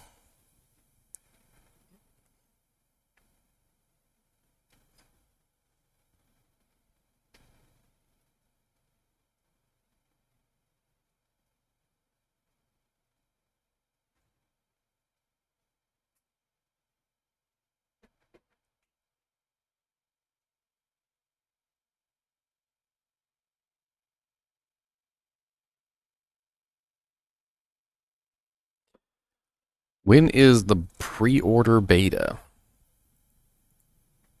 Harvey, we don't know exactly, but we did find this piece of information, which states 8/17. So if you want to go by that date on the Xbox website, you can always look at that one. Although I have a hunch that we're going to get information on the 10th, and it's an educated hunch.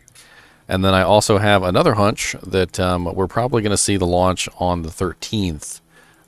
My thinking on this basically is that they're doing these weekends. The 17th is probably for the non-pre-orders, and the 13th is probably for the pre-orders, although I could be wrong.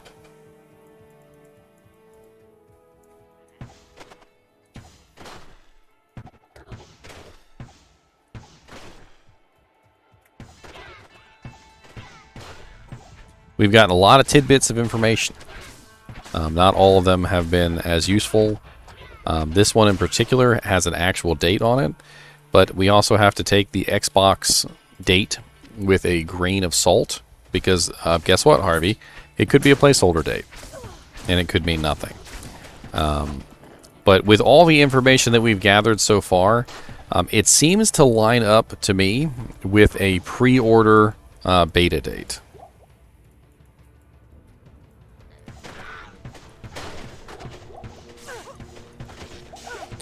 So basically, what we were told is that the beta is going to be in 2 phases, and that the beta will. Ooh, man, I got like no resistance whatsoever for hell. I need to fix that.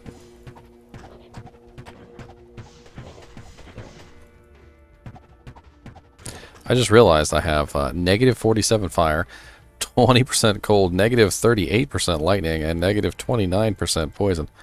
Wow, I am really far into the bad zone, into the danger zone. Sorry, I kind of lost track of what I was saying. The alpha event that they released, they announced it on Tuesday, April 6th, and it ran from Thursday the 8th all the way until the 12th. And we got word from Pez Radar on the community forums that it was going to be 2 weekends, 2 different phases, essentially. And so that made me think that we probably would get one phase, the pre-order phase, probably this upcoming weekend, not because we are already in this weekend. I mean, basically, so what I mean is next weekend. So the 13th through the, it's like the 15th or something like that. And then the next weekend after that would probably be the non-pre-orders, the people who didn't pre-order the game. And those people would probably get access on the 17th, which is probably what the Xbox is advertising, the non-pre-order date. Although I could be wrong entirely, and that could be the exact date that the beta is coming out, and that seems really weird for it to come out on a Tuesday. But if that's the case, then we know the date. I will totally accept when I'm wrong. I'm not gonna be like, well, it should have been that, and blah blah blah, and I wasn't wrong. No, I call it like it is. I will totally be like, yep, I was wrong. Sorry guys, didn't mean to mislead you.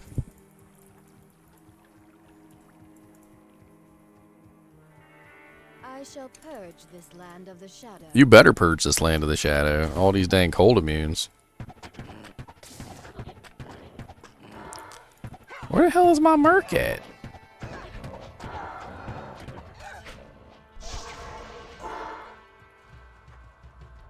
Merc. Your presence honors me. Well, greetings. Come on, let's go.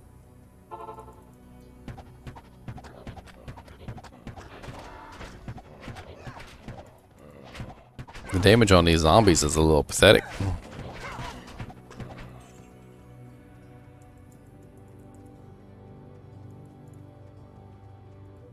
I mean, if you, a level 85 trap set.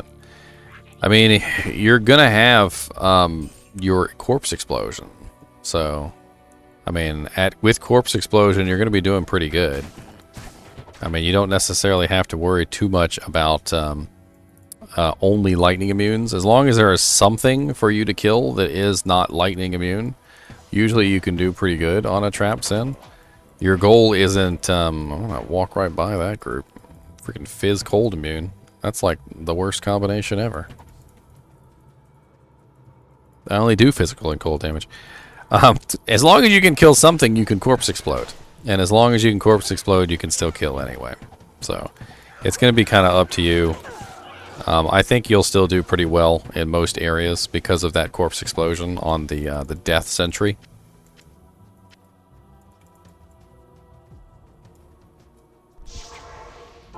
I'm guessing she's giving me the waypoint, which is very nice. I appreciate it. This place is eerie. Sewer level, well, Ancient Tunnels would probably be a good one. Ancient Tunnels is a area that is mainly poison and magic immunes, so that might be a decent place for you.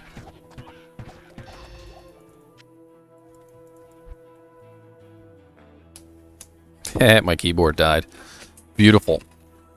Beautiful keyboard death.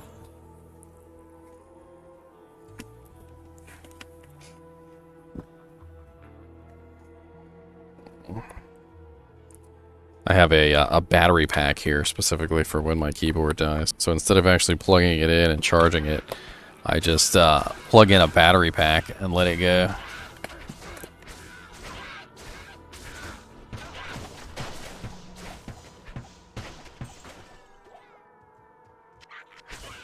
I was like, why can't I press the Alt key anymore?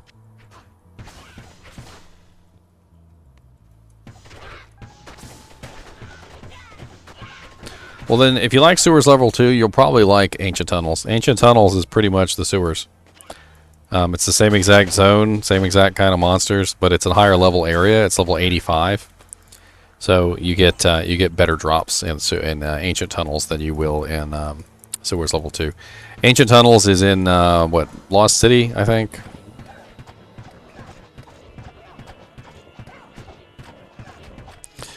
Zombies, oh zombies, please die. Zombies, zombies, zombies, zombies. Thank you. Where is the Den of Evil? It's usually right here at the gate. Akara says in the wilderness, but it's like right outside the door usually. Like 2 feet from the building. In the wilderness, there is a place of great evil. I said that backwards. There was a place of great evil in the wilderness. Oh yeah, that's right. I was going to take off that ring. I don't need the extra mana steel. I'll go. Why are we, why'd she leave and come back? What's up, Death of Rock?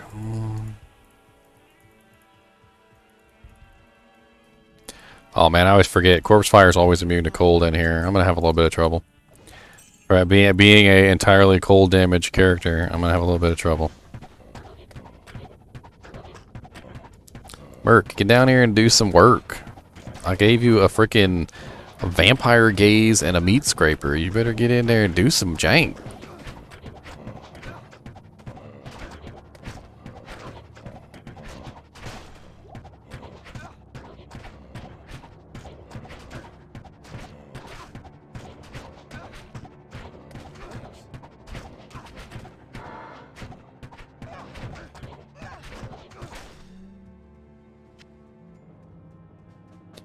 Hyped for this frickin' beta, but it won't come out. You know, Death Rock, I don't know if it's gonna come out just because you're hyped. You know, you need to calm down a little bit, take a deep breath, and just be like,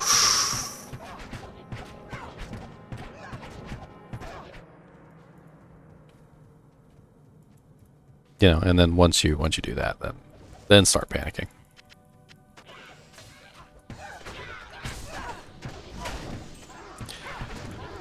I would be lying if I said I'm not mad that they came out with the beta, like, they're coming out with the beta super late in the month.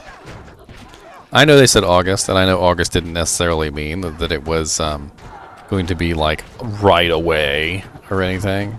But I still think it's really freaking stupid to announce a beta in August and then come out with it, you know, like, way after the fact.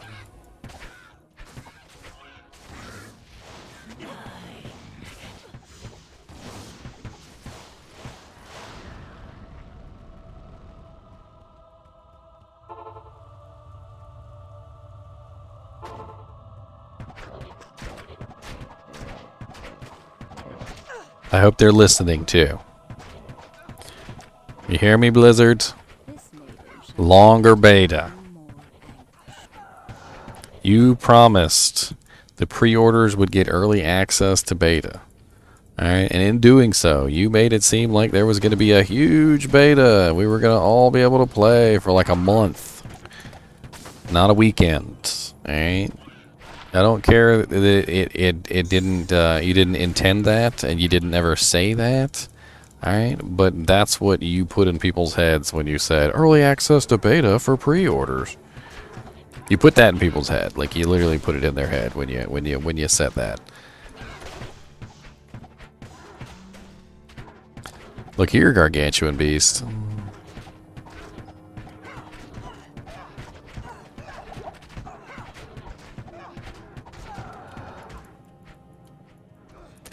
My thing is, you know,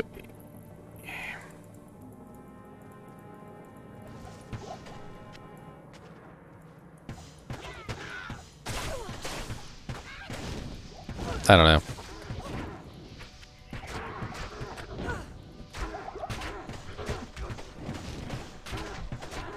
Well, the other possibility, Lord, is that the Xbox has a different beta time schedule than the PC or various consoles, so we don't really even know. Plus, that date could very well be a placeholder, so... Again, we don't really know.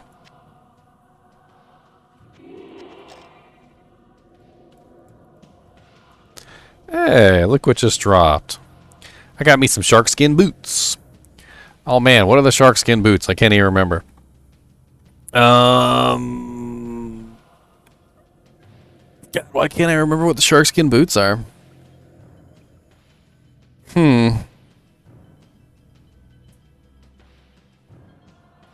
Dang. Nope, drawing a blank. Just a complete blank. I guess we're going to identify him and find out. Water walks. Nice. Water walks. 20% faster run walk, 195% enhanced defense, 100 defense versus missile, 15 to dex, 53 to life, 40%, 40 to maximum stamina, heal stamina plus 50%, and 5% to maximum fire resist. They're very nice, but I don't know if I want to give up my 25% crushing blow. They do have lots of life and dexterity on them, though. Very, very nice boots. I'm pretty sure these are, like, highly sought after for quite a few classes.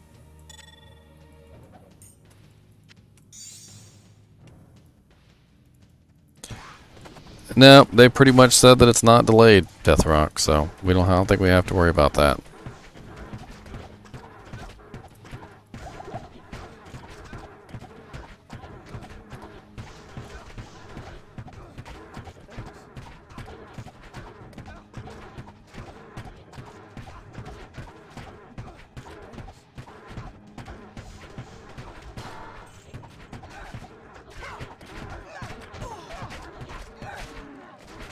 I don't think we got to worry about it getting delayed. I mean, we did get confirmation from Pez Radar that it was not going to be delayed, so.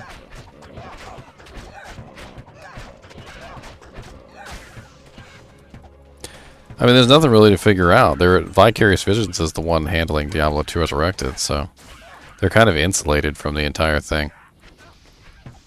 If they hadn't just recently taken Vicarious Visions president away, it probably wouldn't be anything at all.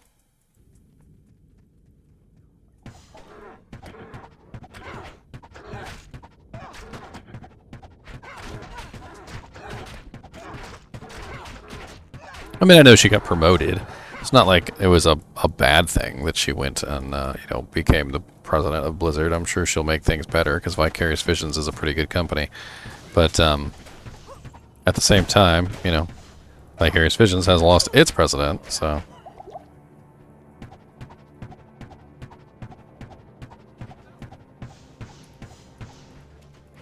Good lord, leave my merc alone. Come over here, Merc, please.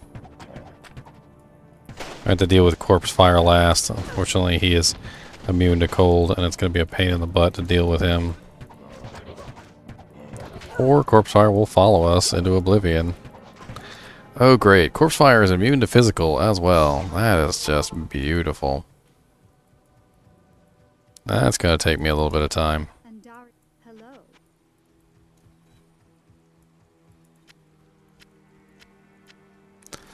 Might as well grab some more arrows, because we're going to need them. Can I add you on Battle.net? Yeah, what's your account name, man? I'll go ahead and add you on my friends list. Or are you talking about the new Battle.net? The new Battle.net.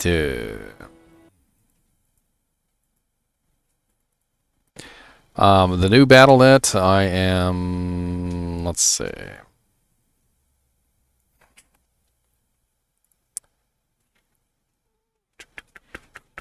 Where's my friends list? No, click off the screen.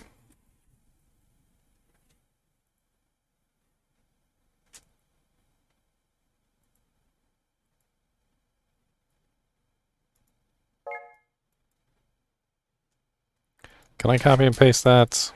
Yeah, there you go. That is my my Battle.net ID. If you guys want to shoot me a friends list on Battle.net, when Diablo II Resurrected goes live, you'll be able to see that I'm playing, and you know, other cool aspects of that. Pew pew pew pew pew pew pew pew pew pew pew pew pew pew pew pew pew pew pew pew pew. So many cold immune monsters. I don't know what I am supposed to do. I'll just have to keep on firing my bow and hope that they fall down too. Gargantuan beast, you die. Dun, dun, dun, dun, dun.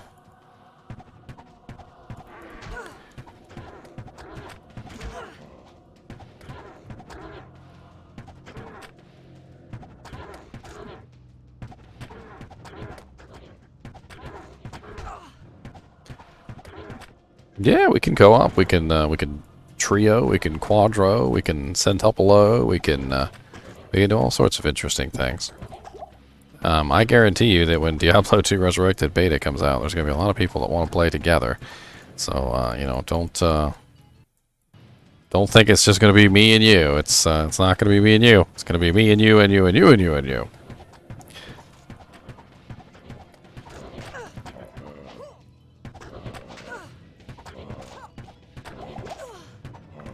Oh zombie, I'd like to shoot you dead.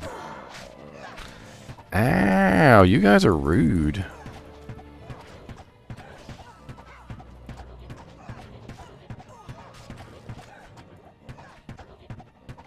Do I not have lifesteal anymore? Like, what the hell's going on?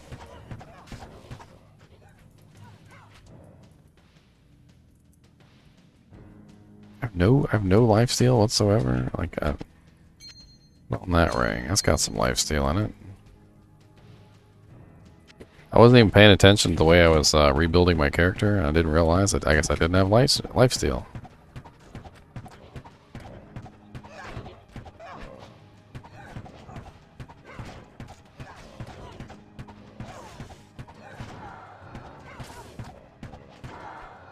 I mean, it's not so easy just to change. I'd have to respec.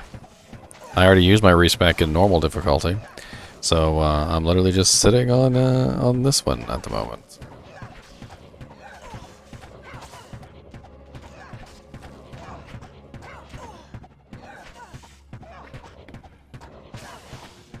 Undead, spectral hit, extra fast, stone skin, which means he's pretty much immune to everything. Corpse Fire's always got to be a pain in the boot and talkins. Let me grab my Merc. I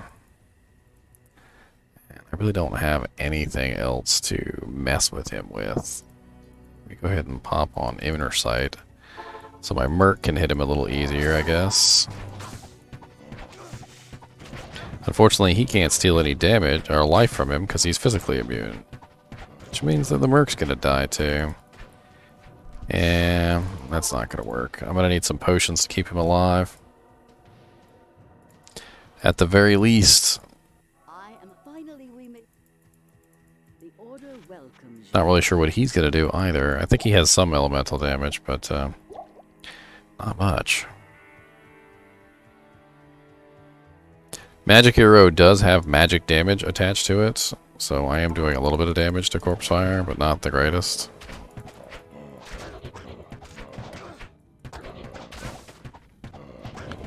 Unfortunately, I have to kill him to clear the den. There's no other way.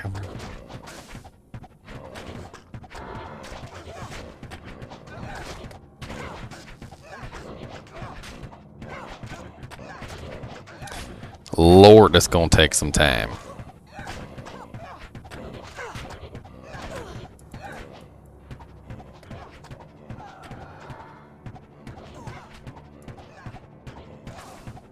Look, Ma, no hands. Ah, it's a trick. I figured out a way to, a long time ago, a way to continue firing without actually having to hold the mouse down, and now I can eat chips while I'm killing Corpse Fire.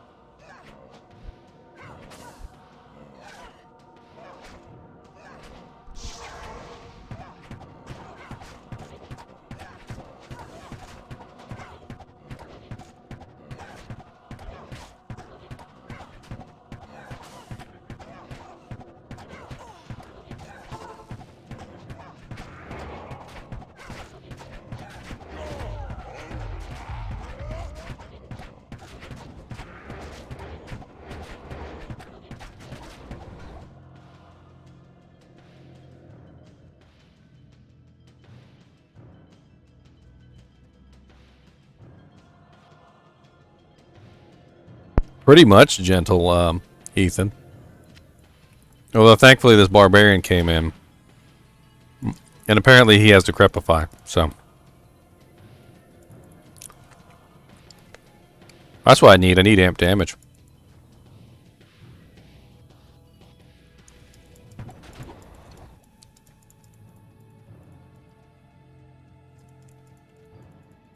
Probably a couple of these zombies that are cold immune down here. I feel like Conan must be somebody who's actually watching my stream who came in and saw my suffering. He's like, we saw your suffering. We're gonna come help. The suffering. I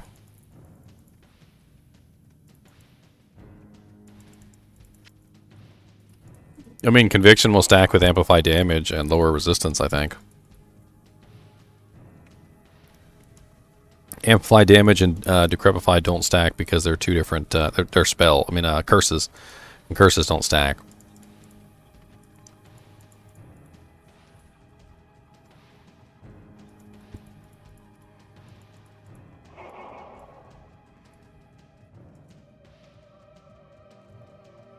Where is this last monster hiding at? Oh lord, it's hydrate time. Okay.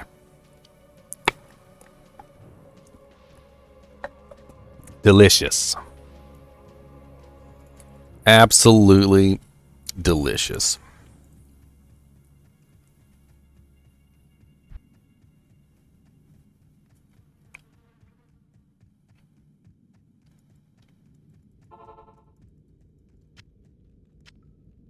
I got a level 90 and a level 87 in here.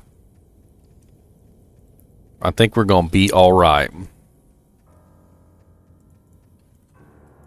Anybody find that one monster that's left yet? Oh, there he is. Hello, sir. I would like to introduce you to my Lord and Savior Wizendraw bow. No, don't swing at me. It's rude. Don't do it. Don't do it. Don't do it.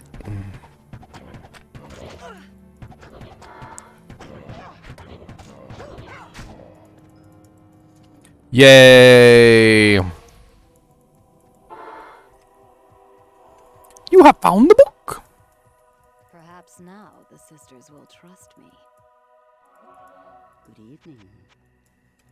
Better give me my skill point, Carl. Let's go. I need my level 8 decoy.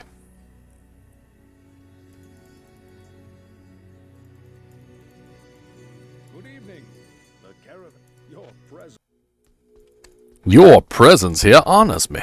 Greetings, honored traveler. I am Jaren, Lord of Lut Gholein, and I bid you welcome Oops. to my...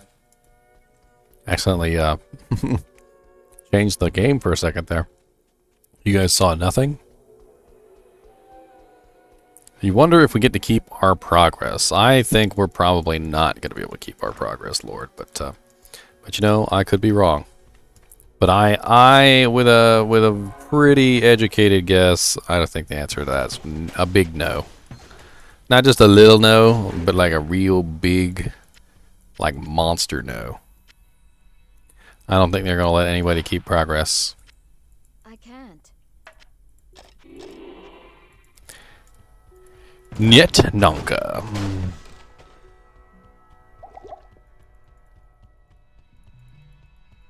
Frickin' amp.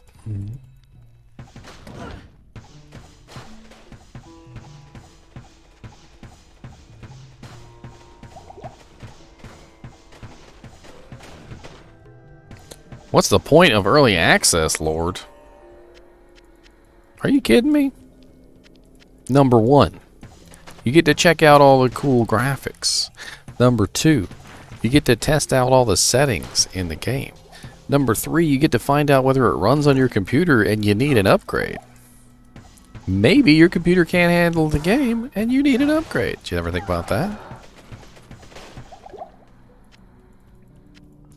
Number 2, you get to actively help out the developers to make the game a better game. So if you see something in the game that you don't like, that you think should be a certain way, you know, maybe you're one of those hardcore characters from back in the day, you just feel that like something's just wrong about the game, you can put in a bug report and you can help out the developers by making the game better.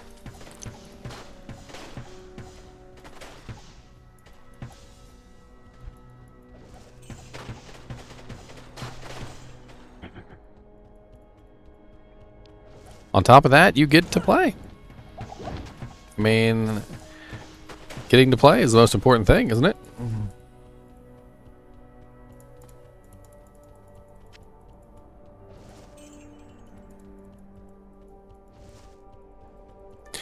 Alright, let's go. Thank you for the help, by the way, Barbary. I'm pretty sure you're watching, because there's absolutely no way that that happened by accident. You didn't just show up, murder the corpse fire, help me clear den, and leave by accident. So I am 100% sure that was on purpose. So thank you for that.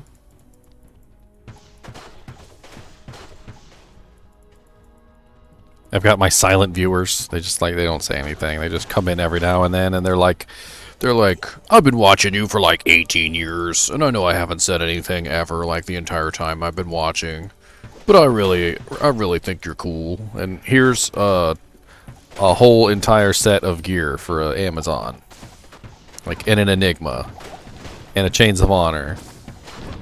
And you know what? Take this too as a lightning facet and a cold facet. And I'm like, nice to see you.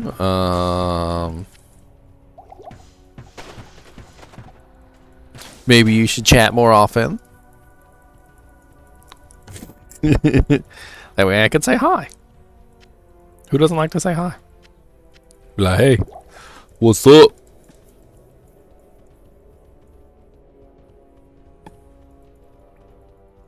Like, I could take a look and see who's in chat. Don't think I can't take a look. I'm gonna look right now. Look. All right. Let's see who's in here, hiding in here, before y'all jump out. We got Aristovi, Bing Cortana. Oh, that's interesting. Cronus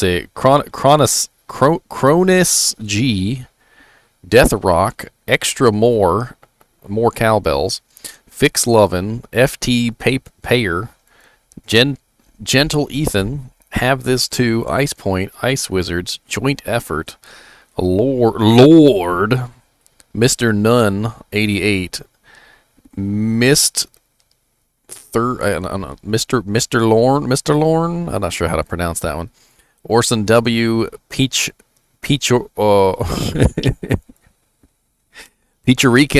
Sad Girl, Social Friends 11, Sunamano, V and K, Violet's TV, and Virgo Pros. There you go. I called out every one of you. I hope you're happy. Oh, and Silveraku is the VIP, so she's in a different list, or he's in a different list. I can never get my pronouns correctly. Aha. There you go. You've all been called out on stream. I see you lurking. The lurky lurks. Some of you might be bots. Who knows? There's actually bots on Twitch too, apparently. Apparently there's like this whole thing where people like to click on other people's names to figure out who they are or something. And so there's this thing where people make basically fake accounts, and when you click on the account, it brings you to a host page. So like say for instance I was streaming right now, and I had like 4 or 5 bots, and they were all hosting me. And then I spread the 4 or 5 bots out into like 100 different chat rooms. And then when anybody clicks on the bots, all of a sudden they're looking at my channel. Apparently this is like a thing that people do on Twitch. I've got no resistances whatsoever. These fire archers, they really hurt.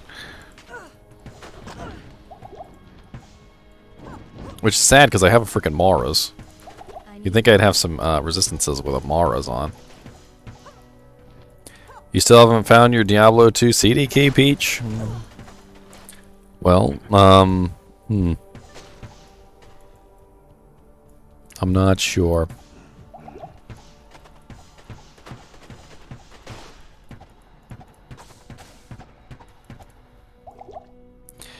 I mean, it's only $9.99 on BattleNet if you wanted to just pick up a copy, but I mean, this close to Diablo II Resurrected, if you've already pre-ordered the Resurrected might just be a good idea to wait. Unless you really want to relive the masterpiece. But I mean, at the same time, and I was thinking about this myself, Diablo II Resurrected is going to have the old graphics and the old interface. I mean, if you really want to relive the classic, you can just toggle on classic mode.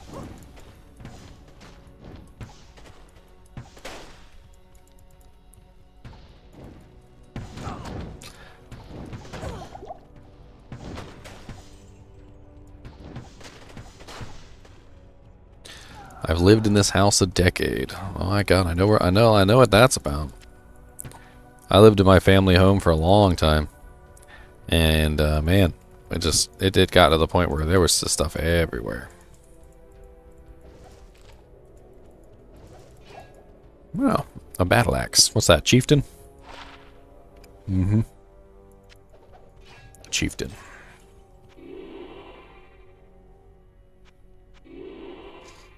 Man, I had this bow the entire time. I could have switched to this and probably killed corpse fire with it. It has 55 to 160 fire, 55 to 160 lightning, 55 to 160 cold. It probably would have been perfect for killing corpse fire. He was immune to everything. I didn't even think of it either. I'll have to remember that when I come across some cold immunes to switch to my other bow.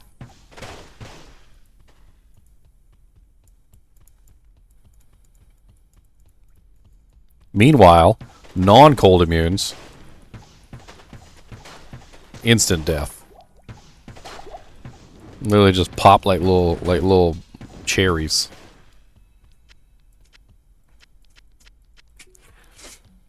Like I'm popping bubble wrap.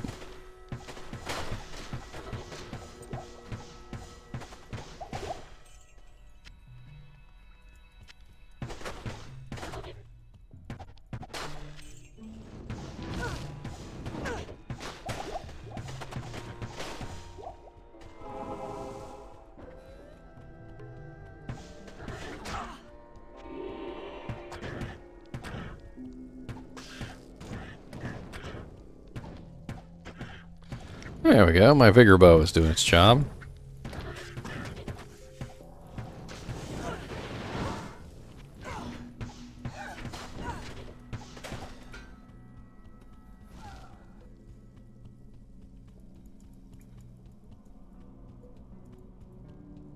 It's like the game checks to see if I have the Valkyrie skill, and when it finds out I don't have the Valkyrie skill, it kills the Valkyrie.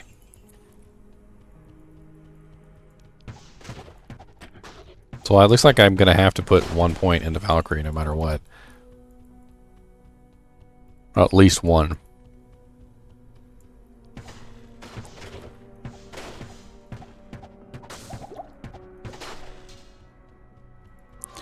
So the trick that I was talking about earlier with the Amazon, using the Lightning Fury skill where you throw the Lightning Fury at the wall and you get essentially an extra lightning that comes out by hitting the wall. It also works for Freezing Arrow and Exploding Arrow and Fireball, but to a much lesser degree. So whereas Lightning Fury actually shoots lightning out, so you can just hit the wall at any moment, Freezing Arrow and Fireball, when they hit the wall, will still explode. And Exploding Arrow as well. So if you get close to a wall, like if you have a monster that's close to a wall, and you make sure that the angle is hitting the wall so that the Freezing Arrow is bursting directly next to the target behind him, the AoE effect on the Freezing Arrow will still hit him from the wall explosion, and you can double your damage that way as well. So it's just another interesting way you can kind of up your damage. Basically multiply it by 2, because you're getting 2 freezing effects at the same time.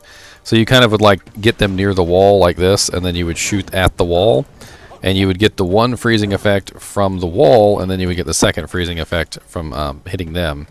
Of course, this guy's cold immune.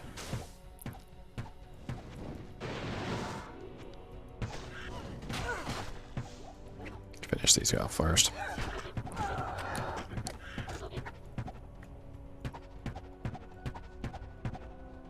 Sir, you just run away from me? Don't be running. Don't be running away from me.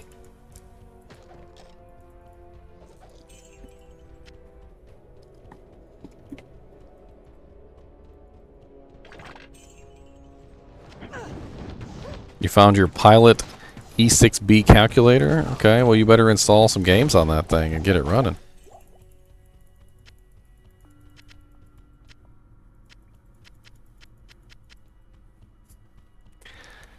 Ah!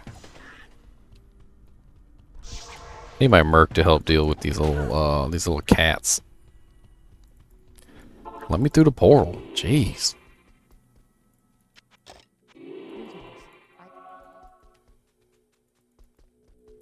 I know much. Good day. Maybe I'd be better off with a bow girl. I don't know. Just thinking about it. Ah, regrettably. At least I have a bow to help me run really fast. That's pretty cool. I bet you need some help. Got my vigor bow. Just put it on whenever I need to run fast.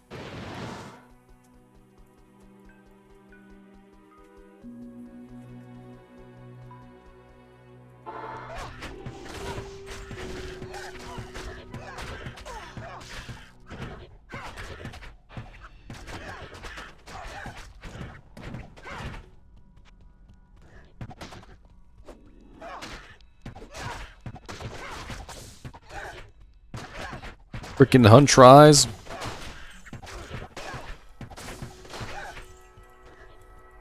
How dare you be immune to cold? How dare you? I always think it's fun digging through the closet and looking at all the old stuff that you decided to keep when you were younger. I got a lot of cool things in there, like all my Diablo and like old game boxes. I got like the Diablo game box, and Diablo II Lord Destruction game box, and Icewind Dale game box, and all those cool things. I think they're pretty sweet.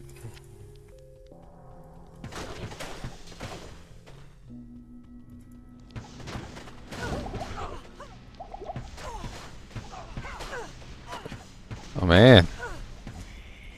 Your army really got a little murdered there, sir. What happened to your army? How are you gonna get your army back? You're not. 'Cause I murdered it. This one mage is immune to cold.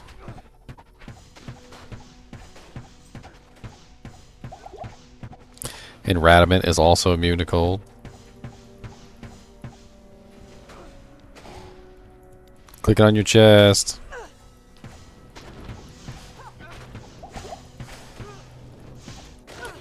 Alright, so we need to kill Refinement. Refinement is immune to cold. We'll get him. We gonna get him. It's literally for flying. I'm a 10-year student pilot. Student pilot?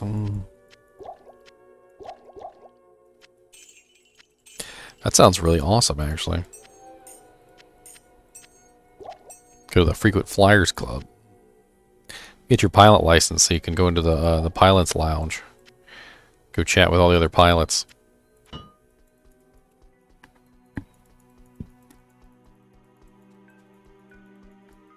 Could have sworn I heard a whistle. And I know that sounds really silly, but when I turned around, the dog was like whining. He's been whining a lot lately. Not really sure what's going on with him. A little worried about him. Think he might be in pain, I guess would be the term. I think he's in pain.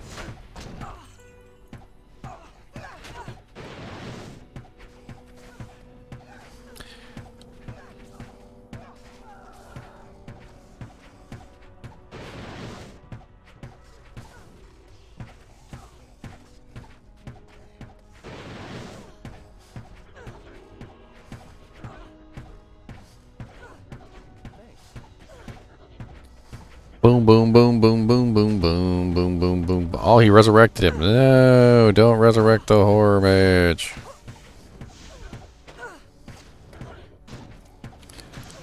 What's up, Sevadius? We'll go down here. Oh, the horror. I'll get him. It's just gonna take a little while. I'll get him. He'll be alright.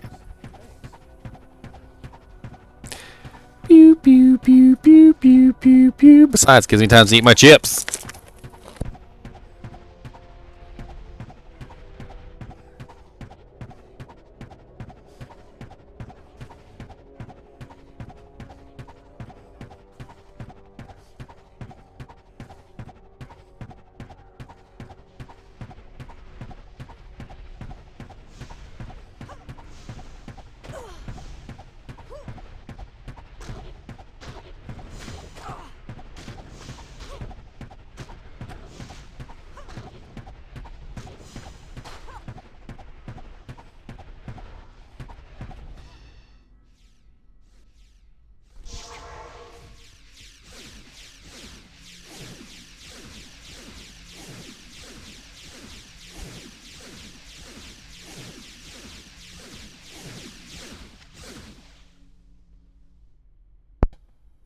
This is the Visceratant, I believe. Yeah, Visceratant. I'm pretty sure that's French.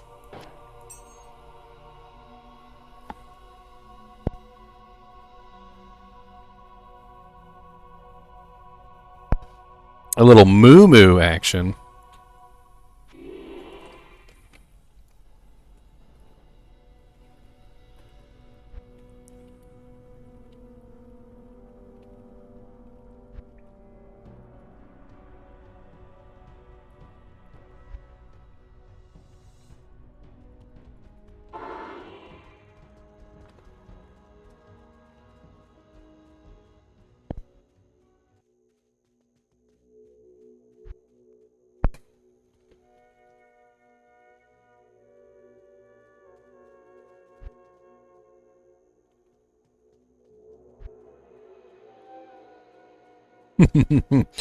The OP level 88 sorceress.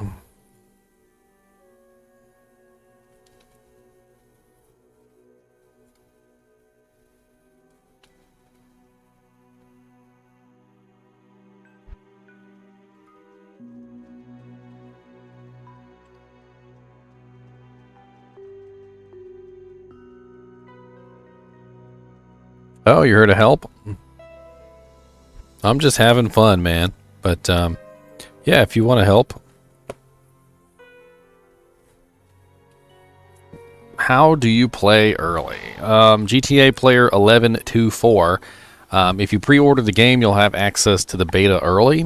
We don't know exactly when the beta is, but someone did find this. And this is a link to the Xbox beta website. And on the Xbox beta website, there is a release date of 8/17. And nobody knows for sure if that is a real date or not, but it is a date, so.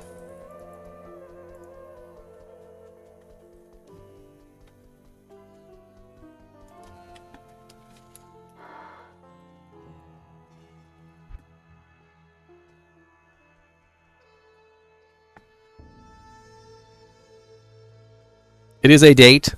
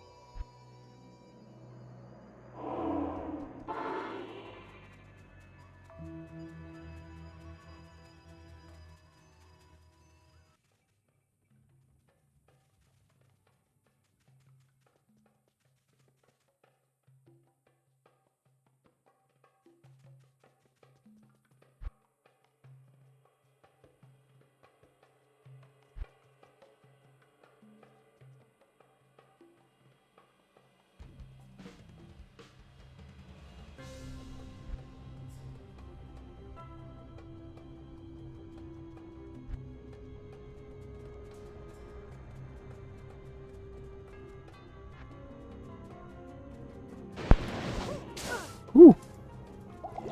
Mana burn.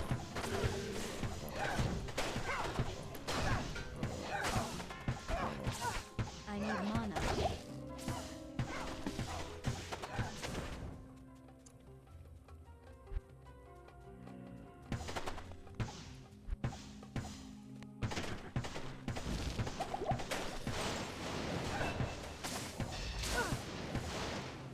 War Scepter. Ooh, a Dragon Shield. What's that? Two socket. Meh. Make a little Rhyme Shield out of that, maybe.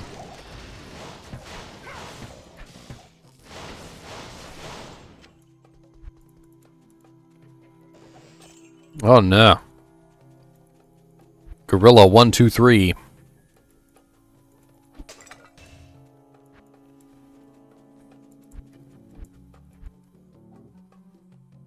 Man, look at all them points and everything.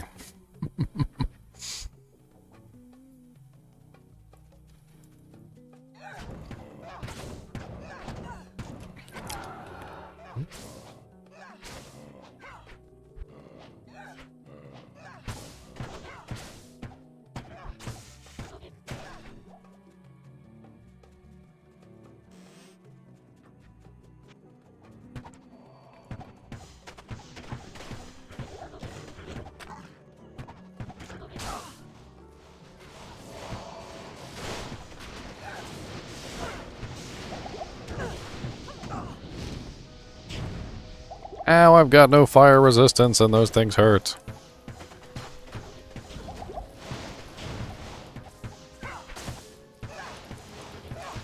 Alright, gentle Ethan. Thanks for swinging by, man. I appreciate it.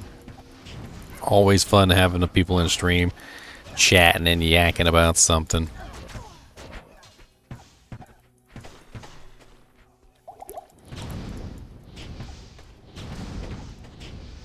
These things are immune to cold.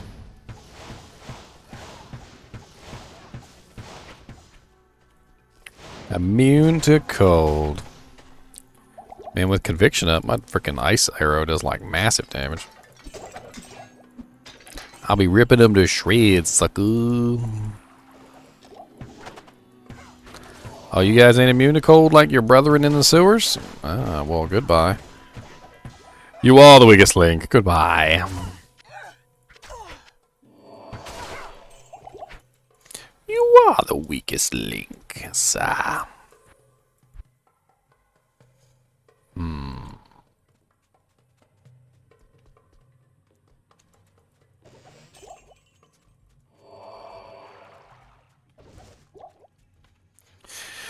No teleport for me.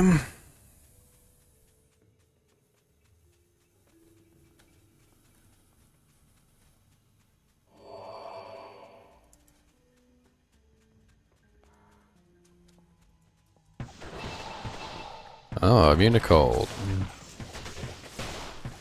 No longer immune to cold because of infinity. Infinity. Ooh, ancient tunnels.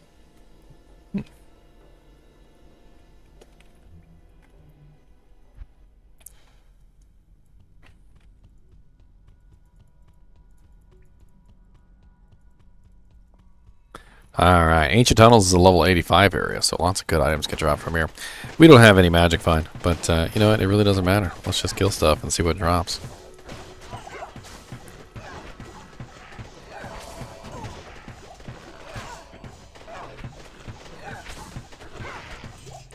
Not doing bad damage-wise, I'm really not. Those were champions.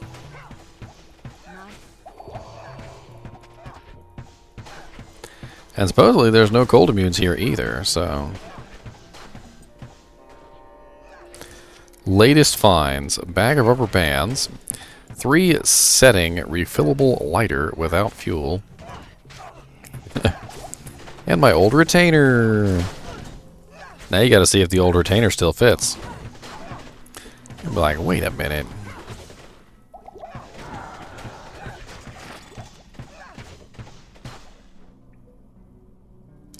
Fits like a glove.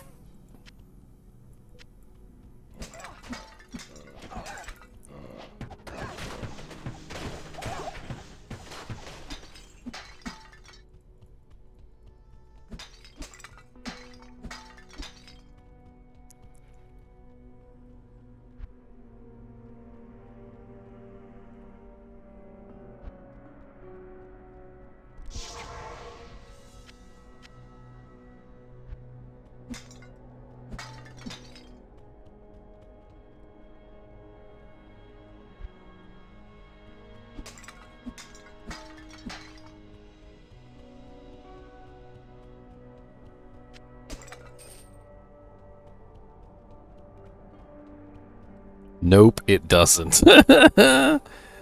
Nope, it doesn't.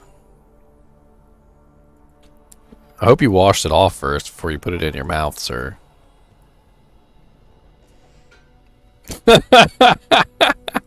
One item. One item. Good job. Huh. It's actually not bad either.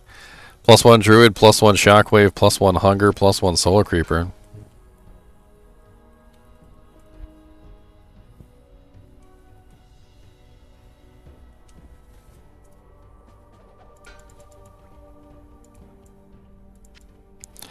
I don't need it, but it's not awful. Kicking all the urns, cause there could be runes inside the urns, and we kicking all the urns, kicking. Could be a Zod in there, you never know it. Could be a Zod rune.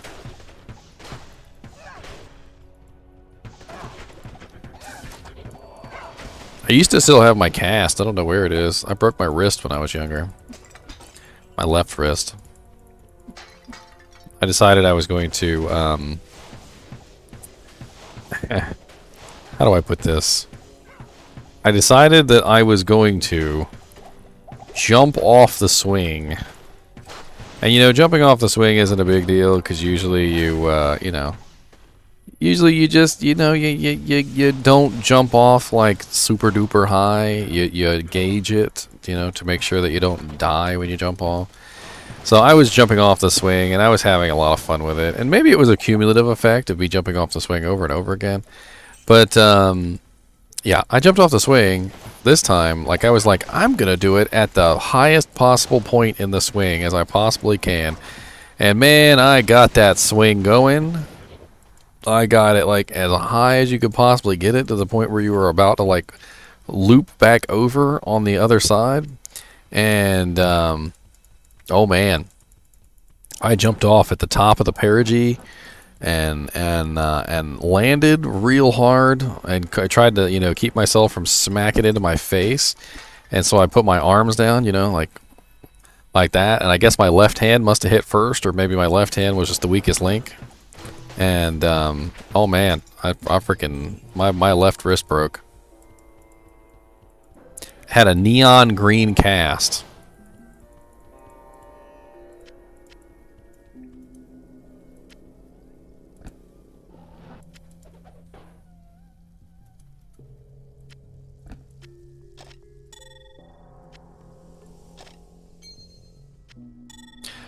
I don't want to go back to town.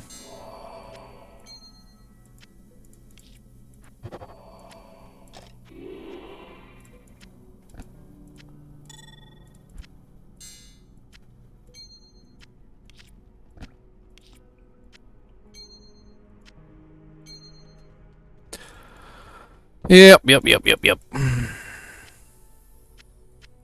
It's an Archon plate. Could be a jeweler's Archon plate of the whale. No, it's not. But it could have been. They say. You guys don't even know how good a jeweler's Archon plate of the whale is.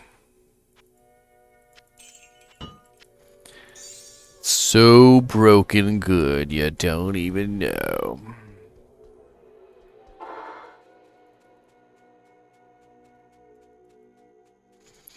Let's keep searching. Let's keep looking and finding and shooting our way across town. I'm just gonna leave you immune to cold monsters alone. I won't play with you, and that's really all there is to it. I think you guys are rude.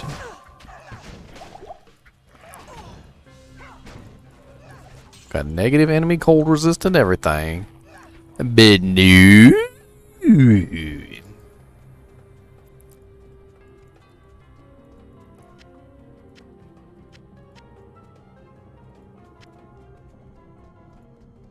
Got this kind sorceress in here with us. Yes, excellent. By the way, if any of you guys ever want to come play with me while I'm on stream, I am absolutely fine with that. US East Ladder Softcore is where my characters are right now.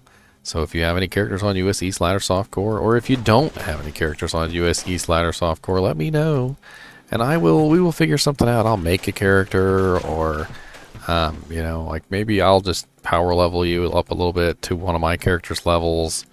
Whatever I got to do, I'll give you some gear. I actually gave away most of my low level gear earlier, but it's pretty easy to find. I'll just have to hold on to some more.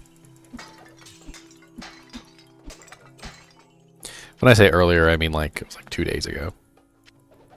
Or 3 days ago. I'm not sure. One of them. One of the many days ago. I lose track. And my girlfriend yells at me for it. She's like, it's trash day. Bring out the cans. I'm like, I didn't know it was trash day. I'm gonna set an alarm on my phone. And I always forget to set an alarm on my phone.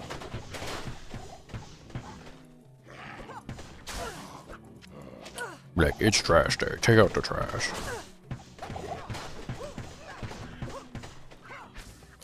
Running away from you, being the cold monsters. I don't have time. Yes. The power of the freezing arrow is immense. Immense.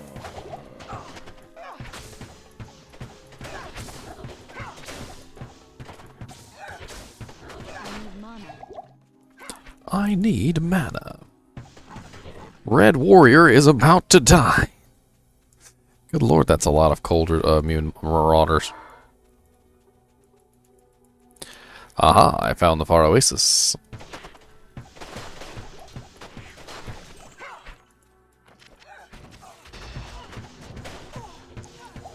This is a good place for me. There's not a lot of cold immunes here, and I'm happy about that.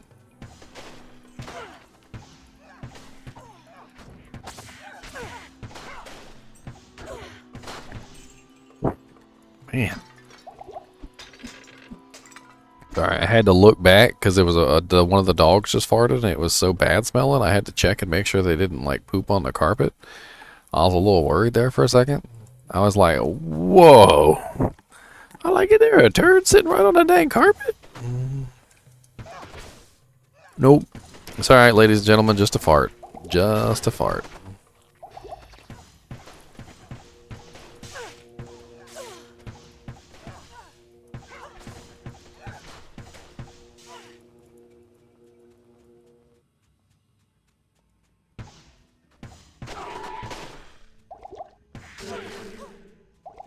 Ow, you guys are hurty.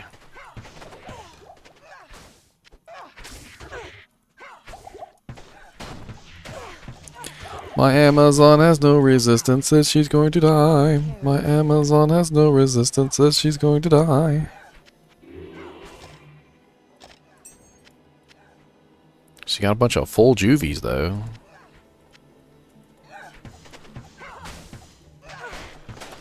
Ow, don't be so rude. Freaking amp damage, punks.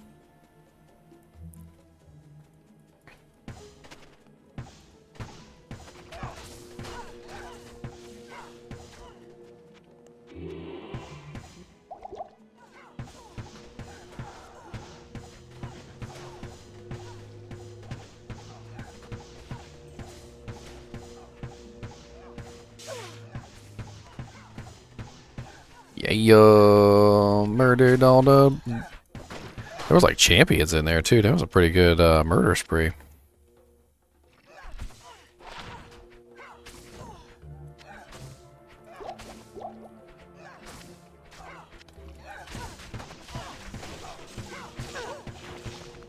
And apparently 2 bosses. Or named monsters. I love the monster density in Hell difficulty. The monster density in Hell difficulty is great. Like when I say density, I mean like the sheer like number of monsters that show up, like the number of unique monsters that you'll encounter. Like it's a lot higher in Hell difficulty than it is in any other difficulty, to the point where it's just a lot more fun to play in Hell difficulty just because of the sheer number of monsters that are chasing after you half the dang time. Especially when you're wielding skills like Freezing Arrow or Lightning Fury, that are very AoE based, where you can really pump out that AoE damage on multiple targets. It's just so fun to be able to hit, you know, like 6 or 7 monsters at the same time.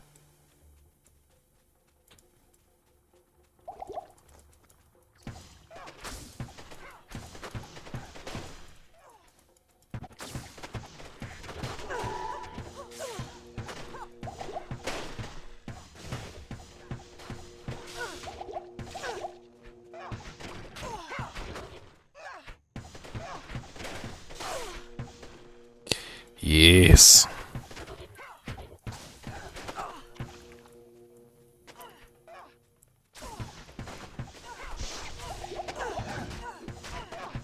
Beetle Burst, a super unique. Hello, super unique Beetle Burst. Beetle Burst is a pretty rare-ish super unique. He always appears in Far Oasis, but you have to like search around Far Oasis to find him, and most people don't bother.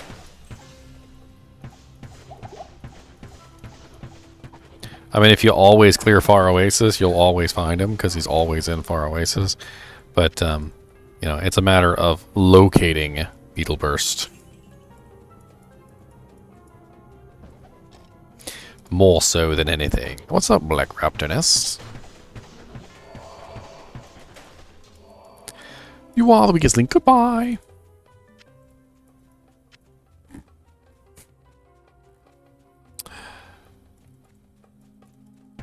And I'm off tomorrow. I get to sleep in. You guys don't know how much I'm dreaming about just going to sleep.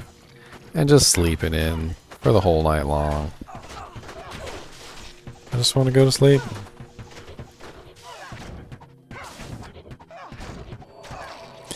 I swear sometimes I think that if Jobs actually knew how hard it was to pull yourself away from the bed in the morning, and the fact that you still show up for work on time, they would be indubitably honored.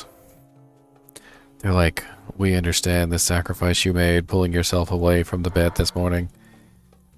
Must have been a really hard one.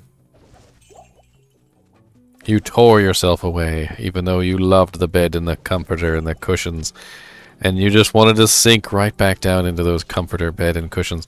But no! You tore yourself away from the bed and everything that it meant.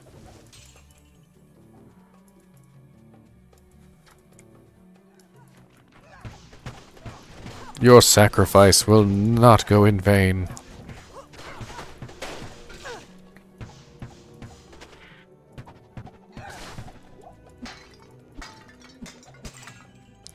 The sacrificial. Superior assault armet.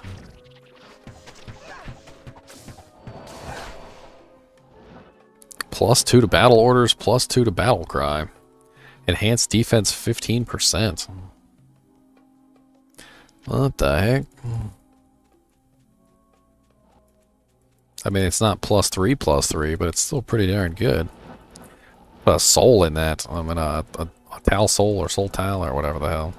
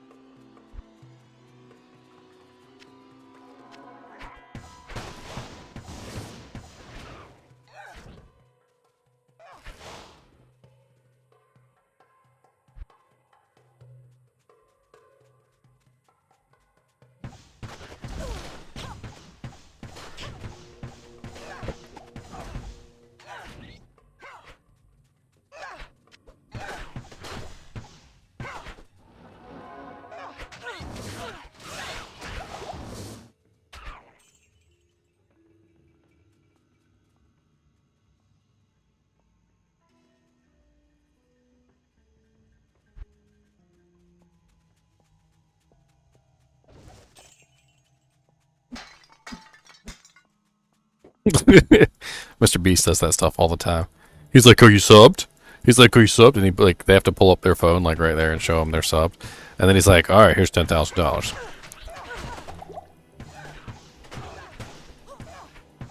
Oh, he's never seen Mr. Beast.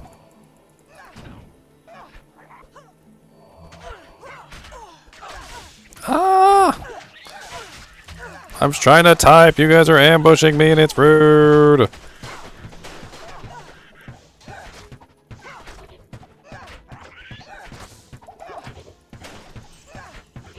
guys are so rude. I was trying to type and you guys are rude. Freaking cave leapers. Going to town to type.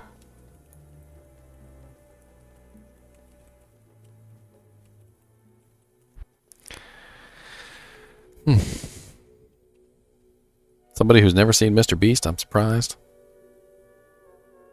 Yeah, I kind of want to hold on to this just because it's kind of silly. Throw a lore in that, just give it to a barbarian just for fun. Oh god, isn't the freaking Claw Viper Temple like full of cold immunes? What the hell am I gonna do in there? What the hell am I gonna do in there?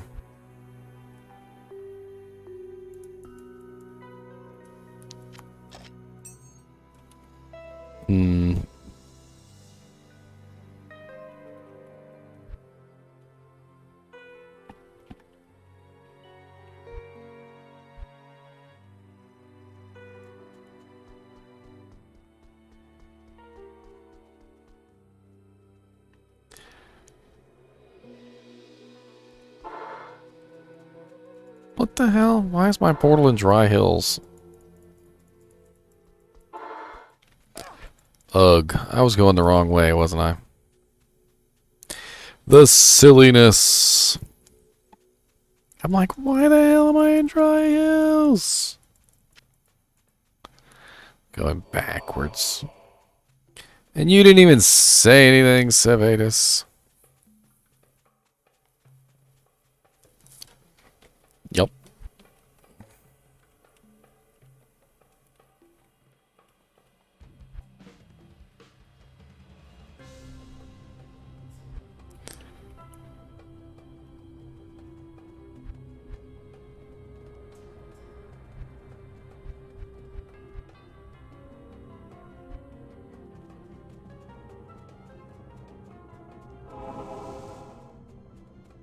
DPPP, DPPP.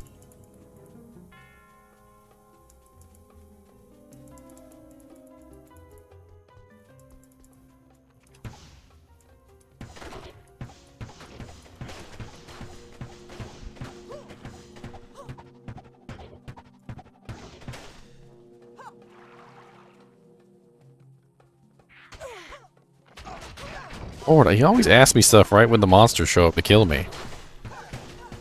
I think he's trying to get me killed. That's what it is. Booby traps.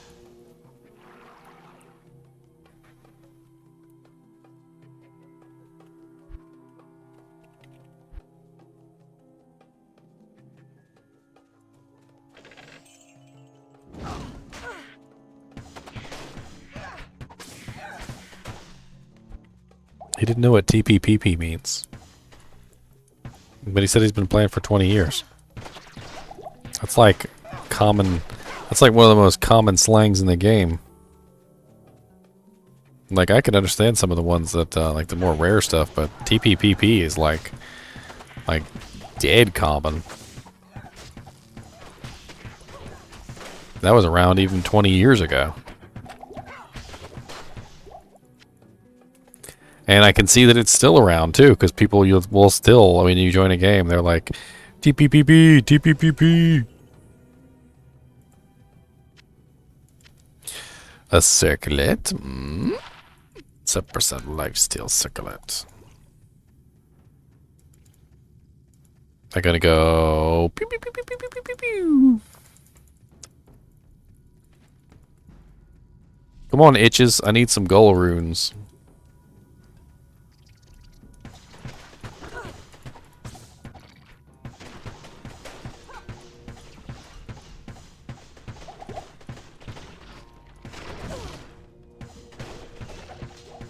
Hey, look, the same thing that my merc is already wearing. My rock fleece. I wonder. Ow! Don't be so ouchy! I am just an Amazon. Quit it. I think I might need my merc in here. Have you seen the Carbot animations for Diablo? The TP cracks me up. Yes, I have actually. The Carbot animations are pretty good.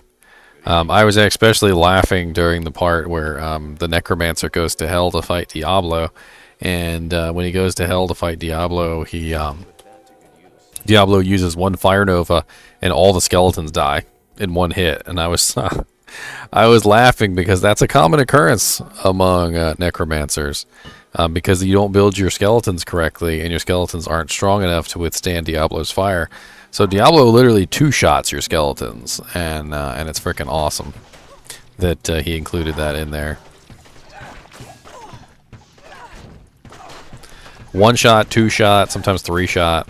Like if you don't build your skeletons right, he just rips them to shreds. And then the Traven call was pretty funny too when the Amazon got there, and she's dodging all the Hydra fireballs. I thought that was pretty great. Excellent work by the animator. Excellent. Got to give him credit where credit is due. Not only has he obviously played Diablo, he put some special effort into the jokes.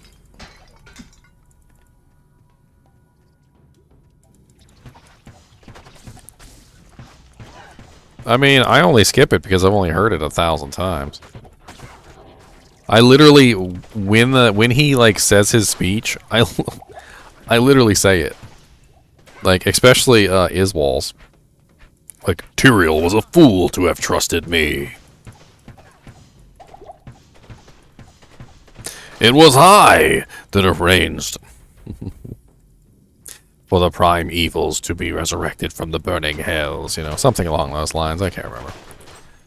I think I got it pretty good, though.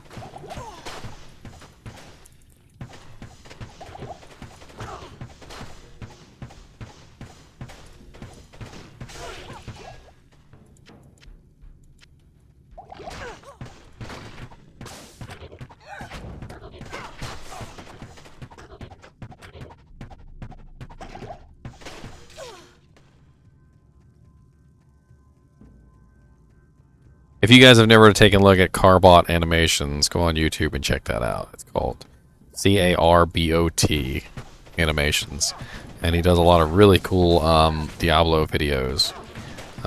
Definitely worth taking a look at. He's got like episodes, and each episode is like about different things.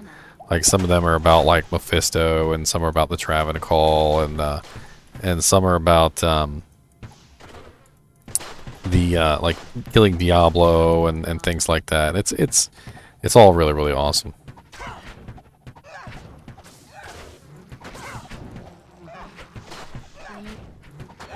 You can tell that the person who made the animations has actually played Diablo before. Good evening.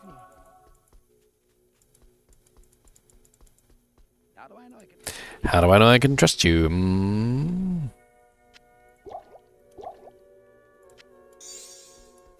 You can't.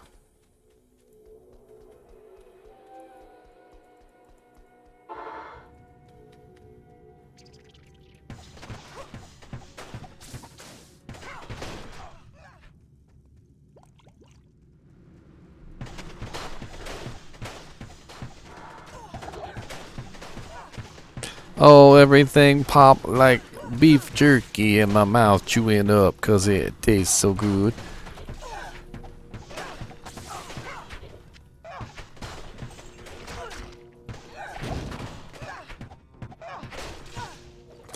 Yeah, boy.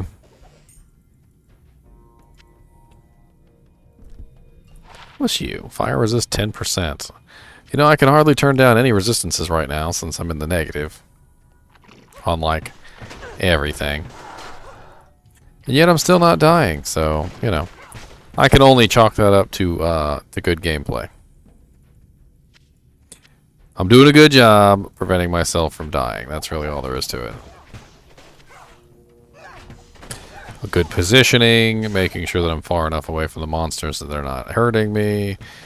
Freezing them, which is also very beneficial. Making sure the monsters don't have a chance to deal damage because they're frozen. So that's an excellent way to prevent You can also shoot your ice arrow at the corners of the maggot layer to make sure that if there's anything around the corner, you can hit them.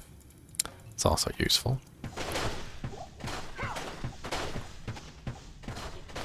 Where my Zod rune, yo?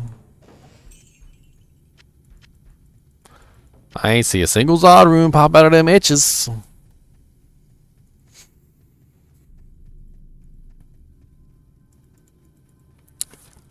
You made a new one about trading? Oh, I'd take a look at it.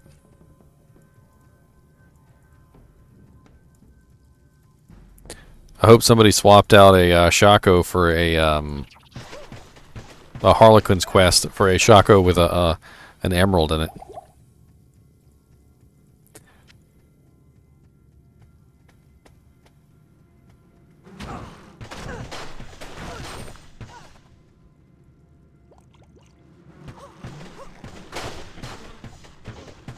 Scammed.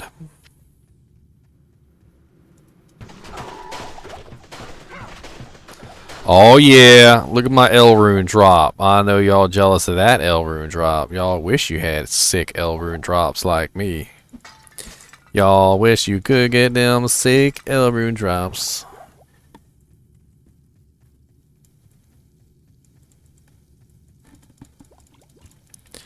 Them janks is sick. Pew pew pew pew pew pew pew pew pew pew pew pew pew pew pew.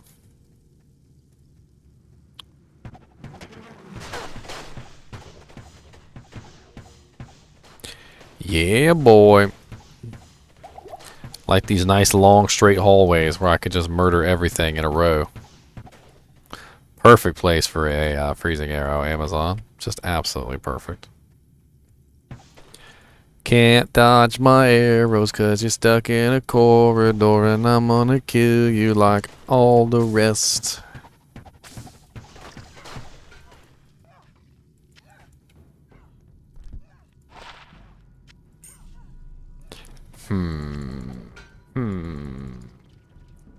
What is in this room? Oh, a bunch of bugs.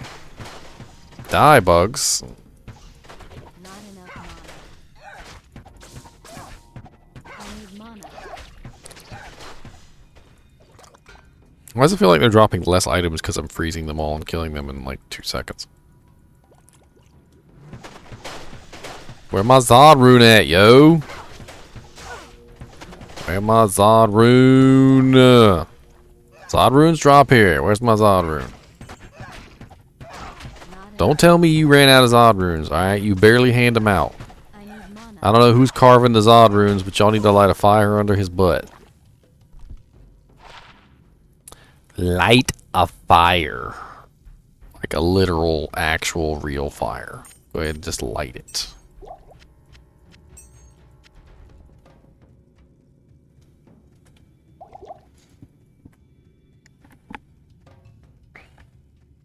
Man, I don't gotta go to work tomorrow, and it's so awesome.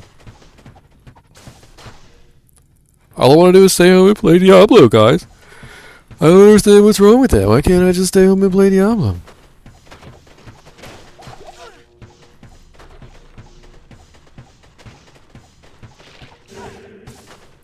I think if I called my boss and just said, like, hey, I'm gonna have to stay home and play Diablo today. You guys can handle it without me. You think that would fly? Think maybe? Tal Rasha's amulet. I can feel it. I can feel it in my bones. I can feel it in my bones. Sivherb's icon. I did not actually feel it in my bones. There was no bone tickling. I lied. There was no bone tickling.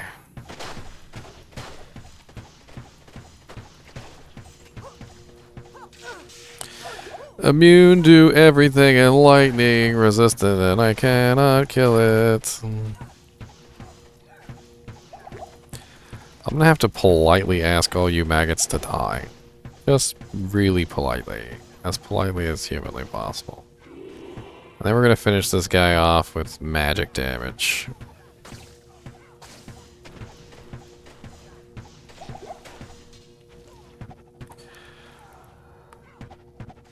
Time to eat some more chips.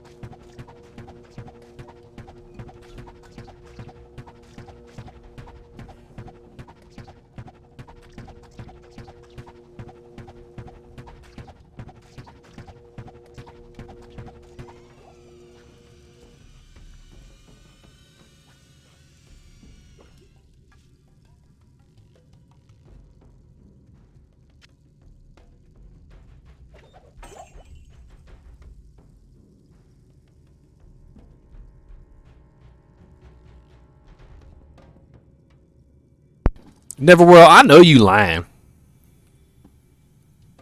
I know you lying. I am already well aware of your lies, sir. I know you lying. Don't even try. I know you lying.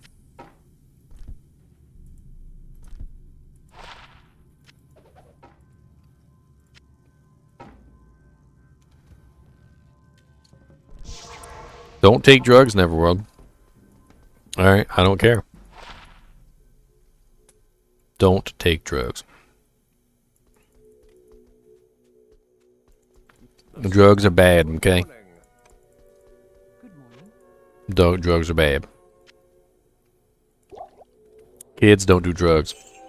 Don't follow Neverworld's example.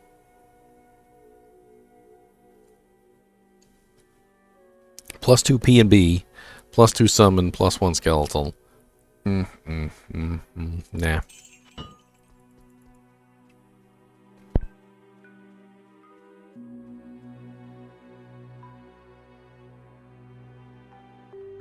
Chowing on chips, Neverworld. Come in here with them ragged jokes. With them ragged jokes. You'll be like, it's not going to release until 2022. Nah, these are all dressed up chips. That's that Canadian one with the them Canada one. See, it's got the Canada leaf on there. See them giants? The Canada leaf. Canada leaf. No, I don't live in Canada, but they're really delicious chips.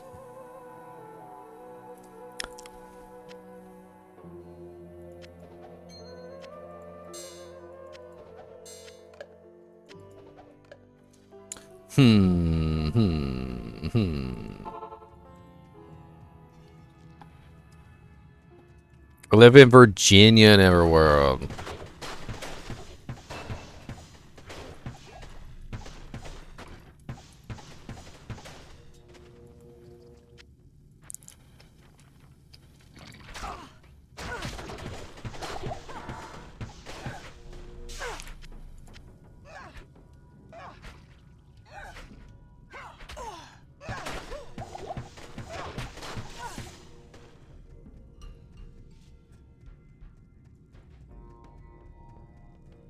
We're going down, down, down into the burning ring of fire.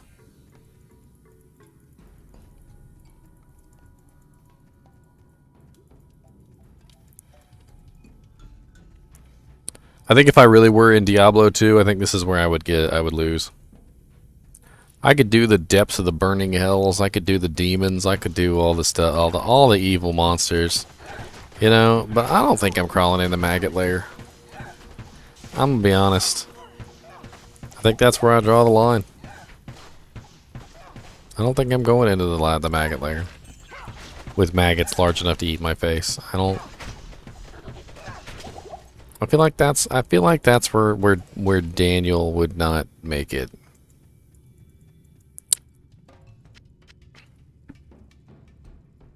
Kill Andariel, check. You know, ghosts, check. All sorts of evil, like monsters and demons, check, checkity, check. But maggots, big, giant, monstrous, poison-spitting maggots. I think, I think I'd nope out at that point. I mean, I could even do the giant spiders in catacombs. I'd be okay with those. But I just don't. It's something about going down into the earth. Like, you're not just in a maggot layer. You're going, like, deep down in the earth. Underneath.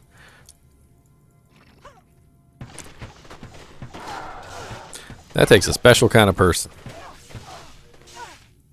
Special kind of peoples. A lightning enchanted beetle. I thought all beetles were lightning enchanted. Does that make him double lightning enchanted?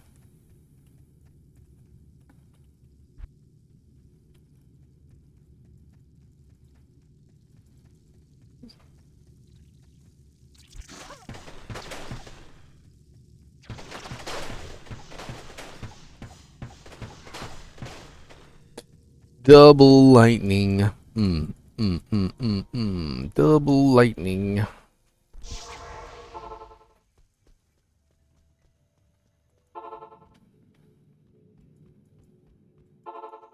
Oh, I guess they were asking. He was asking for my TP.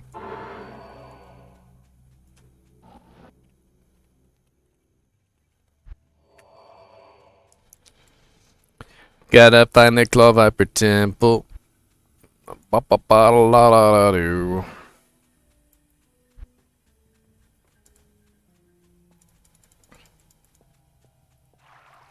Give me some more of them Vitalita points. I need some more of them Vitalitas.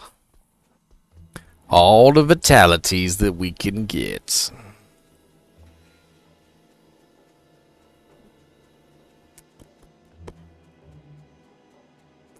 This way is the correct way. I can feel it in my bones. In my bones, in my bones, in my bones. Yeah.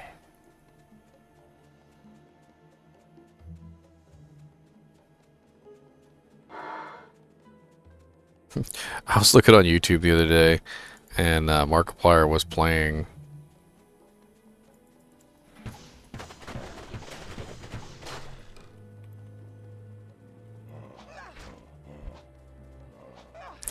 He was playing some power wash simulator, and it was just so satisfying.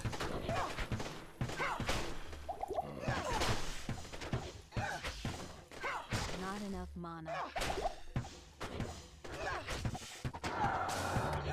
Not enough manta. Come a little closer, zombies. I feel like freezing you up. On a bed of sweet icicles, I will cause you to crust up.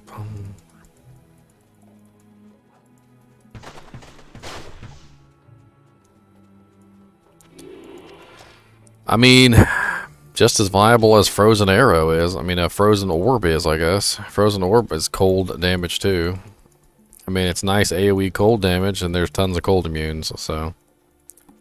You can pretty much just run away from the cold immunes if that's what you want to do. I'm not sure what to think of this guy. He's got a level 88 sorceress, but he doesn't know about Claw Viper Temple. Maybe he's on a different client and he has it's called something else on his client. I know some of the different languages have different names for things. Or maybe he bought the character. He could have bought the character.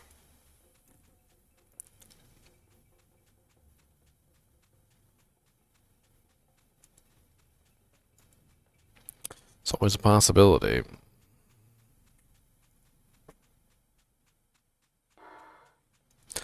Either way, he's not being of very much use.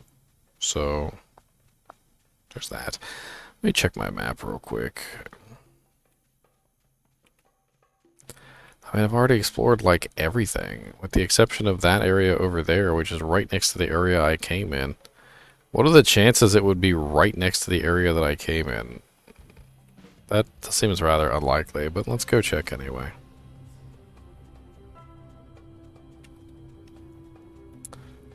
Probably a pretty penny. I mean, level 99 characters are not easy to get. I was talking with Deviant Brute about it. He's talking about trying to get level 99 in a week, and I just don't know if that's possible. Even if you stayed up like 24 hours a day, 7 days a week, for the entire 7-day period. I mean, and you had like shifts, so like people could go to sleep and other people could wake up and like, I just don't know. I don't know. It is right here by the dang thing. Look at that. That is some trolly stuff.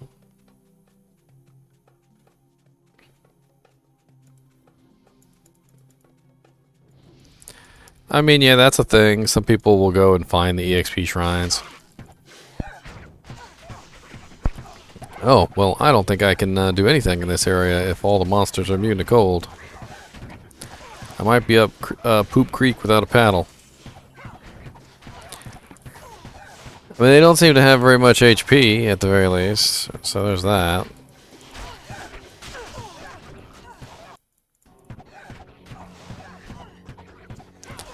I don't know. I guess I'm killing them just fine.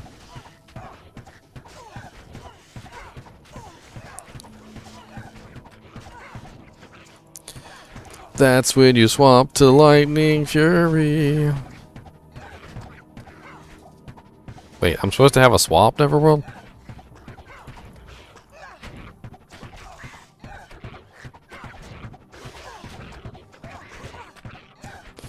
How am I supposed to do that? Is everything in here cold immune? Yes, they're all cold immune.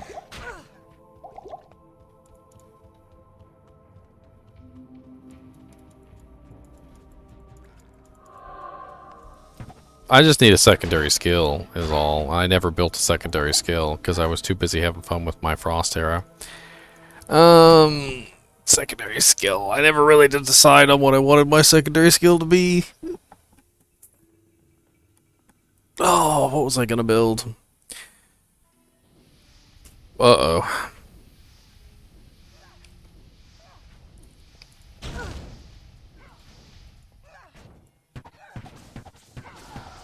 What's up, Fire Tower?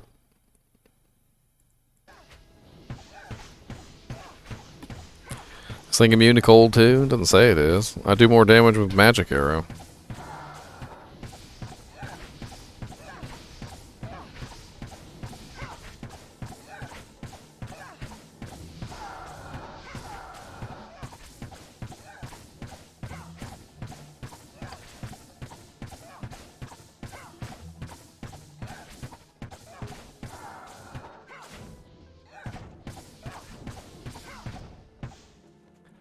I mean, if you want to sell them for money, I suppose. I just don't see the whole... I just don't know. Buying a character, I just don't see it. I don't understand it to me. I mean, you bought a character, you have no idea what the character's built like, you got no idea why he's using the gear he's using. Like, what was it, some guy bought like a whole pack of Jaw Runes, was trading them for absolute garbage. Yeah, but see, WoW I can understand, okay? And I will back up the buying of characters on WoW. And there's a reason why I think that buying characters on WoW is okay, and I'll explain it. So, in World of Warcraft, you have a really long time to catch up to your friends. So, you know, there are multiple expansions, there are, you know, a huge number of levels. Gear is hard to come by. Let's say that you just started, or maybe your account got deleted or whatever, or you lost it for whatever reason. Doesn't matter. There's 100 different reasons why you could need a new character, okay? So you go online, you try and find a character to catch up with your friends. And or you know, I think World of Warcraft does a thing now where you can like buy a level to the next expansion pack, right? Like they level you up to the beginning of the newest expansion pack, which is a way for you to get caught up. And I totally can agree with that. That's not a terrible idea at all. I've been in a similar situation before where I've wanted to play with some of my friends on MMOs, only to you know, discover that I was looking at like months of grinding so that I could just catch up with them.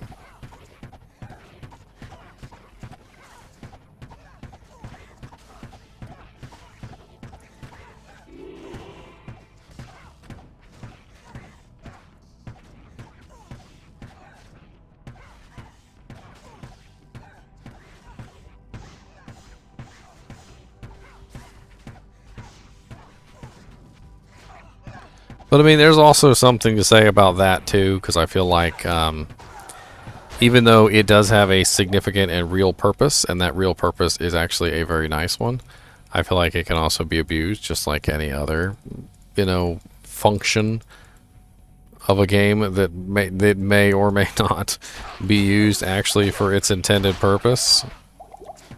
Ooh, that's deadly in there. Oh, Lord. Oh, Lord, I'm dead. I'm so dead. Y'all guys see that? I am dead. I called that I was dead before I even died. Yeah, so this character is going to have a little bit of a talking to. She needs a way to kill physical cold immunes.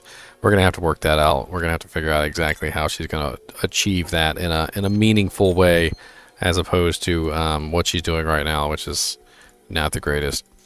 I will figure it out, though. Trust me. Always do. I mean, it could be a merc. A merc might be my my solution, but he's got to be a lot better than he is right now. That's for sure. In fact, what am I? Level 73 now, and he's level 61. We could definitely refresh him at the very least.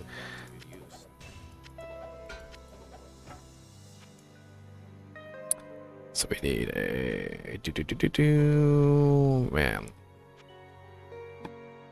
Which one is the might aura, which would give me more physical damage? That's what I was thinking of. Physical damage could help me counter the cold. Is it offensive? It's offensive, right? Or is it combat? God, I can never freaking remember.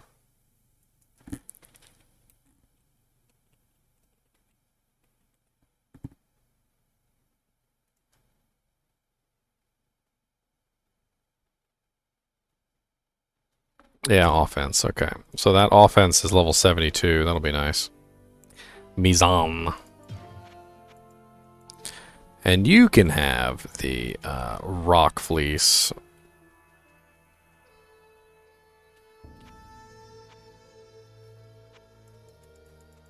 The hell? What the hell? What the hell?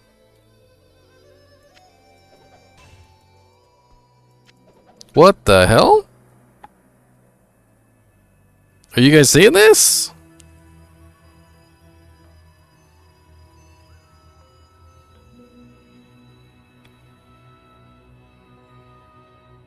No, all my equipment is gone. Every single piece of equipment on my character is gone.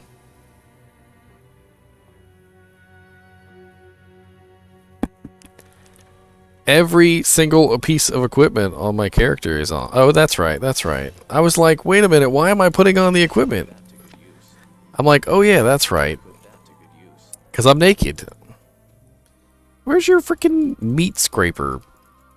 I know I dropped your stupid little meat scraper on the ground. Oh, there it is. Dude, I was about to panic there. I thought maybe I had somehow like deleted all my equipment at once because I derped. I totally derped. I derped. That's what it was. Just derped. It's no big deal. Just the derpening. I don't even know if my merc can handle those guys. He probably can't, to be honest. I think I'm going to have to leave and blur, blur, blur.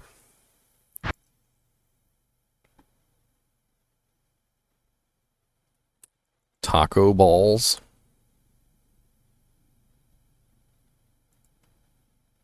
You make cow. Cow level could be fun. Hi, can you make cow? No.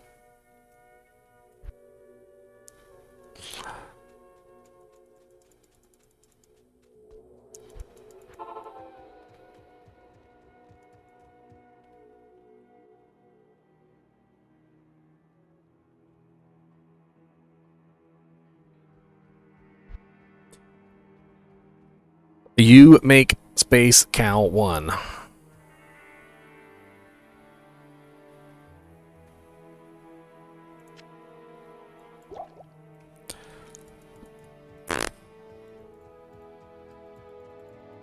Welcome. I can't believe I thought all my stuff was gone. I feel like an idiot. Y'all don't judge me. I really thought all my stuff disappeared. I'm like, wait a minute. Hello. I was about to riot. Welcome back, my Right. All these crappy charms I got on me, and none of them are really worth the dang. Should probably go through them and sell some of them.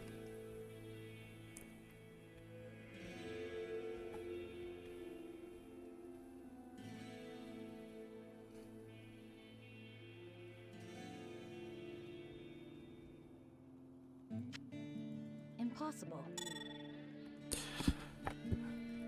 Picho Rican. I'm still tied up on that name. That's a really cool name. That is a really ingenious name. I'm not gonna lie. Love it.